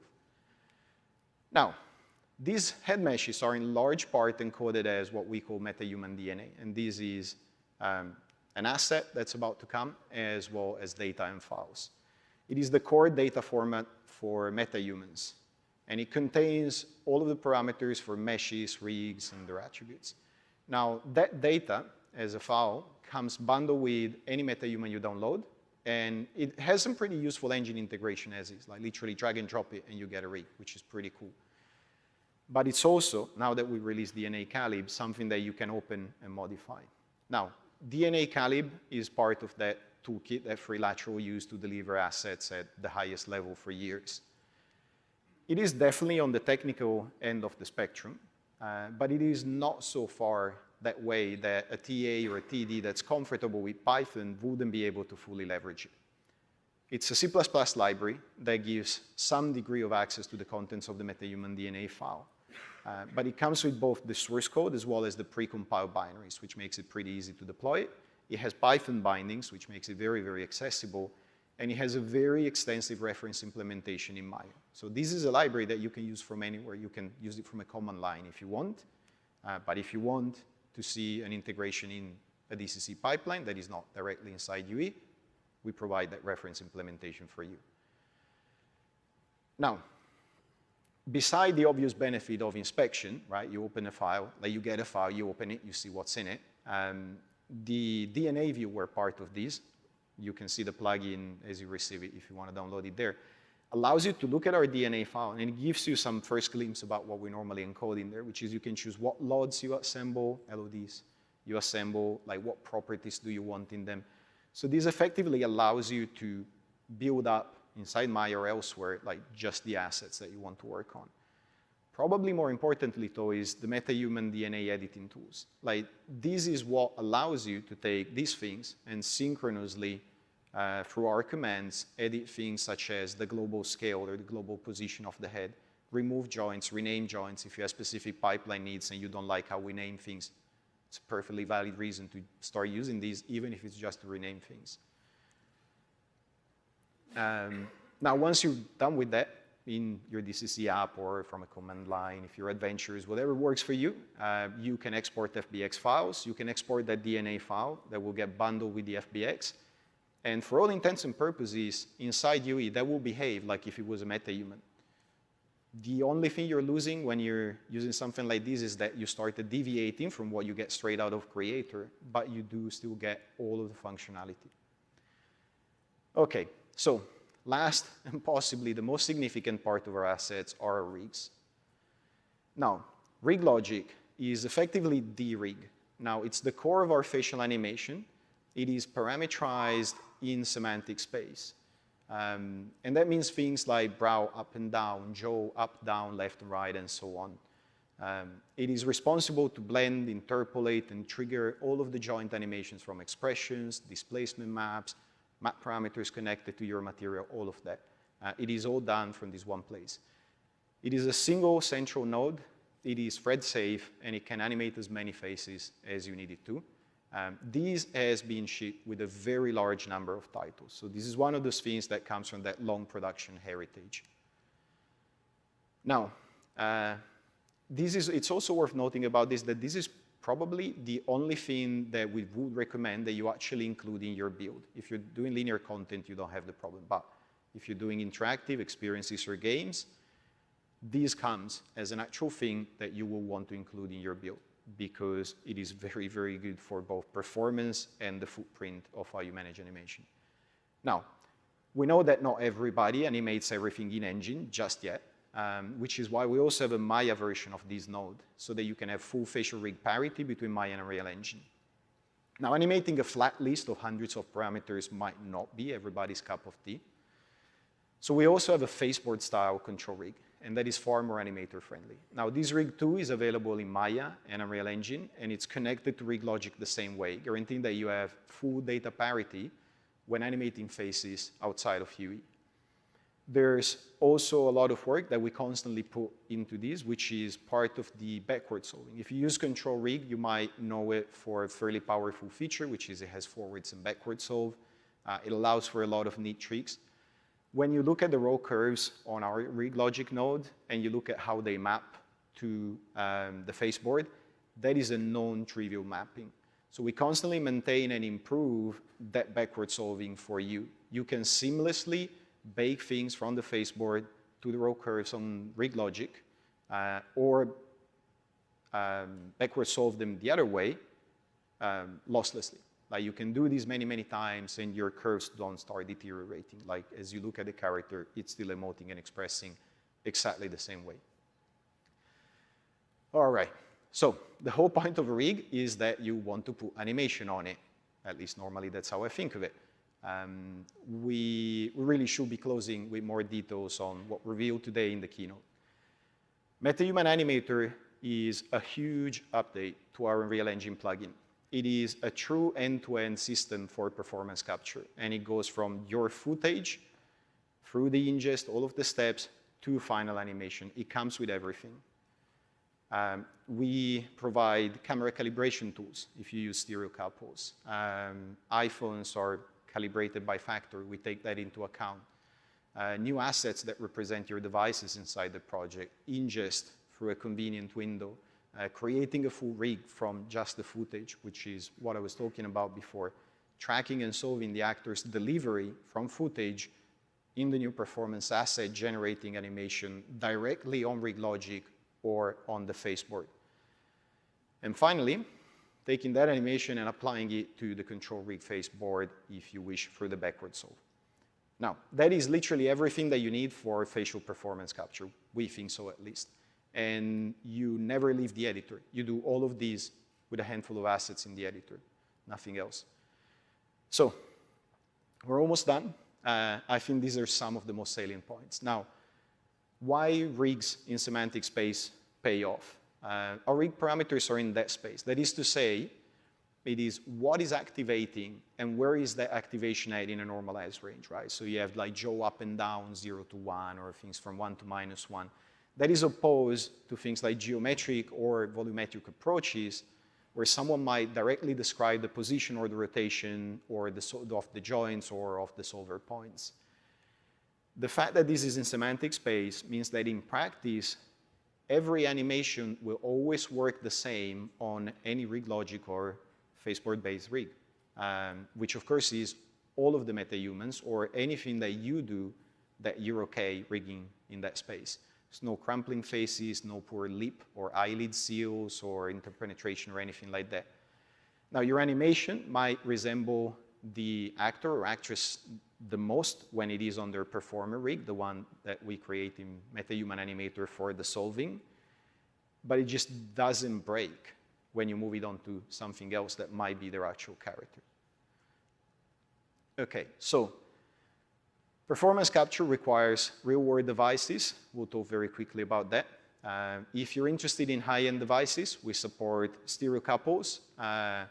If you want to be more on the compact side of things or on the lower budget side of things, we support iPhone 11 and up.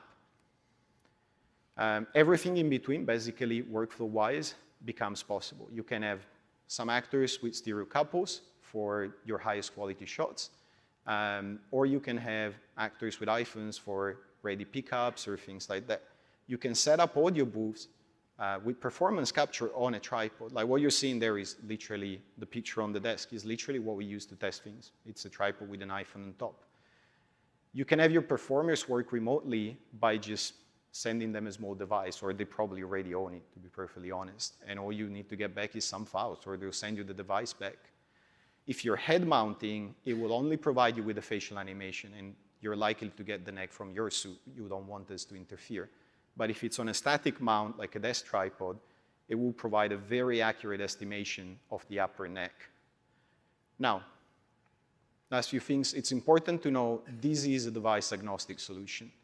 We chose to directly support the iPhone because they're convenient, they're widely available, they're very uniform in specs, but we do nothing with it other than capture video in that. We're not using ARKit or anything like that. We support vertical stereo couples because they're some of the most reliable and available configurations, but we're not married to stereo in and of itself. We just do depth inference from it. So this release focuses on fidelity first and foremost. Part of this is the quality of the results coming from our approach and the way we solve data. We don't do any processing on device, and the result, the quality of the results scales very well with the quality of the data. We don't hallucinate any details. We're not against adding post-processing things later on, but we felt that for the first release, we wanted to do something where you get the animation that represents exactly the performance that was put into it. While we do scale well with the quality of the data, it is not done at the cost of resilience. So, of course, if your actor is covering their face, we're not going to hallucinate their eyes or something that is missing from the frame, but we recover from those things. You don't need to split takes, right? Having good lighting is nice, but this is entirely independent from what is happening in the background. You have bright lights, you have movement, it doesn't matter. It's perfectly resilient to all of that. Now, oh, sorry for that. The quality of animation. When we say quality, we don't mean it in some vague sense. We don't even refer to issues like noise. We're particularly well behaved there too. But what we mean is that the function curves that come out of these systems are very well behaved. Semantic space solvers can sometimes choose to interpret different poses that are temporally adjacent with different controls. And when that happens, you'll see curves crisscrossing.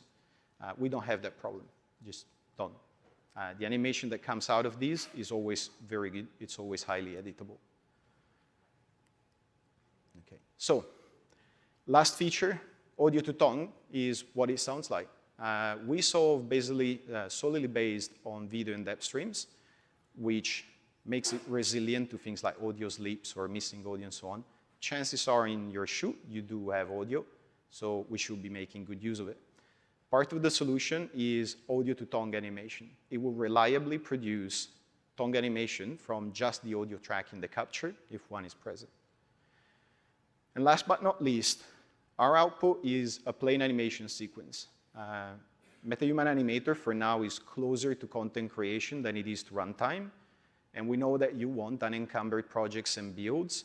So once you're done solving a performance and you're happy with it, all you have to do is export the animation. It becomes a plain animation sequence and you're done.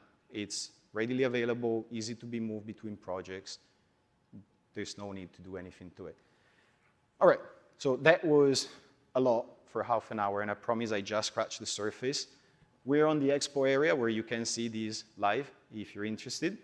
And with that, I'd like to get Matt in, and thank you very much for your time. I hope you have a great GDC.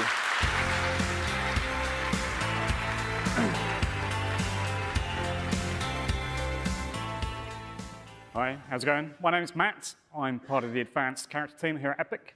I'm pretty excited to be here today to show you some of the cool stuff we've been working on. So many areas of Unreal technology have advanced hugely over the years. We have Nonite and Lumen that allow us to represent highly detailed and beautifully lit environments. And with our awesome facial technology you've just seen and MetaHuman Animator, we can recreate the subtleties of human performance and emotion. But we want to bring that same level of deformation quality to our character bodies. So currently, a typical body deformation setup for a real-time character is a combination of additional helper joints and sometimes corrective blend shapes that attempt to preserve the volume and silhouette of the character as it animates. In fact, our metahumans use a helper joint system to do exactly that. But human biomechanics are extremely complex, and this type of setup is always going to be limited in what they are able to represent. So building a system that allows you to see the scapula moving underneath the muscles or the skin sliding over the rib cage as you raise your arm is always going to be a real challenge. So what we want is to bring our characters to life with the awesome muscle and flesh simulation that's available to us in Houdini. Now, these deformations look great, but the simulations are computationally very expensive. So what you see here is taking around a minute per frame to solve. So wouldn't it be great if we could have this level of deformation complexity but able to evaluate in real time? Well, what we are now able to do is to use machine learning to compress that simulation data into a format that can be evaluated at runtime. So you are looking at our ML character with deformations driven by full muscle, flesh, and cloth simulation from Houdini. It's running in real time and on PS5. It's taking around 1/10 of a millisecond on CPU for network inference, and as you see it here, around 1 millisecond on GPU for morph target evaluation. So this is a fully generalized model. We have not just trained it on the cinematic animation that we can see here. So this is our character. His name is Emil. He is an anatomically correct digi-double. He was authored from 3D scan data of head and body, and we also captured full body MRI data, and we used this to help build and validate our musculoskeletal system. This was taken into Houdini, where we work closely with our friends at Side Effects to set up full muscle and flesh simulation. Now, a lot of the Houdini tools we used are under active development. Even so, the results we're getting out of it are pretty awesome, and they're only going to get better in the future. And at this point, I also would like to thank our actor for giving us permission to use his digital likeness and for allowing us to create the simulation data that we use to train our different machine learning techniques. Now, each technique is referred to as a machine learning model. And this is a neural network that maps the value of some inputs to some output data. So for our particular use case, the inputs are joint orientations, and the output is the mesh deformation that matches our training data.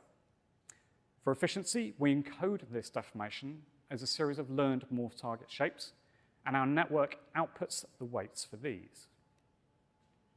So we have different types of model available for us to use in Unreal. Each uses a different ML technique, and each has their own strengths and weaknesses. There is not one single model that is appropriate for all applications. So we created 3 deformers in total using 2 of the models available to us. The neural morph model gives us really great results for flesh, but performs poorly for cloth.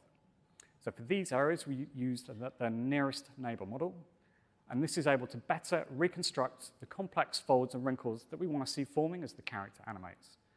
So the total vert count for our character is around 315,000 verts, so it's fairly high res. Joint count is pretty lightweight. We have 91 bones, and this does include the fingers. Each of the models took around 50 minutes to train. So if you have a CUDA-enabled card, we can use GPU acceleration, so this makes training pretty fast. Now, we'll cover these models in more detail, but let's take a step back and try and get a high-level understanding of what they're actually doing. So each deformer begins with 2 versions of the same character asset. We have a very simple one. This is just a basic joint hierarchy and linear skinning, and this also becomes our skeletal mesh asset in Engine. Then we have the complex one. So for us, this was the muscle, flesh, and cloth simulation generated in Houdini, but really there are a ton of different deformations that you might want to learn depending on your technical and creative goals. So the basic goal is to learn the delta, or the difference between the complex and simple example across a range of poses, and then compress that information into something that can be evaluated in real time. This is the training process. The result of this is an ML network and a series of more targets packaged into our ML deformer asset. When we apply this to our simple skeletal mesh and animate it, the resulting deformation should closely approximate our complex training example.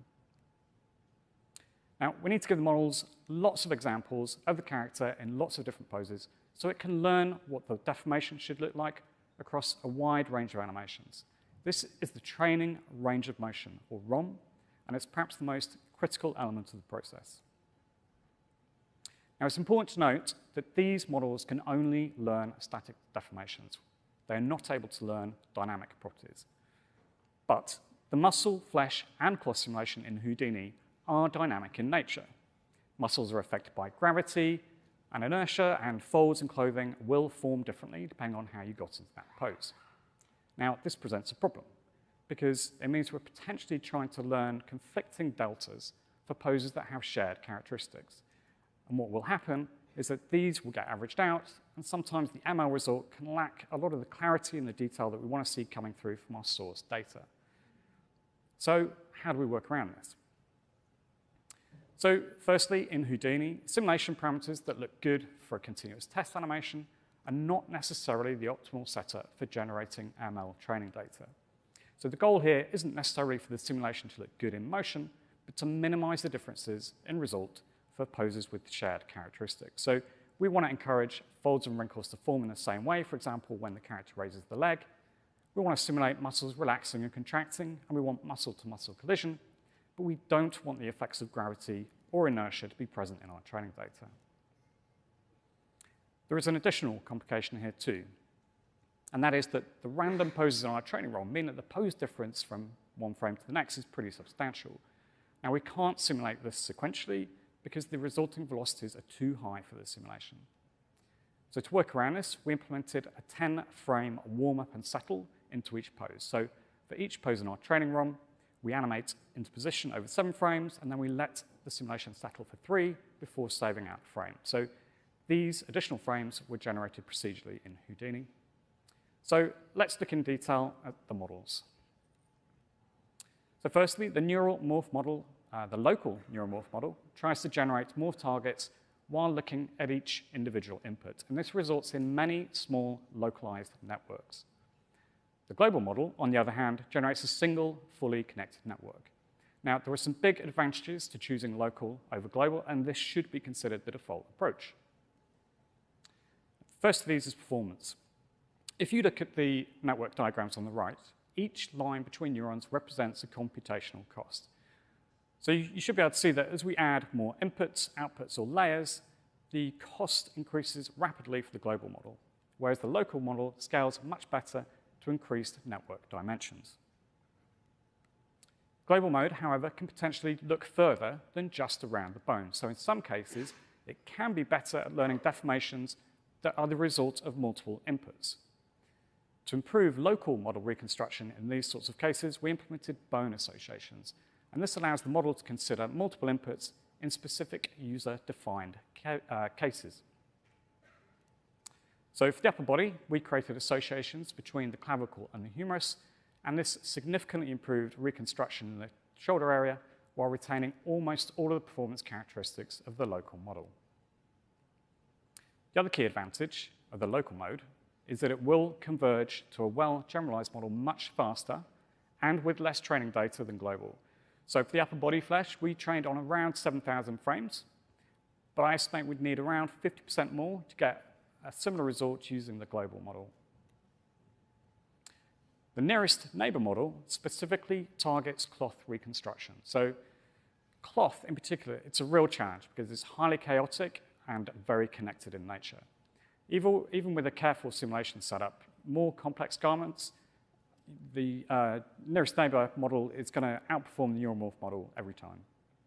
So this model starts with an initial PCA layer, and it's trained with a large set of random poses. So for the upper costume, this was the same set that we used for the flesh. Then on top of this, we add an additional layer of simulated fix-up poses. And these are taken from our target animation database. So this is the nearest neighbor data set. During animation, a nearest neighbor function evaluates the character pose and it applies the closest shape from that set to the character. So on the left is the nearest neighbor model with just the PCA layer active, and on the right, you can see how the additional nearest neighbor set improves the fold reconstruction. So to help generate the optimal set of nearest neighbor poses, we have implemented a k-means pose generator. So given a set of target animations, so typically these would be your game or cinematic animations, and a max pose value, it will generate a set of poses that most efficiently cover that animation space. We simulated our clothing for these additional poses in Houdini, and then we trained our additional nearest neighbor set using this data. So before we dive into Unreal and take a look at the workflow, let's get a high-level overview of it. So the first step is to generate the training ROM animation. The aim of this is to provide the training process with lots of examples of what we want the deformation to look like in lots of different poses. So currently, the easiest method of doing this is to use our Maya PoseGen tool, and this will generate a random animation. The second step is to generate the training data using this ROM.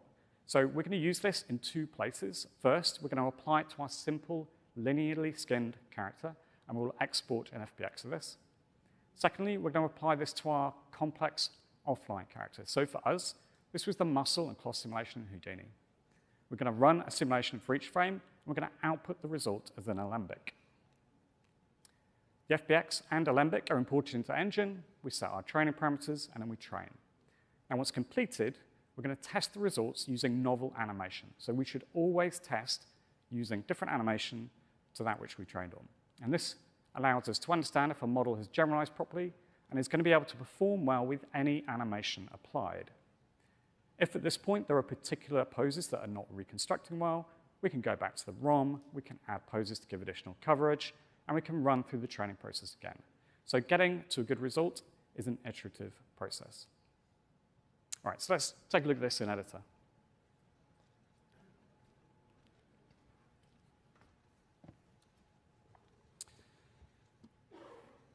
All right, great. So the first thing I'm going to do is I'm going to create our ML deformer asset. So once we load this up, okay, so the first thing to note, up on the top left, this is where we can choose which model we want to use. To the right of that, we can choose between training and testing mode. So we're going to start out in training mode. On the right is where we add pointers to our assets. And then here is where we can set various parameters for our network and training process. So the first thing I'm going to do is I'm going to add the skeleton mesh. I'm going to add our training ROM as an anim sequence format. And then I'm going to add our training ROM that is the imported alembic. So this came from simulation. So the geometry cache for that is pretty big. It will take just a second to load. All right, here we go. Now, on the left, we can see our training base. So this is our simple linearly skinned asset. And on the right is our target. So this is the thing that we're trying to learn, right? And this is what came from simulation. If I scrub through, we can see a matching training ROM running on each. And during training, what we want to happen is for it to learn the delta or difference between the simple and complex and then compress that information into something that we'll evaluate in real time. And we can see that delta visualized here with these green lines. So once we're happy that we have two matching ROMs, we can start setting our network up. So the first thing to notice here is where it says include bones. This is checked. So we're going to train using bones as inputs to the network. We could train using curves if we wish. So if we're using bones, we can only consider orientations as input and not yet translations. Underneath here, where it says bones 91. So by default, it's added every joint in my skeleton as an input into the network. Now, to get the best quality ML results, we want to reduce the number of inputs to the network as much as possible. So the easiest way to do this is to start by clicking this animated bones only button. And it's going to populate a bone include list based on the animation. So you can see we start off with 91, we're down to 25. That's pretty good, but we can go further. So you'll notice here it has included the roll or twist joints. Now, the transformation of these can actually be described in terms of other input to the network. So we don't need to include these as discrete entries. So I'm going to go ahead and remove those. Oops, missed one. Right, and now for my initial starting set of 91, we're down to 15 inputs to the network. And this is the minimum set of inputs we need to describe the deformation that we are trying to learn. All right, so this is a critical step. Underneath here is where we can set up bone groups. We mentioned that earlier. Down here, we can choose between local and global models for the neural morph model. We can set the number of morph targets, the number of training iterations. Here we can play with the network dimensions. So increasing the number of hidden layers gives the network the potential to learn more complex deformations, but it does come with increased CPU inference time. Down here is the morph target compression setting. So we can change these after training. Modifying these values does not require us to retrain the network. And finally, under here, we can apply a mask to paint masks out for the ML deformed deltas if we wish. And this uses vertex color channels on a scalar mesh. So I'm going to just set the max training frames to 50. This will not generate a usable network, but it does allow me to show you all of the elements of the UI as they pop up. Right, so once we're happy with our settings, we're going to go up to the top left and we're going to train the model.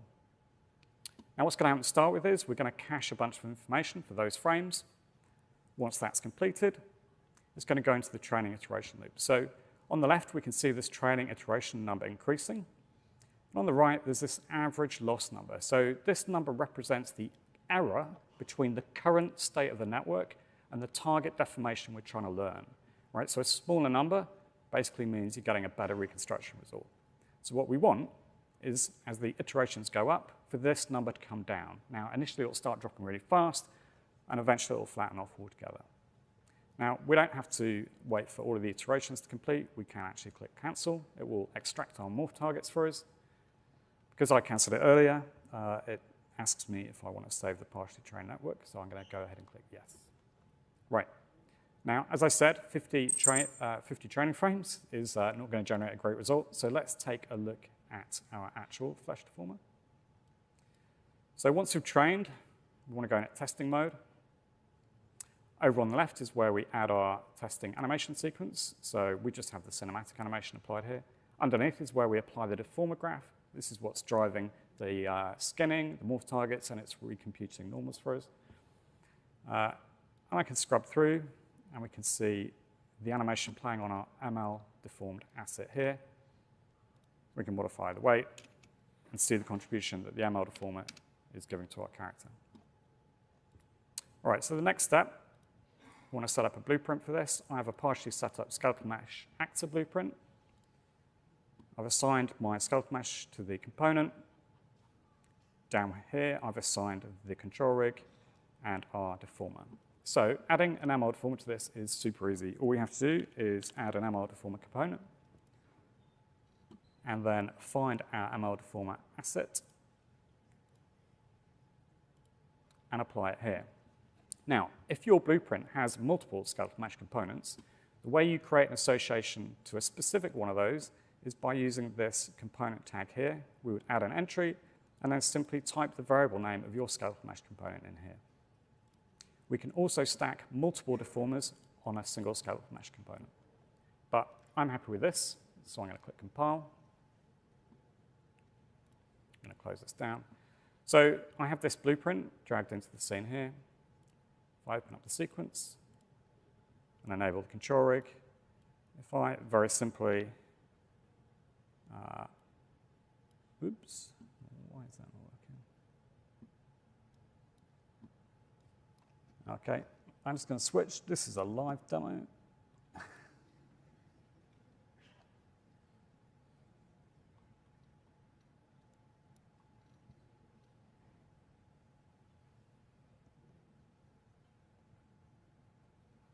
Oh, dear. Oh, of course, yeah, it's a live demo. Right, never mind.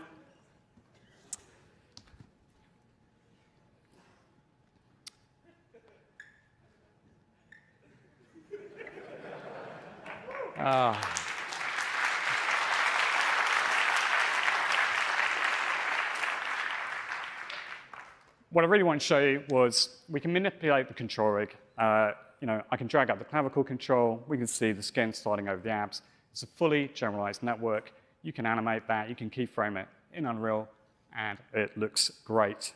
I'm sorry, I can show it to you. So the most important part of this is the training ROM. So the models are good at interpolation, but they're really bad at extrapolation. So to take a simple example, if my game animation rotates an elbow from 0 to 140 degrees, we don't need an example for every degree of rotation in the training data, but it does need to encapsulate that full range. So if the model is reconstructing poorly, the two most likely causes are either you haven't used enough training data and the model hasn't generalized, or the animation is pushing the character outside of the pose space we trained on, and the network doesn't know how to handle that. So when this happens, the deformer doesn't just handle it gracefully, it won't just stop adding deltas, you're actually going to get some pretty nasty deformations. So it can be really easy to get caught out by making incorrect assumptions when you're setting up the training ROM. So you might have assumed, for example, a planar rotation for the elbows, but forgot that animators like to break stuff, and that performance capture data is often going to have small rotation values on all three axes. So if your training data hasn't accounted for these rotations, you're going to start hitting problems. So one of the issues we had was caused by excessive twist on the clavicles in our cinematic animation. So the training ROM assumed a total range of around 20 degrees, whereas the animation was pushing way past that to 70 degrees. So we can see this in our animation curves here, right? So on the left is our random data that we use for training, and on the right is the cinematic performance. And so you can see that the upper and lower bounds of the cinematic data extend outside the training range, and we get the mesh collapsing in as a result. Now, in our case, we actually modified the animation rather than training ROM, and this fixed our issue immediately. So for single animations, like in our case, it's actually pretty easy to debug this kind of stuff because we can just bring the training ROM and the cinematic into Maya, and we can look at the anim curves, right? But we do need better tools in place to debug these kinds of issues against large animation databases. So currently, generating a random training ROM, like you see here, using our Maya PoseGen tool is the easiest way of creating training data that we can be confident covers the full pose space of our character. So for each joint involved in the deformation, we're defining a min and max order rotation value for each rotation axis, and then the PoseGen tool generates a random animation based on those values. But this is kind of a blunt tool, right? It has no understanding of biomechanics, and we end up generating a ton of poses that are not physically plausible, and they're just not useful to train against. So here are some examples of this. So the tool has generated counter rotations along the spine. The biomechanical relationship between the clavicle and the humerus is not being respected. So generating training data can be a real challenge. So we want to make our training ROM as efficient as possible by reducing the number of bad poses. So in Maya, we set up a simple set-driven key system to drive the spine joints, and then we generated the random data using those attributes instead. So this ensured that the poses on the spine remain in a physically plausible space. We also ran a post-processing script to nudge the clavicle rotation values based on the orientation of the humerus. So by making the training ROM more efficient, contains less bad poses, we're able to use smaller training ROMs. So we are often asked about the structure of the training ROM. So does it have to be random? Can we use a continuous range of motion, maybe from a motion capture session? So the table above shows the dependencies between the model we can use and the type of training ROM. So for ML, we actually adopted a bit of a hybrid approach to this. So we use just under 7,000 frames of random poses. This goes the generalized model that allows it to perform well with a range of animations applied. We can even manipulate individual limbs using control rig, which I wish I had have shown you, and the deformations work really nicely, and the model is stable. We then refine that model with a small set of additional poses taken from various motion capture sessions. So currently, this is the approach I would tend to recommend, and that's to build a solid generalized model using your random data set, and then you can refine the result if you need by adding key hero poses from your gameplay or cinematic animation. Now, ultimately, we do want to reduce the need for using random data, and we want to move towards using smaller, more efficient structured ROMs of continuous motion. So we feel that this will offer a more intuitive approach for people to generate their simulation data, training data rather. And it will also bring secondary workflow benefits when using simulation data as source. The local neural morph model offers some support for this already, and we do expect to ship an example structured training ROM with 5.2 release. So there are a few points to consider in the pursuit of getting better results. We've covered most of these already, really, but one important point is that your simple scalable mesh asset should still include twist or roll joints. So for those not familiar with rigging, these are additional helper joints that distribute twist in regions such as the upper and lower arms and legs. And it kind of removes that collapsing candy wrapper effect that we can see here, right? So without these, the delta that the ML deformer would need to apply to correct that pose is pretty big, right? So ML deformer is, in effect, a lossy compression. So with really large deltas like this, that error can become noticeable, and you might not get a great result. But by including the twist joints, the size of the delta we're trying to reconstruct is much smaller. Any error present is not going to be noticeable. So just to briefly cover performance, the table on the left gives a PS5 performance breakdown for each of the 3 deformers we used. To recap, we used the neural morph model in local mode for flesh and the nearest neighbor mode for clothing. The flesh layer running on the neural morph is super performant, actually, it's great. The nearest neighbor model has a slightly higher cost, and this is due to the additional nearest neighbor dataset that increases memory usage and GPU time. On the right is a table of the network parameters that have the greatest effect on performance. So 0 delta threshold culls small deltas from the morph target set. This reduces memory and GPU time, but in some cases can introduce artifacts. Compression level is fairly self-explanatory. High numbers affects memory usage, but could introduce artifacts. Increasing the number of morph targets gives the potential for better reconstruction results, but with a higher memory and GPU cost. And as we mentioned earlier, increasing the network dimensions gives the potential to learn more complex deformations, but at the cost of increased CPU inference time. Now, for the nearest neighbor model, PCA coefficient number and nearest neighbor data can be seen as broadly analogous to the number of morph targets, and this affects memory and GPU time. So to sort of wrap up, given the right training data, the reconstruction and performance characteristics of the current models are actually pretty good.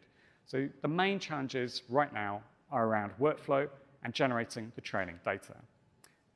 This has a big impact on accessibility and scalability. So what we have shown here today is achievable for a hero character, but we need to make workflow improvements to extend this out to secondary characters. We need alternatives to random ROMs. We need models that are less sensitive to being slightly outside of the trained space. We need support for multiple pairs of anim and geometry caches. And we need better debugging and visualization tools to help find the solutions to problems when things aren't working. We will be releasing this as a sample project with 5.2 later in the year.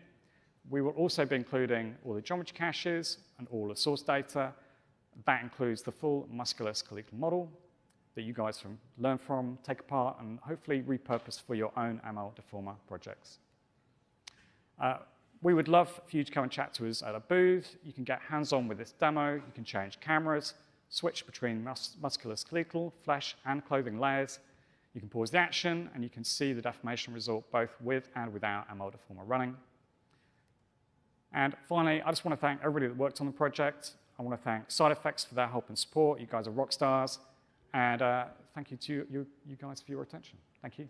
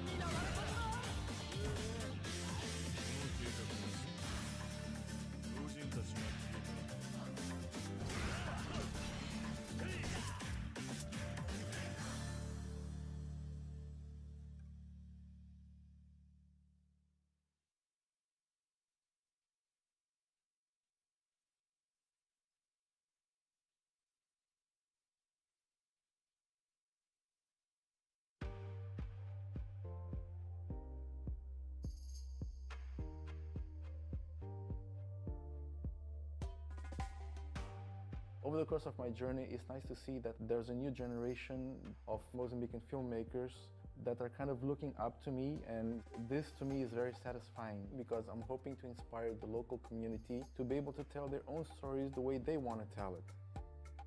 Hi, my name is Nildo. I'm the owner of FX Animation Studios, and right now we're working on what will be the first animated feature film coming from Mozambique called Kibwe, which is part of the Troublemakers project.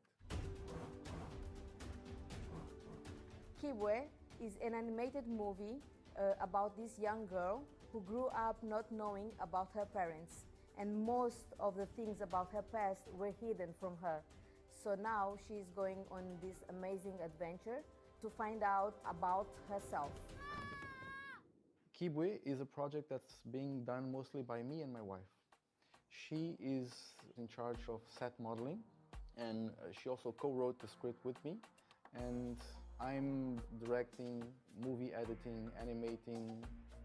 I'm even the mocap actor, and we also were able to hire a local storyboard artist, which helped us a lot in storyboarding and the concept drawings.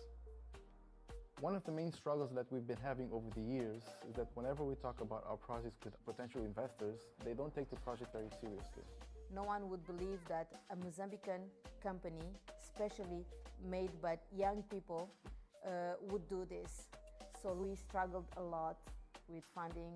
That's why all this time we've been funding ourselves. Whoa. Wow. So for us, having the mega grants basically legitimizes our project. And because of that, our search for further funding will be easier in the future. We don't have much time. We go through the lake, around the dam. Kibwe is a very important project, mostly because the animation industry and movie production here in Mozambique is basically non-existent. Our local TV station would mainly show us content that comes from abroad, and we felt that our kids needed something that they would be able to identify themselves with. We tried our best to make our characters look as African as possible and as Mozambican as possible. And for us, that's why this project is even more important. She always says one day she'll tell me everything. We don't want this movie to be just made in Mozambique. We would like for it to be made in Mozambique by Mozambican people. Working with local talent for us is very important because it means that we can prove to everyone that it's possible to find quality talent locally, and we don't have to outsource it to anywhere else. Most productions that are done here are basically done with the help of foreign investment, and that can most of the time compromise the vision of each project, and we don't want to have that compromise. Receiving the Epic Mega Grants was a light at the end of the tunnel. It allowed us to tell the stories as we envisioned them to, and this for us is very important. We want to be able to put Mozambique on a map, and we want people to know where we are and who we are.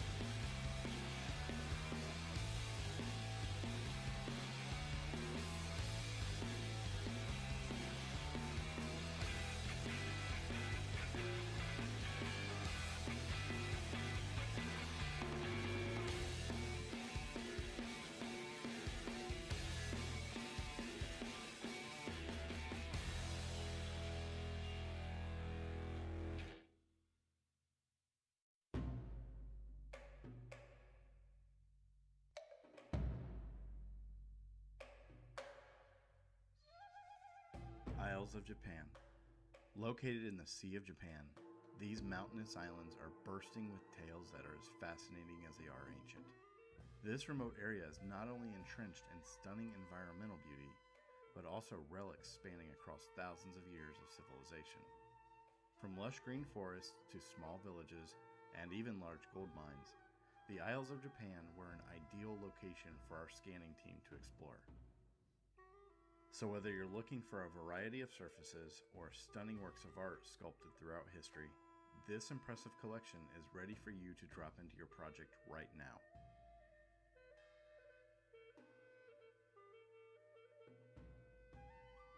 Visit the Megascans library today where you can get these assets for free with your Unreal Engine account.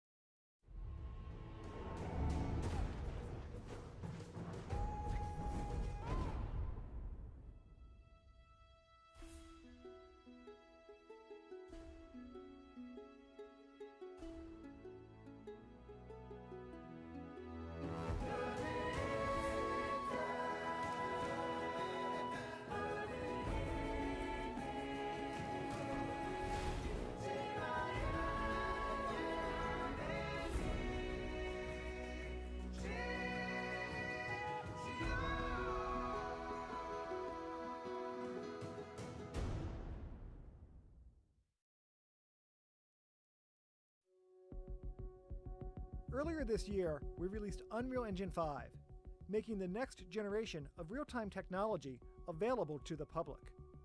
We've created many new tools and features that make working in real time faster, more efficient, and more collaborative. Let's take a look at a few of the tools in Unreal Engine 5. First off, you can create games and real-time experiences with massive amounts of geometric detail. By using nanite and virtual shadow maps, UE5 can intelligently stream and process only the details you see. Each of these buildings are film-quality, multi-million poly assets dropped directly into the level. Thanks to nanite, we don't have to bake details into normal maps or manually author LODs. And to display these assets in their best light, we've developed a fully dynamic global illumination and reflection system called Lumen. It's easy to create scenes where indirect lighting adapts on the fly to changes in geometry or direct lighting. You no longer have to place reflection captures, author light map UVs, or wait for light maps to bake. With Lumen, there's more time for creativity. There's a totally new way of making audio in UE5. We like to say that metasounds is to audio what the material editor is to texturing. Here we see a graph that creates a metasound. First, an audio file is randomly selected, then it's procedurally modified, and finally rendered for playback. With metasounds, you get total control over the project's sound design, so you can drive next-generation procedural audio experiences. UE5 has animation authoring tools built in. With these artist-friendly tools, you can create rigs and share them across multiple characters with Control Rig, then pose and animate them in Sequencer. There is an entirely new retargeting tool set that lets you easily reuse existing animations, even across characters with different skeletons and proportions.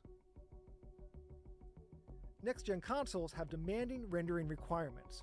With temporal super resolution, you get built-in, high-quality upsampling that delivers high-resolution frames at the cost of low-resolution renders. Here we see native 4K frames on the left and 1080p frames upscaled to 4K on the right. As you can see, there's hardly any loss in quality. One of our ongoing goals is to make the creation of open worlds faster, easier, and more collaborative for teams of all sizes. The new world partition system changes how levels are managed and streamed, automatically dividing the world into a grid and streaming the necessary cells.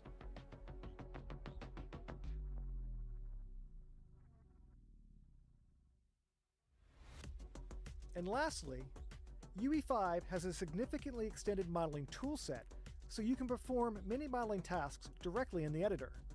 There are tools for mesh editing, polygon creation, UV layout and editing, Boolean operations, and more. And all of these are available not only as standard tools, but also through geometry scripts, which can even be executed at runtime. It's all built in. With Unreal Engine 5, you're ready to push the boundaries of what's possible.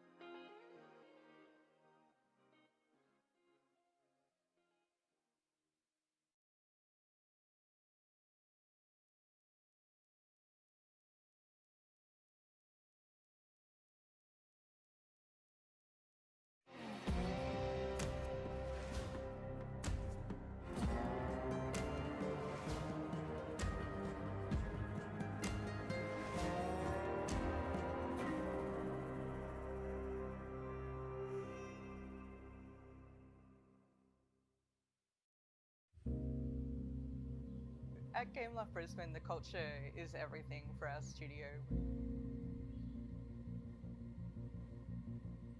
We've got a really relaxed team and a great group of like-minded, super talented developers.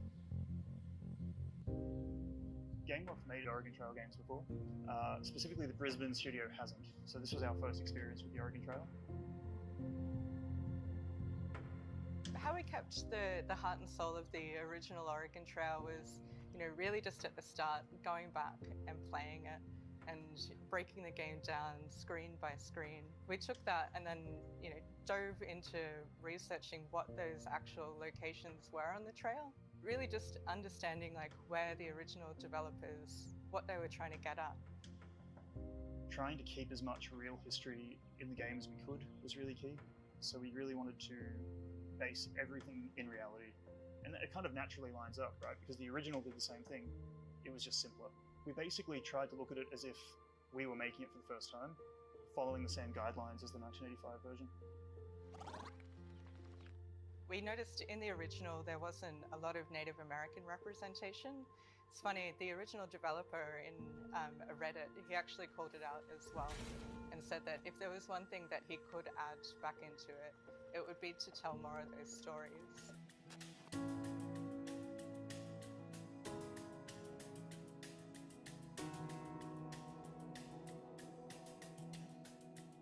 In early development, we broke out 4 key pillars, which were authenticity, nostalgia, replayability, and player choice.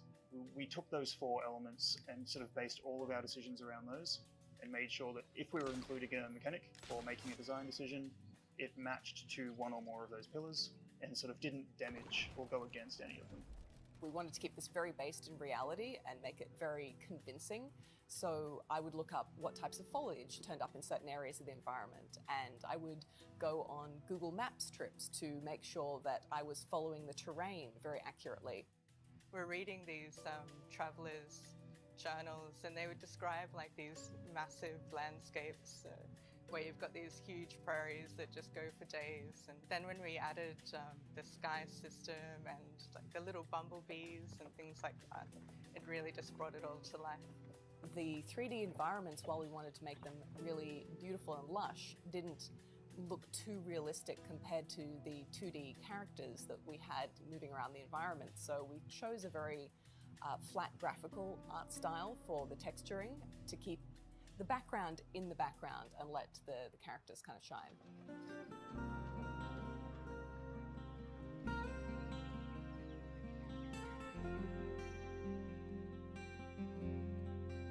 So when Unreal first came into Gameloft Australia, it was just such a smooth process. Quite quickly and easily, the team were able to pick it up and get started. And I think what's really amazing is like that global community for Unreal. Like there's just so many resources that the team could pull from and learn. Being able to work in engine like I could with Unreal was really important, and also all of the natural environment landscaping tools that Unreal has really sped up the process because we had a very small art team for creating the environments. So speed was everything, and Unreal's foliage tools, all of their mesh painting tools were really important for creating a very fast pipeline for creating a lot of content quickly. Working with blueprints makes everything much faster.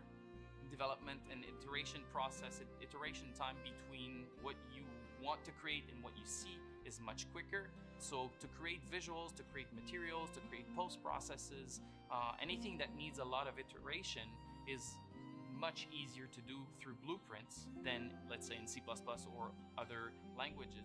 Blueprints gave us the flexibility to just create content very quickly and then iterate upon it very quickly as well. We have, I think, just shy of 400 events in the Oregon Trail.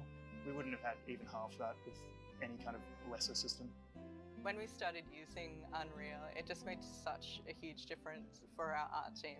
It just meant that they could, finally be hands-on. I'm not going to name names with the other engines, but this one really just allowed the artists to jump in and create without boundaries.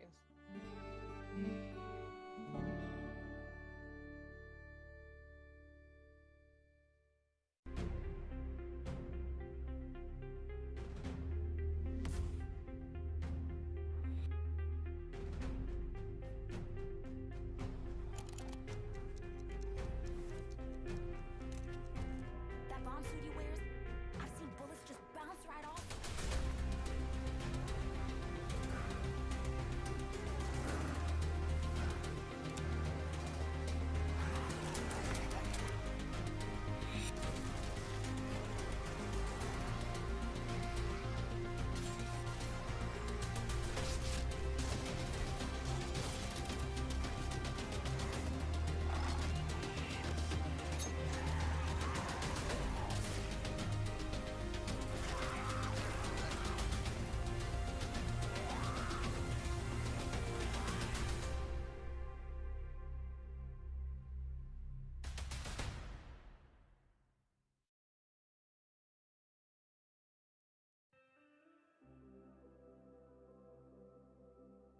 Moab, Utah.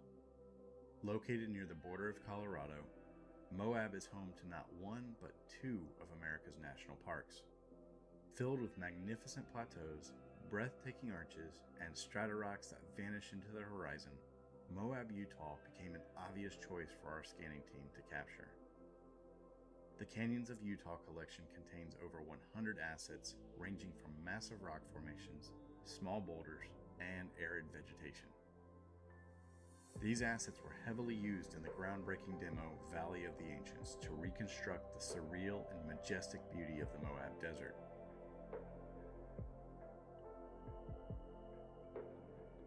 The Canyons of Utah collection, along with thousands of other assets, are free to download right now with your Unreal Engine account.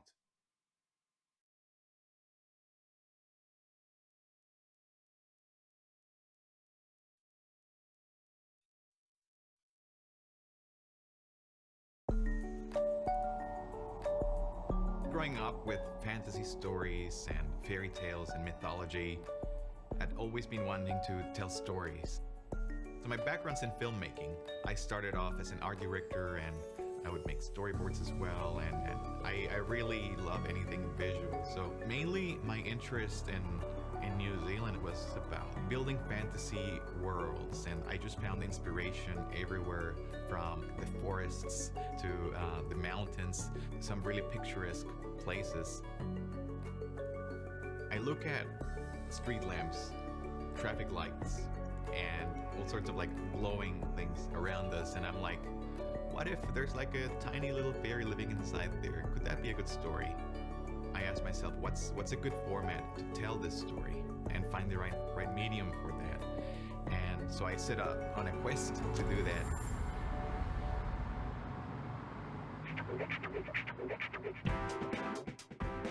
So the Green Fairy project started out as a virtual reality prototype experience. I wanted to converge film with game engines and tell an immersive, interactive story. It's just made possible by having a good team to put that together. Our goal is just to make something that we all enjoy, we're all excited about, we're all passionate about, and just share it with the world. We just wanted to dive into that content more and tell more about the Green Fairy and more about this fairy world. So we ended up doing a vlog style set of videos with the Green Fairy. We looked into doing a book made for kids. That same story could be shared with a younger audience and they could experience the same story in a different medium. It started to become this really cool transmedia project. The New Zealand Film Commission was very interested in the work that we were doing. We had the idea to use the rendering capabilities of Unreal Engine and output animated episodes of this character and story world. We were able to actually take that nationwide to be broadcasted on live TV on Saturday mornings for kids. Voila! The Green Fairy.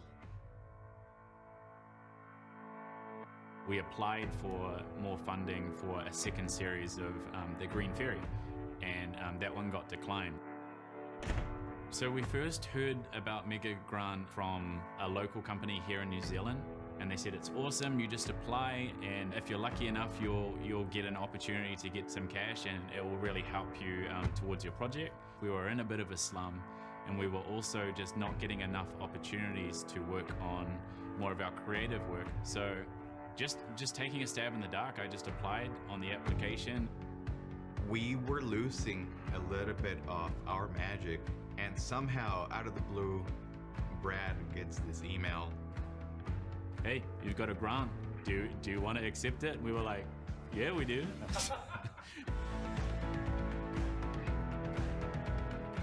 Hearing that Unreal was going to help us fund some of this creative work that we've been longing for, it blew us out of the water. Like we didn't expect any of it to come, and it came at just the right moment, and it gave us a chance to really put our best foot forward and do the thing that we were passionate about. You're able to just kind of go back and see like, hey, what's really important about what we're doing? I think it just reignited that flame.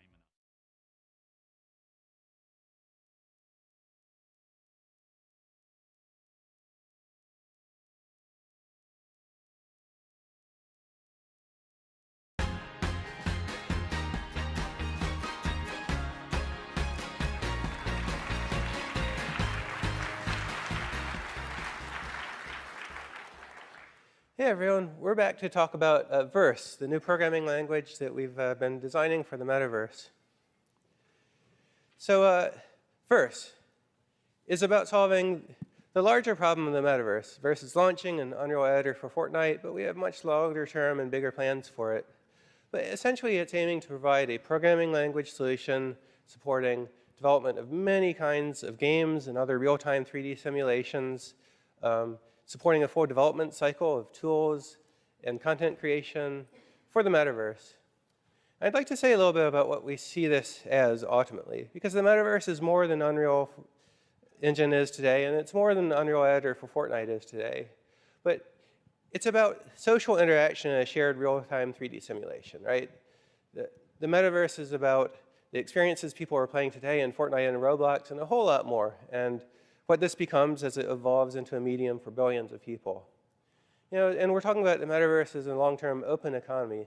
And so when we talk about what we're shipping with Verse today, we're really shipping one thing, but we're designing for a much, much longer term set of features and set of aspirations for this thing. And the metaverse, importantly, is not just another app platform, right? When you release an app, you use a bunch of libraries, but you compile one piece of code, you ship it, and it doesn't change again until you release a new version. Whereas the metaverse, we think, will be the combination of millions of objects written by millions of different developers, a lot of code, a lot of content. It's constantly being updated, in which vehicles from one developer together with characters from another developer have to work together, even if those programmers have never met each other or never tested their content before. So we're talking about a programming world that's quite different than the ones of the past, and one which requires a very robust framework supporting these sorts of usage cases. And so the metaverse needs a special kind of programming foundation, right? We want something, first of all, that's really easy to learn. We want it to be somebody's first programming language, just like JavaScript is to web programmers today. We also want a language that enables us to catch problems at development time before we've shipped content to millions of users. The costs of shipping a problem once it's already shipped are much, much, much higher than catching bugs. So we want a strongly typed language that we can count on the compiler to guide us on what the problems with the programs are before we ship them. We also want a language that's really conducive to writing lots of modules by different authors which can work together and evolve over time while maintaining backwards compatibility. So this open world interoperability is a big design goal for the entire system. We're also thinking of a programming framework which can eventually scale to massive simulations. You know, Fortnite Battle Royale is 100 players together in a single shard, but in the future we might be able to get 1 billion users together in a single shard, and we want a programming model that can support that. We also want a language, and we've been putting a lot of effort into building a specification with enough rigor that it could be a future open standard that's agreed on and widely implemented by companies all around the industry, just like JavaScript is in a web browser today. So Verse is our attempt at this, and we're aspiring to create strongly typed language that's very recognizable to programmers who've used any of the mainstream popular languages today, whether it's C# or Python. We want something that's not too scary, but is at the leading edge of compiler technology and be able to catch problems at compile time. So there are several other principles guiding this, and we're kind of learning from the mistakes of the past. We want a programming foundation that is just code, where you're not writing code in one language that constructs queries in another language and converts them to strings and sends them off to a database and then parses the result, where a whole lot of different languages are interoperating through some clumsy interfaces. We want a single language where you can just write code that gets your job done. We also want a language that can scale to transactional programming in the future. If you think about a simulation that might scale far, far beyond the capabilities of a single node in a data center, transactions are the core technology that supported databases scaling up to huge data sets and to huge concurrency. And transactions, we think, will be the future programming model that enables code to scale up without becoming complex. We also are aiming to build a language that can do everything, supporting code in multiple paradigms, a language for data also, just like JavaScript has JSON for describing data, Verse has VSON, a subset of language that can describe data accurately. And even things like markup. There's a markup language embedded in Verse. It's not usable today, but it's in the specification. It will evolve in the future. And even more advanced features for the future. We've also put a lot of effort into building a language that's, to a certain extent, timeless. We have this question, what happens if we met some aliens for the first time and compared our programming languages? Well, I think we'd find that we have a lot in common, but they probably don't have 32-bit or 64-bit integers. And so we want a programming language that's free of kind of the temporary constraints of current systems. And to do this, we recognize that we're building in a very long-term evolutionary environment where we're designing a language for the very long-term future, and we've codenamed that MaxVerse. And we have a massive specification written out on paper for what we want the language to eventually be. And we're working to that step by step in what we call Betaverse. This is the beta version of the language that's launching right now. It has a limited subset of those features, but we have a nice, clear path where step by step we can get closer and closer to the ideal so we don't end up painting ourselves into a corner as we evolve the language, as so many others have done in the past. And we're holding ourselves to very rigorous backwards compatibility standards. Now, these are going to be relaxed during the Verse beta, but when we get to the open metaverse, we really need a programming foundation where your code does not break every time a new version of your metaverse browser comes out, or that doesn't differ between different browser engines. You want something that's very stable and very reliable as a foundation for all of our long-term development plans. And so now to talk about the specifics of the language, I'd like to invite up Phil Peslow, the Director of Language Engineering at Epic. Phil?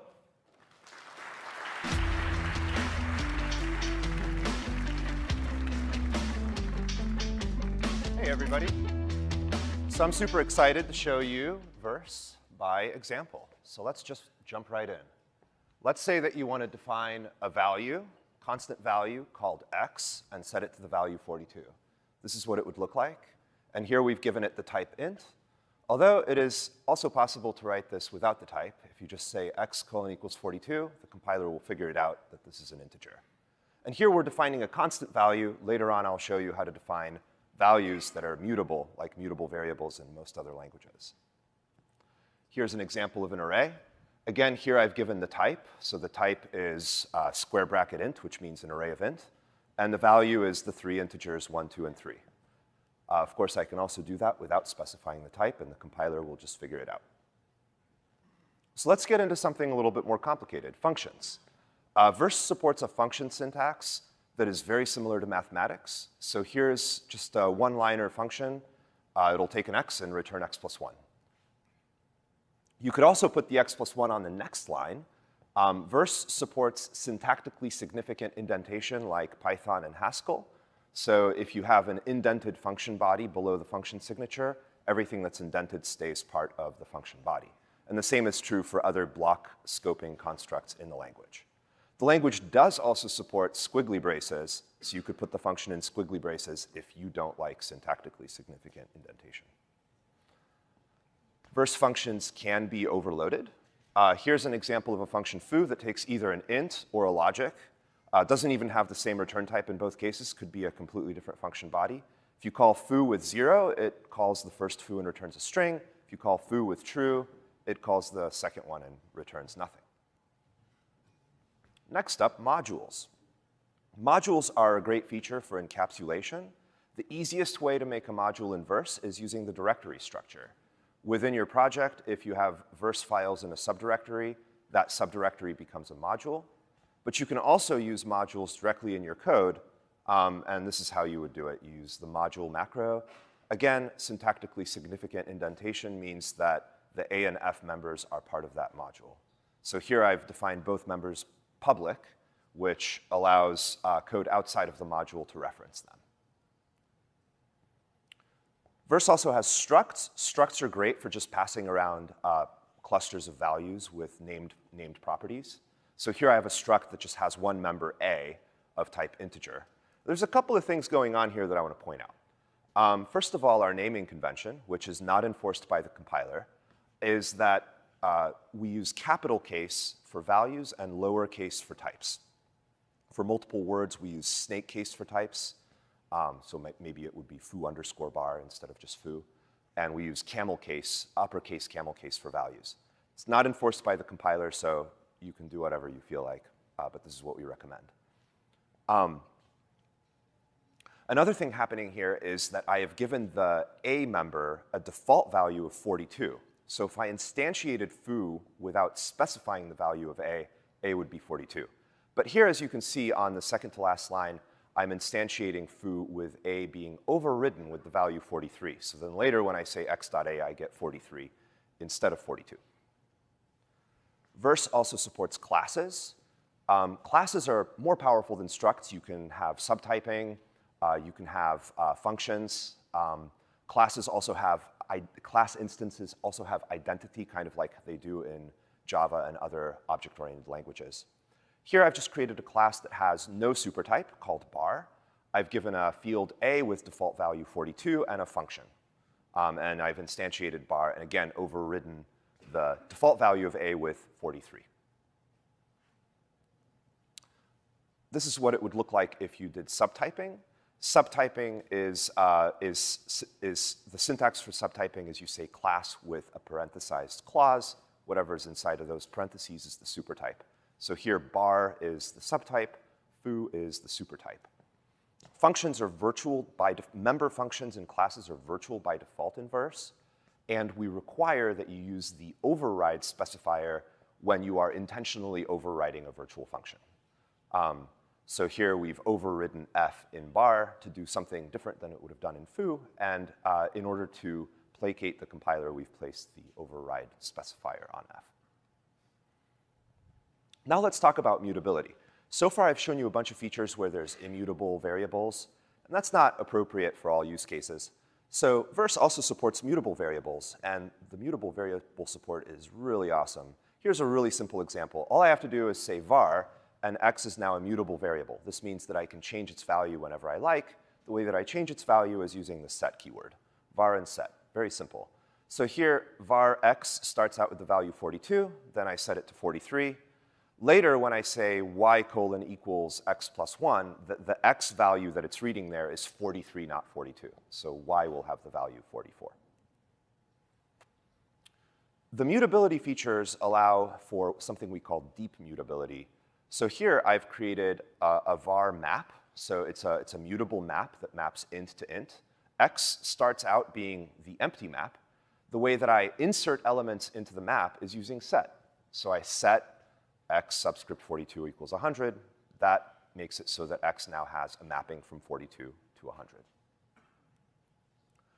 Similar syntax can be used for appending to an array. So here I've got a mutable array, starts out empty, and then I push the value 42 at the end of it. That's what pushing to the end of the array looks like in Verse. Now let's talk about another feature, which is tuples. Tuples are like a very lightweight way of just taking a bunch of values and passing them around together. Here I've created a tuple that has an integer, a string, and an array. I can also give this thing a type if I want. So that's what that would look like if I spelled out the type. Tuples are mostly used as function parameters. That's the main way that you'll encounter them. So for example, if I say that there's a function f that takes two parameters x and y, what I'm really saying in Verse is that it takes one parameter, and that parameter is a tuple of type int. So if I create a tuple like 1, 2, I can use that as a parameter to this function that takes x and y, and the tuple will be flattened. But parameters are actually a little bit more complicated than tuples. They also support optional named parameters. So here, z is an optional named parameter. It's named, so what that means is that if I wanted to pass a z to function f, I would actually have to say z colon equals instead of just passing the value. And they're optional. If you don't pass a z, it gets its default value. In this case, the default value is 42. Now let's talk about generics. Verse has a very powerful generic type system. If you've ever programmed in C++, Swift, other modern languages, they also support some variant of generics. Here is a piece of code without generics. So I've created a class called thingy, and it's got an x that's an int and a y that's a string. Let's say that we wanted to add a little bit of generics to this. Here's what it would look like. So instead of defining thingy as a value that is just a class, I've defined it as a function over type. So thingy is now a function that takes a type and returns a class. And the class that it returns is a class where the y member has the type t that you passed into thingy. So here you can see that instead of instantiating the object by saying thingy and then the squiggly braces, I'm instantiating it by saying thingy and then in parentheses string and then the rest. So I'm instantiating, that tells us that we're instantiating a thingy where the t is a string. And finally, on the last line, I've made the function generic. So in the original version, the function just simply took an object of type thingy. Here, it's taking an object of type thingy with a generic type. And because I'm using the where clause, the t is inferred. So if I call the function f with some object of type thingy for any type, you can just call this function, and type inference will infer that t is whatever type you were using. Because of our aspiration to have Verse be the language of a unified metaverse with everybody's code all in one namespace, Verse supports a global unified namespace with paths. The top level of a path is a domain. So here are examples of using paths in Verse today. This is basically the Verse include statement. We're pulling in the verse.org simulation module into our scope, and then we're pulling in the Fortnite.com devices module into our scope. And these paths are not strings, they're actual, they're syntactically recognized within the language. And you'll see more and more of paths in the language as we develop it out. All right, now let's talk about where verse really diverges from other languages. Verse is inspired by functional logic programming, which means that instead of relying on Booleans for conditions, it relies on success and failure. So here I've written a verse program that first says that x is 100, and then says that x is 200. That's a contradiction, so the program will fail. And in fact, failure is the way that you do comparison in verse. So if you run a piece of code within the condition of an if statement, what you're doing is you're asking verse to run that code to see if it succeeds or fails. If it succeeds, then you take the then case. If it fails, you don't. So here the x equals 200 will fail because x already has a value and that value is 100, and so what will not be printed. Same thing happens if you use inequalities. So greater than is a failable expression. If it succeeds, then the if statement will print what.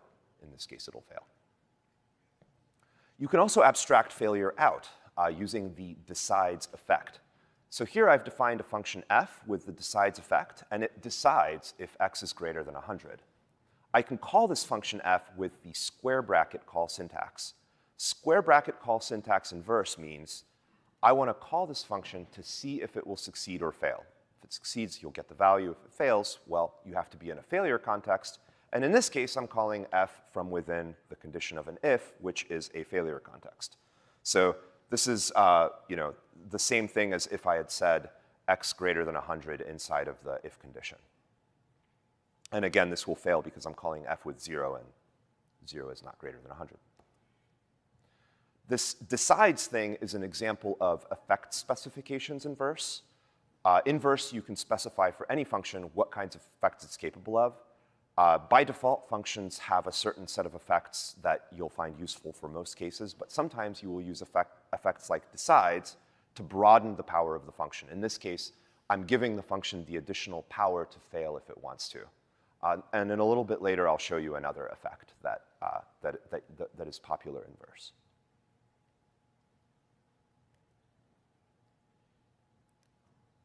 Okay. Now, this concept of failure is closely tied up with transactions. So if you run a failure context, in this case, the if condition is a failure context, that failure context will either succeed as a whole or all of it will fail. What this means is if you run this code and x is not less than 100, then this effect that you performed will actually never happen. I mean, it'll happen, but behind the scenes, we will roll it back as soon as we realize that this failure context is failing. Now let's look at another effect, the suspense effect, which is the way that you create coroutines in verse. If you've ever programmed with JavaScript async functions, coroutines in verse work sort of like that. So here I've created a coroutine, and the reason why I've done that is I want to wait for user input. So this wait for input presumably is another suspense function that I'm calling, and it might suspend for maybe multiple frame ticks or something. So if you want to wait for input, if you want to wait for another frame tick, you got to be in a suspense function, and you've got to call something that'll wait. But our coroutines are way cooler than JavaScript async functions because we've brought in all of the power of ScookumScript's structured concurrency. So here's an example of how you create coroutines in verse. On the left is the block construct, which doesn't really create coroutines. It just runs whatever the coro 1, 2, 3, 4 in sequence synchronously. But if I say sync, then these 4 coroutines will be run concurrently to one another, and the sync clause will return once all of them are done. And keep in mind that any of these things could be waiting for input, could be sleeping, could be doing whatever they want. Race is another construct. This one's really fun. Race means run a bunch of coroutines, and whichever one finishes first wins, and the other ones are canceled at that point. Rush, similar. It runs until one of the coroutines finishes, but then the remaining coroutines that took longer are allowed to finish asynchronously after the rush statement returns. Finally, the branch statement creates just a single path of asynchronous execution. So here, coro 1, 2, 3, 4 are running one after another, but concurrently to the code that used the branch. To make the race construct and this idea of canceling coroutines even more powerful, we have a defer statement. You don't have to use it in a coroutine. Here's a simple example where I'm printing hello world even though the code is out of order. The reason why this works is if you have a defer statement, then the code within that defer statement will run when the scope that you're in exits, no matter how it exits. So here, presumably after print hello, you'll return or something. So then we'll print hello, and then we'll print world, because printing world was deferred. So this is a goofy way of printing hello world using defer. But this is where the construct actually becomes useful, and that's if you use it with race. So as I said before, race will run the various coroutines. In this case, there's two coroutines. One coroutine is the one created by the block construct, which defers thingy and then does something slow. And the other coroutine is the something fast coroutine. As you recall, race will run until whichever coroutine finishes first, and then the other coroutines are canceled. But the defer statement ensures that when that first coroutine is canceled because it was too slow, it will run the thingy function immediately upon being canceled. So this lets you manage cancellation in your code in some way. So it's not just that your coroutine goes away, you can actually run some cleanup code. Now let me get into my favorite feature of Verse, which is the for loop. Here is a very simple for loop. I'm just using the for loop here to iterate over an array. This does what you would expect. It iterates over the elements of some array and prints all of them. But the for loop is kind of like a query. Because of the functional logic power of the language, it can do some of the things you would expect from a query language. So for example, I can throw in an additional condition here. This will print all of the elements of some array that are greater than 100. Or this will print all of the elements of some array that are not equal to 100. And you could layer these conditions on top of one another if you wanted to. Just before I show you some more crazy code, here's another simple example. This will print the integers from 1 to 200, except for 100. All right, now let me show you the really cool example.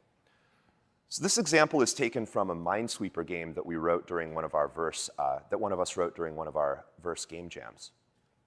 So to set up Minesweeper, you have to compute the adjacent mines for every cell in the Minesweeper table. And that's kind of annoying to write, because you have to iterate over all of the x-coordinates of the map, then the y-coordinates, then you have to kind of iterate around whichever cell you're in. And of course, you could be at a cell that's adjacent to the edge, so then it doesn't have all of the adjacent cells you'd expect it to, so you have to do some bounds checking. In Verse, you can write that entire loop just as a single loop without any nesting. The way you do that is first, we use the y arrow cell row colon cells construct to say, I want the index in the array and the element in the array of cells. So y is the index in cells. Cells is a two-dimensional array. And cell row is the element. So the cell row ends up itself being an array, a row of cells. But without even having to go into a deeper loop nest, I can, within that same for loop, say, well, I want to grab the x coordinate and the cell out of cell row. So again, x ends up being the index into cell row. Cell is the value at that index. So now with just those two statements, within the rest of the scope of the for loop, I have the x index into this two-dimensional array, the y index into the two-dimensional array, and the entry. But wait, it gets better. I can then use the range construct to loop even more within the same loop. Here, I'm looping over all of the adjacents, so all 9 adjacents, by just simply saying x minus 1 dot dot x plus 1 and y minus 1 dot dot y plus 1. And then when I access the cells array, notice that array accesses use the square bracket syntax. The square bracket syntax is a failable expression. When does it fail? Well, it fails if the indices are out of bounds. So because all of the things in the for loop clause are failable conditions, that if they fail, the loop just doesn't consider it, this means that the loop will automatically skip the out of bounds cases without you having to say anything about it. So that's how you write the Minesweeper setup in Verse, just in a single loop without having to use any crazy nesting, thanks to Verse's functional logic power. And with that, let me talk about some future plans. So We're going to bring lots of additional language features on top of what's already there. So right now, it is still a smaller language than what we hope for in the future. As Tim said, right now we're shipping Betaverse, and we're working incrementally towards the Maxverse vision. Additionally, although right now the language is only built into UEFN, we eventually want to build it into Unreal Engine as well. And this isn't to replace Blueprints. This is to augment Blueprints. So if you love programming with Blueprints, keep doing it. If you want to program in a scripting language, Verse is coming. We also want to release the language implementation under a permissively licensed open source license so that other people can use it for whatever they like, whether it's a different game engine or something not even game related. The current implementation is still early days in terms of performance, so expect lots of performance improvements to come. Also, right now, we're shipping a relatively simple gameplay framework with Verse, but we're going to grow that and ship a much bigger framework in the future.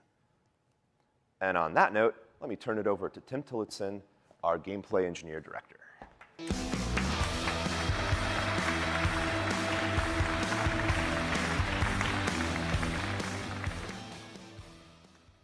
Thanks, Phil. Let's talk about the Verse API. So much of what I will share today is really forward-looking. We have a lot of plans of what we'd like to do, a lot of things we prototyped. The API is currently in beta and will be for a long time. We strive to have a public, stable API, but we reserve the right to change things throughout beta as we need to. If we deprecate things, we'll try to do it like we do with UE. We'll do it in phases, or we'll provide some easy way for you to kind of upgrade your code. So this is kind of a comparison with the game metaverse to the World Wide Web and how we envision it. At the high level, we want to make creating user games and simulations as easy to do as it is to create web applications today. But to do that, you have to have kind of this common set of APIs you're building on top of. And so initially, though, those APIs often start out very custom to the browser or the simulation engine that's created.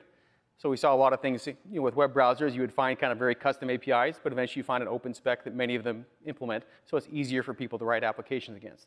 We envision the same thing will occur here in the games and simulation space. And eventually you'll have users build their own custom community APIs on top of that. And so we start with this phase where we have proposing kind of your individual standards that you implement that solve the problems you need to solve. An example is Quick was implemented by Google and Chrome back in 2012 to speed up how the browser talked to their web search engine. And then that became the basis for HTTP3 almost a decade later. So we're proposing Verse as an open standard, and we'll hope that also becomes adopted along with many of the other 3D standards we have out there for scenes and 3D models. Much like the JavaScript VM empowers a lot of the web content logic, the Verse VM we envision will empower a lot of the game simulation type logic. And we open it up for others to use in those same game simulation engines as well, beyond Unreal. And we also want to abstract a lot of the hardware-isms so you can focus really on making the games and what you do best. So talking about the API we have today, really the initial API is built around Fortnite Creative. And so these are just a variety of the different genres that people have created games in inside of Fortnite Creative today. And the scriptable device is kind of how we're first connecting Verse to Unreal and to Fortnite. As you look forward over the course of this next year, we want to allow you to also script components so you can build up individual objects and build scenes and build much richer, deeper experiences. We also plan to add a bunch of features which will enable new things that are more challenging to do today with the limited API we provide. Looking forward a year or two, we also want to make Verse performant and work on gameplay systems so it's easier to do things like physics, custom vehicles, those kind of deeper, high-performance operations. But long term, we really want to make Verse able to run AAA games. And so there's a lot of work we have to get here. And before we'd recommend people using Verse and UEFN and say a AAA game, we want to do that inside of Fortnite ourselves. And so we've got years of work ahead of us to do that. But there may be places where a AAA game would want to say, OK, let's make a limited experience to expose our IP to the millions of Fortnite players. And so a lot of opportunity here for us to decide what's the right time for you to jump in and try out Verse and then use it in your games. So there are a few differences between UE and UEFN on how our guiding principles work. First of all, a lot of times in UE, you have to go and decide what you want to replicate, write a lot of code that kind of connects pieces together. With UEFN and Verse, everything is replicated from the get-go. So it's simple to approach, very easy to kind of jump in an hour of code, write something that is playable.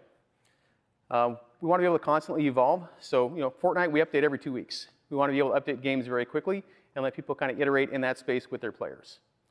We want to have this world where people can publish something and someone else can use it and kind of have this back and forth iteration occur, much like happens in the web space. And so this really rapid iteration of game content is what we want to enable in this space.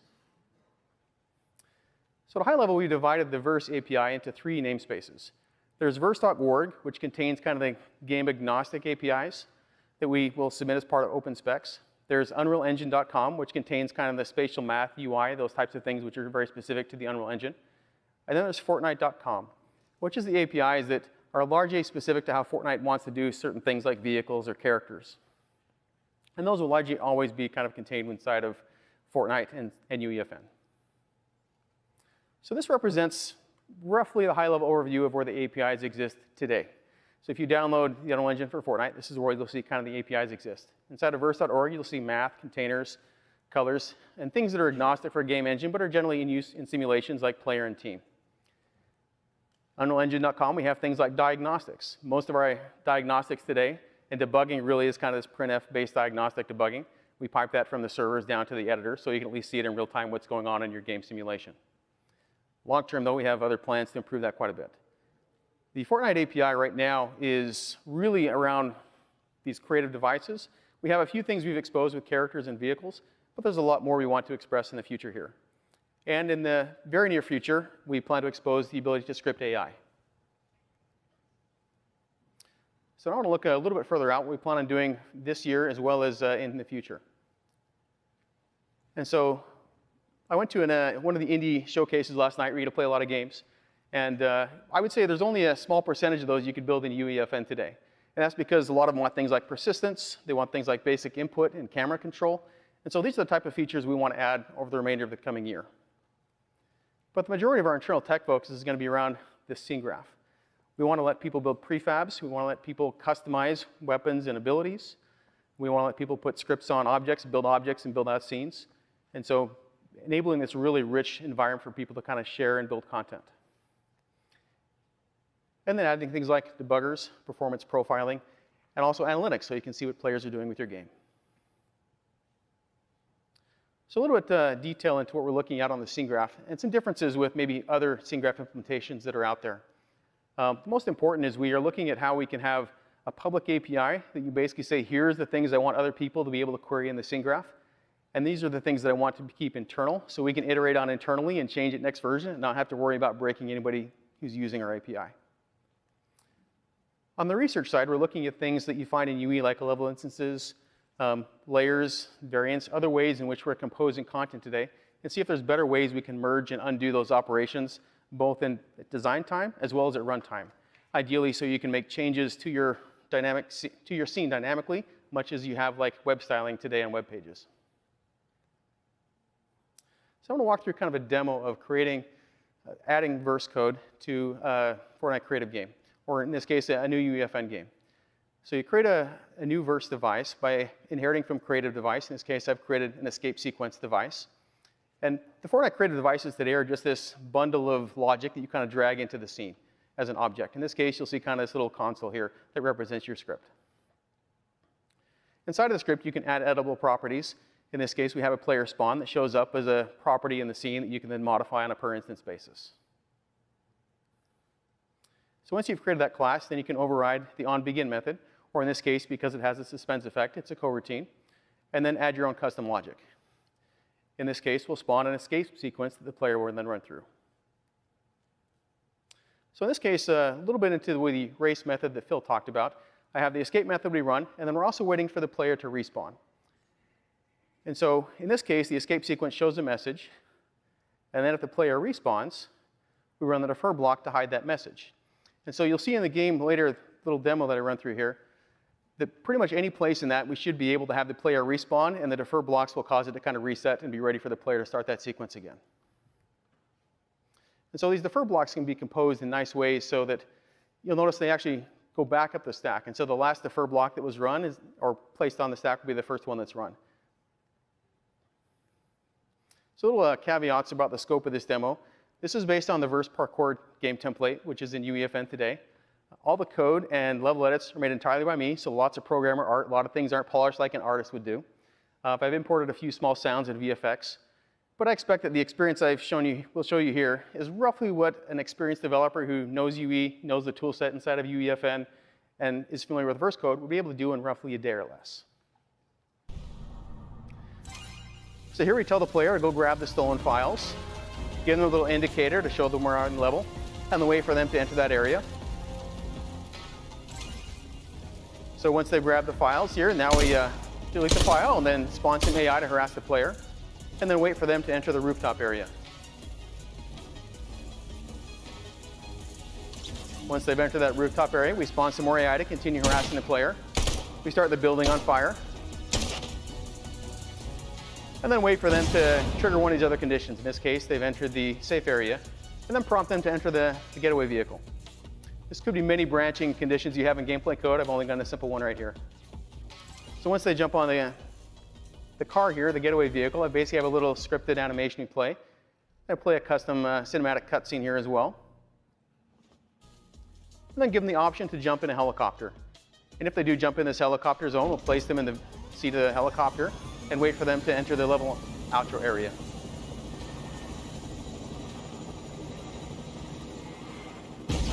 And then when they do, we play the outro cinematic. So that's just a small sample of what's possible with Verse and UEFN today. And this is part of just a much larger ecosystem. Please see all the other UEFN announcements they've made about ecosystem and other things that we're enabling in Fortnite. We have years of development work planned. I've only talked about a very small portion of what's on our slate. But really, we want to iterate with Verse and with UEFN as you as a community. Now the tools are out there. There's so much we have planned. We really want feedback as we go through and iterate in this space. So I'll give a shout out to the team that has worked with us over the last couple of years to bring these things to you. And now we'll turn the time over for Q&A. And invite everyone else back out on stage here, along with Andrew Schneidecker, one of our Verse developers.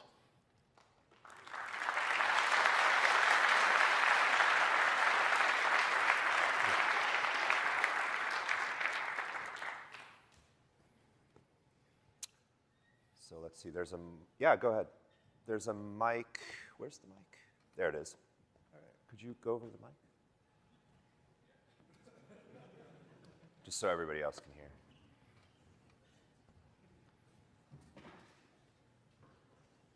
Yeah, folks who just want to line up with the microphone to ask questions.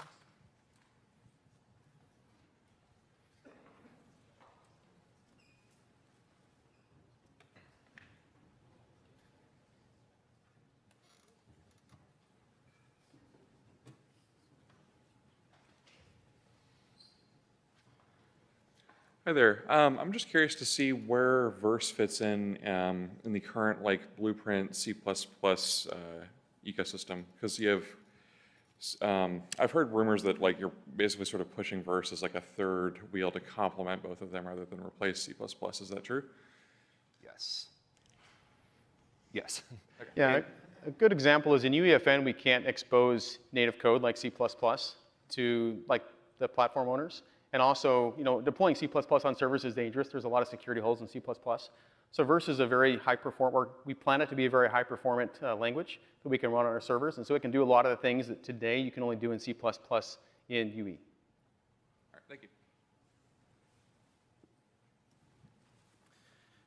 So I actually had a bit of a syntax question earlier about the decides keyword. I noticed that the function that had decides, essentially if it failed, it was going to evaluate as false if it was in some kind of a decision context, I think is a word that you used.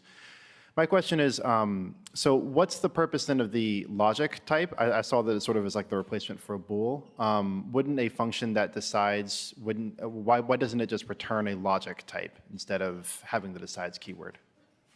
If it returned a logic type, then after calling the function, you'd have to use question mark to turn the logic into success or failure. So the convention is if you're returning Boolean, you almost always make the function decides. But logic is still useful if you want to carry around, say, an array of Booleans. Then you would use logic.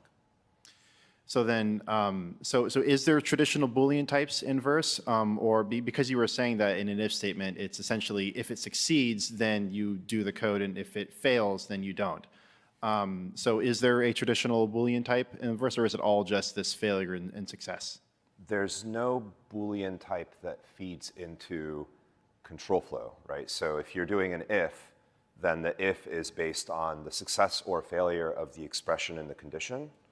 But there is a traditional Boolean type in the sense that logic can be true or false and can be passed around as a Boolean.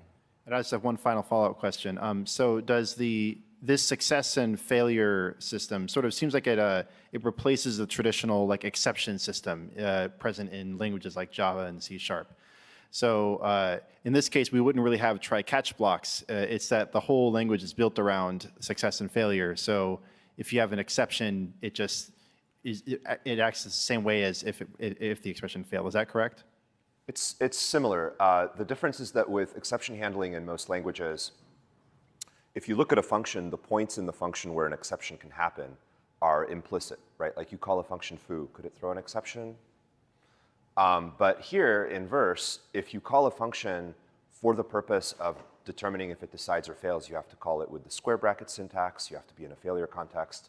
So there's really no completely implicit control flow here. You can see all the points in your program where a failure could happen and the code you're running could terminate early. And then I imagine it's a lot more performant than traditional exception handling in other languages. Oh, yes, yes. Thank you very much. I had a question about under the hood. Is all of this compiling to native or running in a virtual machine or what? Right now it's compiling to the Blueprint VM. That's not the long-term strategy, but it works great now. And is there any plan for supporting like FFI, foreign functions, or anything like that? For the purpose of us building our framework, yes. When it's released as part of Unreal Engine, yes. You just won't get FFI if you're in UEFN because of the security downside of letting you ship C++ code to our servers. Thanks. Hi, just a high-level question. When you set out, architecting this language, what was it about existing languages that was uneconomical or insufficient for this application you're calling the metaverse? Very high-level question. There's really one driving force. It's that we thought it would be very hard to retrofit an existing language to support the full usage case requirements of the metaverse.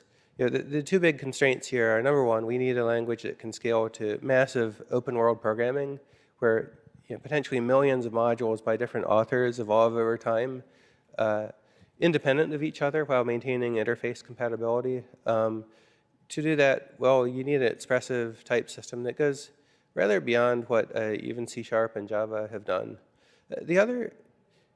Another big consideration was a desire to implement transactions as the solution to concurrency in the future. If you look at how all existing MMOs and other games with massive simulations have dealt with concurrency, they just push a huge amount of error-prone work on the programmer, where you're both writing local game code to run on your current node, but you're also sending messages to other nodes in a data center to tell different nodes to do different things, and you're kind of writing your own manual negotiation protocols for making cross-server transactions or cross-server communications work. And it's all very error-prone, unscalable, and seems like a completely unworkable solution for something as open-ended as the metaverse. And so we looked at transactional memory as the solution to that. There's 20 years of great research going back to the Haskell programming language on transactions. We felt that the task of retrofitting an existing language like C# would just not be practical. And we also looked at practical language engines such as Unity's efforts to adopt C# and recognized that unless there's something that's really dedicated to solving these problems, and it becomes incredibly hard to maintain a third-party integration to a language ecosystem like that. So that, plus just a general desire to clean up some of the foundations of programming, led to the decisions that got us here. And the desire to adopt logic programming features, some of this fancy failures, control flow stuff that we've talked about, and the new iteration primitives. There's a lot of expressive power there. We've only barely scratched the surface of what's possible. And over time, that will become more and more apparent. And I think we'll kind of be a direction that future languages and even existing languages adopt more and more. And we thought it would be good to do that once and cleanly rather than trying to retrofit it over time later. Hi, so it sounds like the Verse VM is either in partial work or not started at all, but will that be as permissively licensed as the rest of the Verse language spec? And if Verse is a compiled language, is it going to be compiled to a IR form, or is that going to translate into something more where the Verse VM is directly interpreting it? Good question. So we intend to release the Verse VM with a permissively licensed open source license that would make it easy for anybody to use it in their products. So that's one thing. As for what it will compile to, we're still in the research phase of deciding to what extent it can be ahead of time compiled versus to what extent it will benefit from more the Java style just-in-time compilation. And simultaneously, we're going to make sure that it has a really fast interpreter for all those cases where native code or JITting just wouldn't have been practical. Okay. And secondly, on the language lifetime, because you talk about a timeless language or a language that has heavy extension, what is the support for macros or things like quotations and splices in a safe language like, say, Scala, where they have heavy support for language extension to allow for some internal DSLs that allow for some of that extendable functionality that you might want to see in a language like this? Because if you really want it to be code as one, you need support for embedding other types of formatted data. Yeah, so on the front of macros, Reynolds, the old computer scientist, wrote down the Reynolds abstraction theorem, saying basically, if a language has the capability of doing something cool for itself, it had better open up a facility for abstracting over that feature for users, right? So we have expressions, so we'd better have variables so you can abstract over values, and we have formulas, so you'd better be able to write functions to abstract over values, and macros are a way of abstracting over syntax. So we think that's important. We have just kind of a straw man plan for going all the way down the macro rabbit hole in the future with kind of the scheme-inspired hygienic macros. C++ programmers are horrified to hear about macros, but actually there are languages that have done macros in a completely clean way that avoid the pitfalls of weird string splicing operations and accidentally aliasing names. There's a really great methodology for that from other languages. We have a plan for the whole thing, and we're not sure exactly how far we want to go down that path.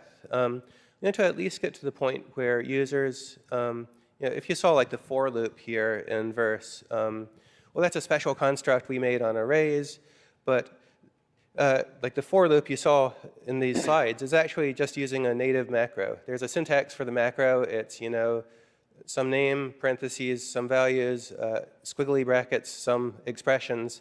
And that's the format for a macro. And so it's already designed to accommodate macros at a fairly fundamental level. We'll definitely expose macros for creating iterator-type constructs and conformers and containers of all sorts. So if we can write a fancy syntax for arrays and you create a cool tree type, you should be able to write a fancy syntax for trees. But we're not sure how far down we'll go.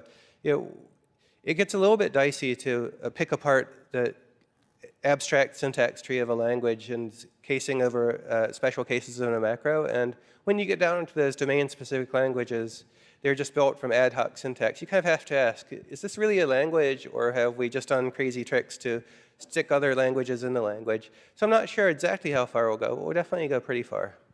Okay, thank you. Are there plans to be able to implement blueprint nodes like you can do with C++ with Verse? We've thought about that, but we don't have like a concrete plan of exactly how we would do it, what it would look like. Okay, cool, thank you.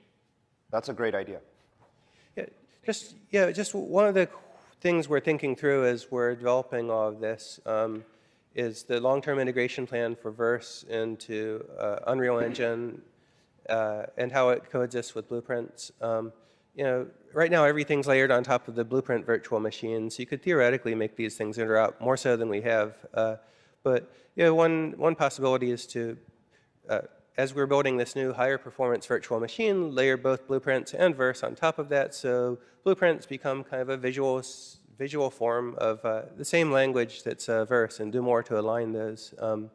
And we've also considered other visual programming directions along those lines. That's an active research topic that we're going to be experimenting with quite a lot over the course of the next year or two.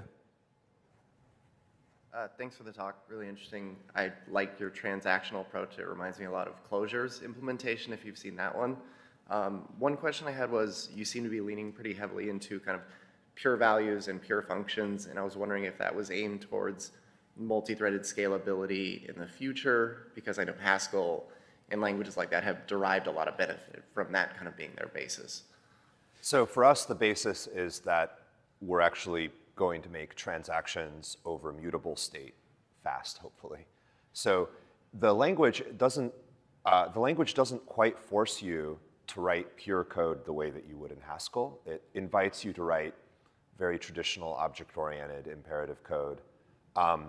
So I don't think that we're viewing the pure features of the language as a performance optimization for transactions, although they certainly could be if you use them that way. Okay, and a second question, if that's okay. Have you looked at, because you're talking about all of this code sharing for like thousands and millions of users, have you looked at kind of alternative forward-looking ways of kind of storing and sharing that code? Things like what Unison is doing with kind of hashing abstract syntax trees and sharing things that way for providing kind of greater scalability than traditional kind of text-based sharing provides. Yeah, you know, there are really two ways of doing code sharing as we see it in the metaverse. The traditional way is you want to use a bunch of libraries. Great, well, you copy those into your directories, and now you have a separate copy of the library, and you can modify them however you want, and they never change, and now they're kind of your problem to maintain. Yeah, that works for some things, but we think the much more common approach to sharing in the metaverse will be different authors deploy their own modules and expose them as public components of the metaverse. Right? You know, you've seen in Verse there are public and private declarations and variables. Well, in the metaverse, like, we take those things for real. If you release a public module, that means any other programmer in the entire world will be able to access your module by its path. You know, you'll have like a path that might start at Fortnite.com right now and then go through your creator name and then have some directories underneath it. Well, that's your module that you've released publicly. And the intention is that the Verse publishing system has backwards compatibility constraints. If you publish a version of a module that says it adheres to some type signature, you know, it exposes some classes and some variables, then all future versions of that module must be backwards compatible with that public specification you made. You're kind of giving the public a promise that your public interface will not change. And in that way, modules can evolve over time while remaining in place and being addressed in place. And we think that that's a really interesting way to allow the metaverse to evolve, where lots of authors are collaboratively adding lots of different features and capabilities and each accessing their things in place. And especially when you get into shared state. You know, if one person creates a scoreboard that supports lots of different types of games and other users tie into that, you're not creating your own copy of that scoreboard. You're talking to the global scoreboard. Right? So the other idea in the metaverse is that eventually global variables will really be global variables. There's one in the whole world, and everybody could access it if you exposed it that way. Right? So the intention really is to have a programming language framework that writ large. And like what we're shipping right now doesn't implement this concurrency model or this shared data model. We have long-term intentions to move in that direction with the idea that, you know, the metaverse to the programmer looks kind of like this massive computer that runs very, very fast because it's a whole data center or many data centers full of computers, but otherwise looks single-threaded because this transactional memory system is sequencing all of your gameplay updates through it as it goes. And everybody's code could potentially interact with anybody else's code, and optimizing your code is really about maintaining data locality. So there's a lot of really, really long-term thinking about all of this that feeds into how these systems, especially modules, will interact. Interesting. Thank you. Thank you very much for showing amazing, and like some of the questions have already been answered, but just want to confirm, like if I understanding correctly, the things like the first to compile to the bytecode and be processed by the blueprint engine. And if we saw, like, do we have any data of the comparison with some popular script we are using in area like Python and Lua, and something like you mentioned, like if it run into the trap of the global log like Python, we are just doing it, we are just been tracking it for years. But it sounds like it will be like still a global log there, right? Like it's the restriction of Blueprint engine. So we're running on top of Blueprints right now, but that's not the long-term plan. So the long-term plan, the Verse VM that we are building is just going to be multi-threaded from the start, basically. I see. And the key thing that saves us compared to Python is, number one, Verse is not nearly as dynamic. It's not like an object is a dictionary. So concurrent updates to the object from multiple threads are not as challenging for us to implement as they would be for a Python implementer. And the other thing that saves us is we have transactions. So because transactional semantics is woven deep into the language, even if updating a language required updating a dictionary, we would just simply do it in a transaction and avoid all of the locking problems that you have in Python. That being said, right now, the performance, I don't actually know off the top of my head how it compares to Python or Lua, but it's still early days. So the performance now is not really predictive of what the performance will be. Okay, thanks, very helpful. Hi, I'm really excited. First question would be, have you given any sort of thought to maybe not functional logic programming, but more functional programming concepts like, you already have the effects system, which is awesome, but have you given more thought into like linear types, dependent types, and I did see earlier in the talk that you just briefly mentioned proofs. So is there any thought into like those more like supercharging the compiler that way with those functional concepts? Sure. I'll talk about some of our forward-looking thoughts and all of that. First of all, yeah, there's an effect system in Verse, and there are a bunch of different effects, and you can combine effects. And when you say what things a function can do, and when you write a function that promises to have no side effects, then the compiler really checks that and gives you an error if you violate the promise you're making. Right, so the effects are actually part of the open world type signature of a function, are enforced by the language. And the effect system enables you to say, well, this is a transacts function. That means this function can read and write from memory.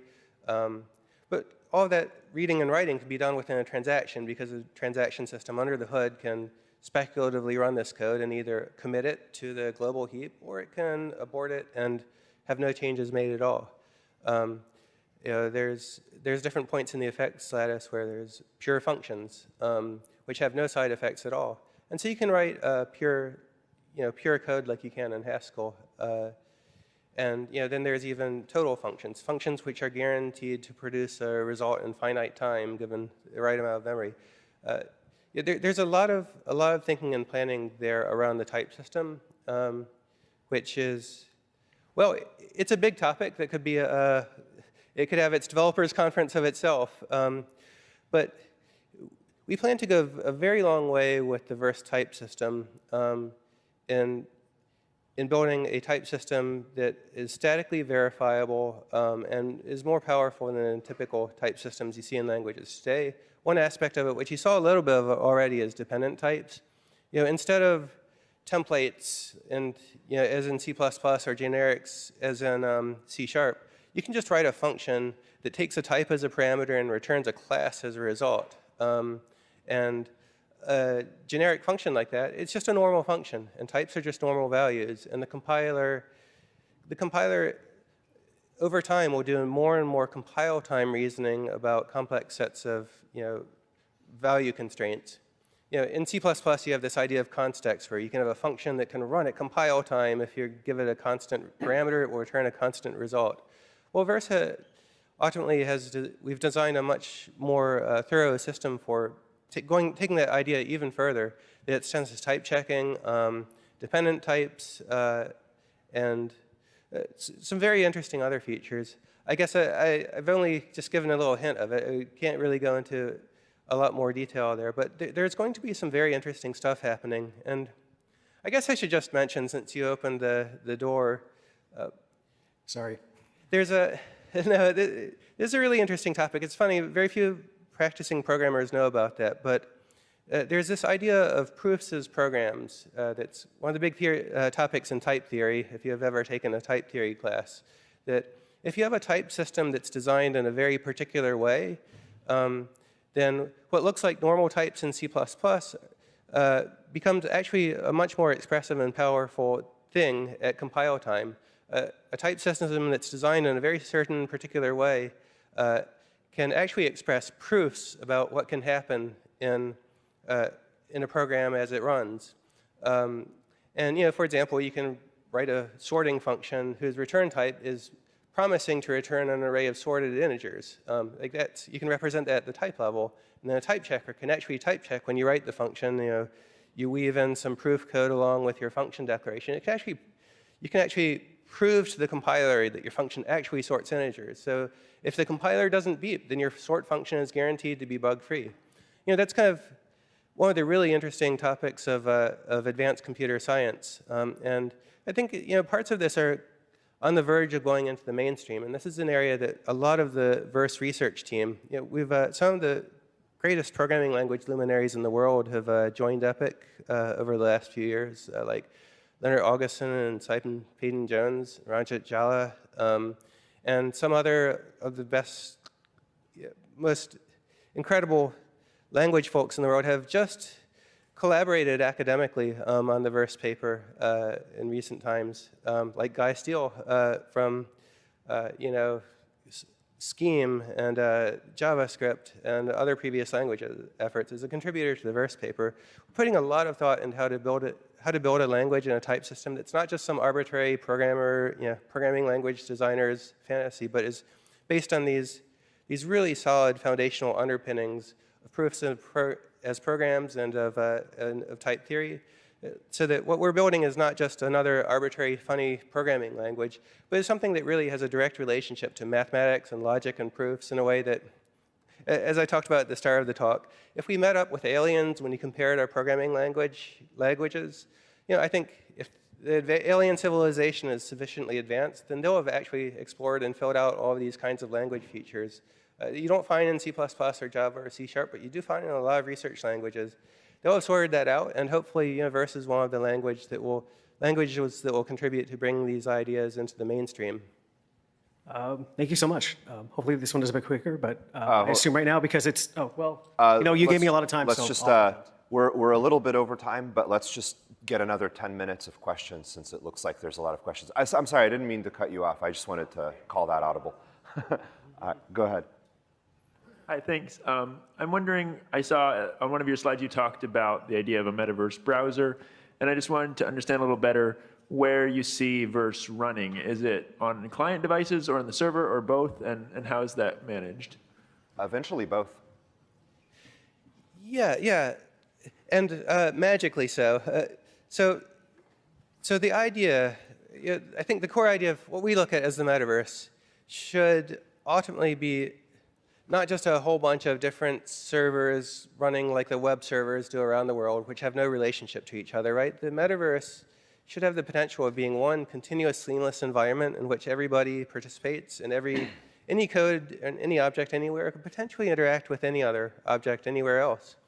And to keep performance in check, you just have to optimize code using certain patterns. And in that view of the metaverse, you really want the servers that are contributing to the world simulation, whether they're in one data center now or distributed or decentralized in the future, you want all of the servers to be negotiating a single coherent world state as they go.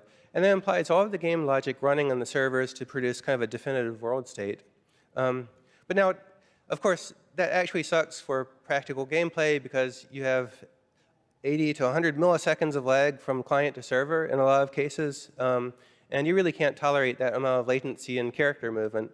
And so what everybody's been doing, John Carmack pioneered it with Quake World in 1996. Unreal Engine implemented it in 1998. All game engines have been running a predictor-corrector model where the server is running the definitive version of the world state, but then clients are running some local copies of that in order to predict ahead what the next state of the world will be so that you can hide all local latency and player movement and simulation of vehicles. And the server is correcting that. So sometimes you see some jittering in the objects. Well, that's when the server's, the client's making a prediction and then the server's coming in and correcting it later on.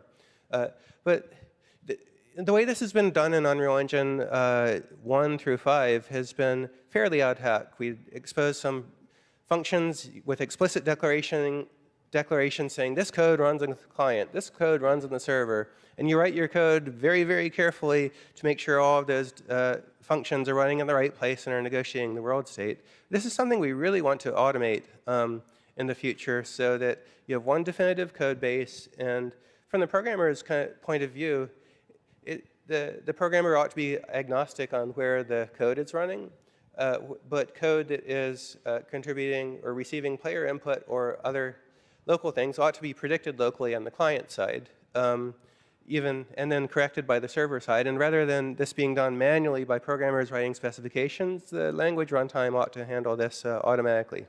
That's the vision. We hope that we can implement this. Not everybody's convinced, but for the right now, for UEF and this current version of it, it's Epic written code running on the client and then user written code running on the server. And if we want something to be predicted really well on the client side, then Epic at the moment has to write that. Because it turns out it takes a lot more rigor to get a scripting language that can be trusted to run on the client side.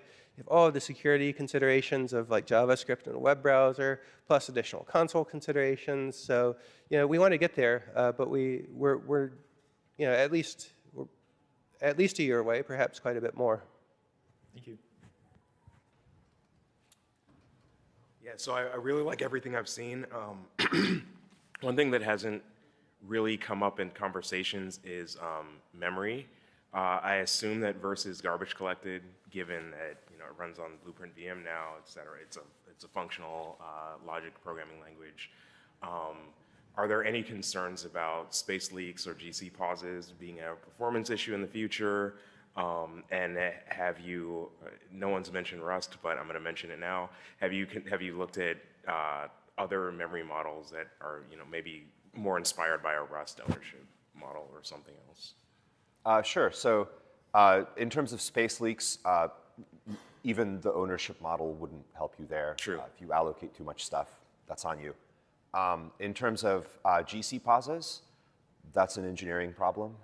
And so I think that that's how we're going to approach it rather than moving the burden on the programmer the way that Rust does. Yep. That's right. Right now, there's a garbage collector that will run from time to time, and it might cause hitches. Yeah, that's the current version of it, but this is a problem we'll be solving more and more over time as we implement the new VM. And the aim of Verse is to just let programmers write as simple code as possible to solve their problem. We don't want programmers to have to worry about memory ownership annotations as they write code. It's just another thing that's not all that critical if the compiler and runtime can solve that problem for you.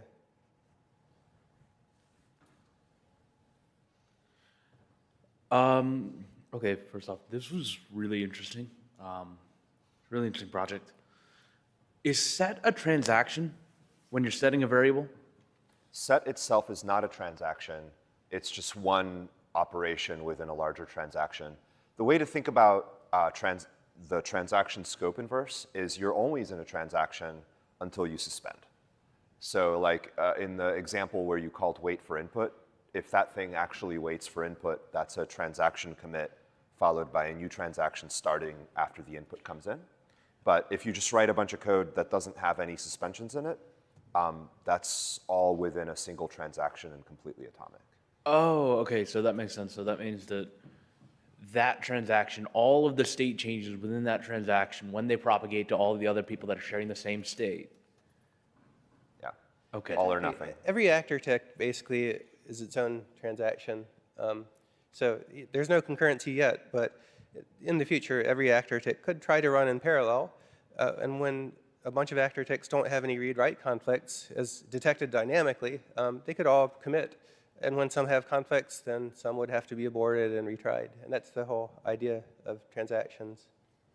But when you have one actor updated and it talks to another actor and that collides with a third actor, you could have a pretty large chain of events happening all in a single transaction scope. Okay, thank you. Second question, functions first class, yes? Yes, mostly. Okay. Right now. All right, thank you very much. And this is the last question, sorry. Go ahead. Hearing about all of this, it sounds really cool, and it reminds me of Unreal Script back in the day, which, if I am remembering and understanding correctly, was ultimately deprecated because it was such a big task to keep it updated and keep it up to date, and there was C++, which had kind of solved a lot of the problems already. So what kind of new problems is Verse trying to solve that isn't already being solved by another language? Like, I have some ideas based on listening, but I just would be interested to hear what you guys consider the new problems that aren't already solved.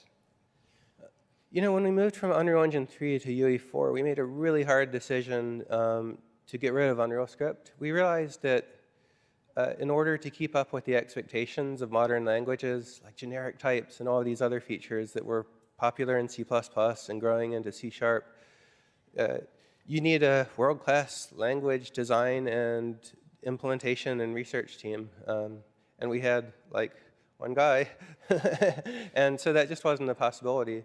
And so falling back to C++ was kind of the natural thing to do.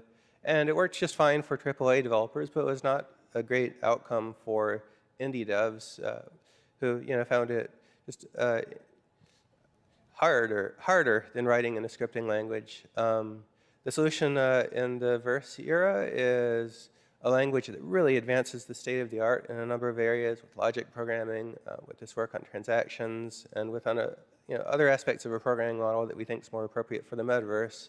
And thanks to Fortnite's success, we were able to assemble a world-class language implementation and design and research team. And we have that here in the halls of Epic, and we have collaborators all throughout academia who are committed to contributing to making this work. So we feel we have everything we need now to make a really successful go of it, and we think this is a good thing to do. It would be very unfortunate if the move to the metaverse left us with a bunch of rather messy, untyped, non-concurrent programming languages as the foundation of it. And one more? Oh. Last guy in line? I think we have to wrap up now. But we can continue conversations in the lobby or the show floor. Thank you, everybody. Thanks.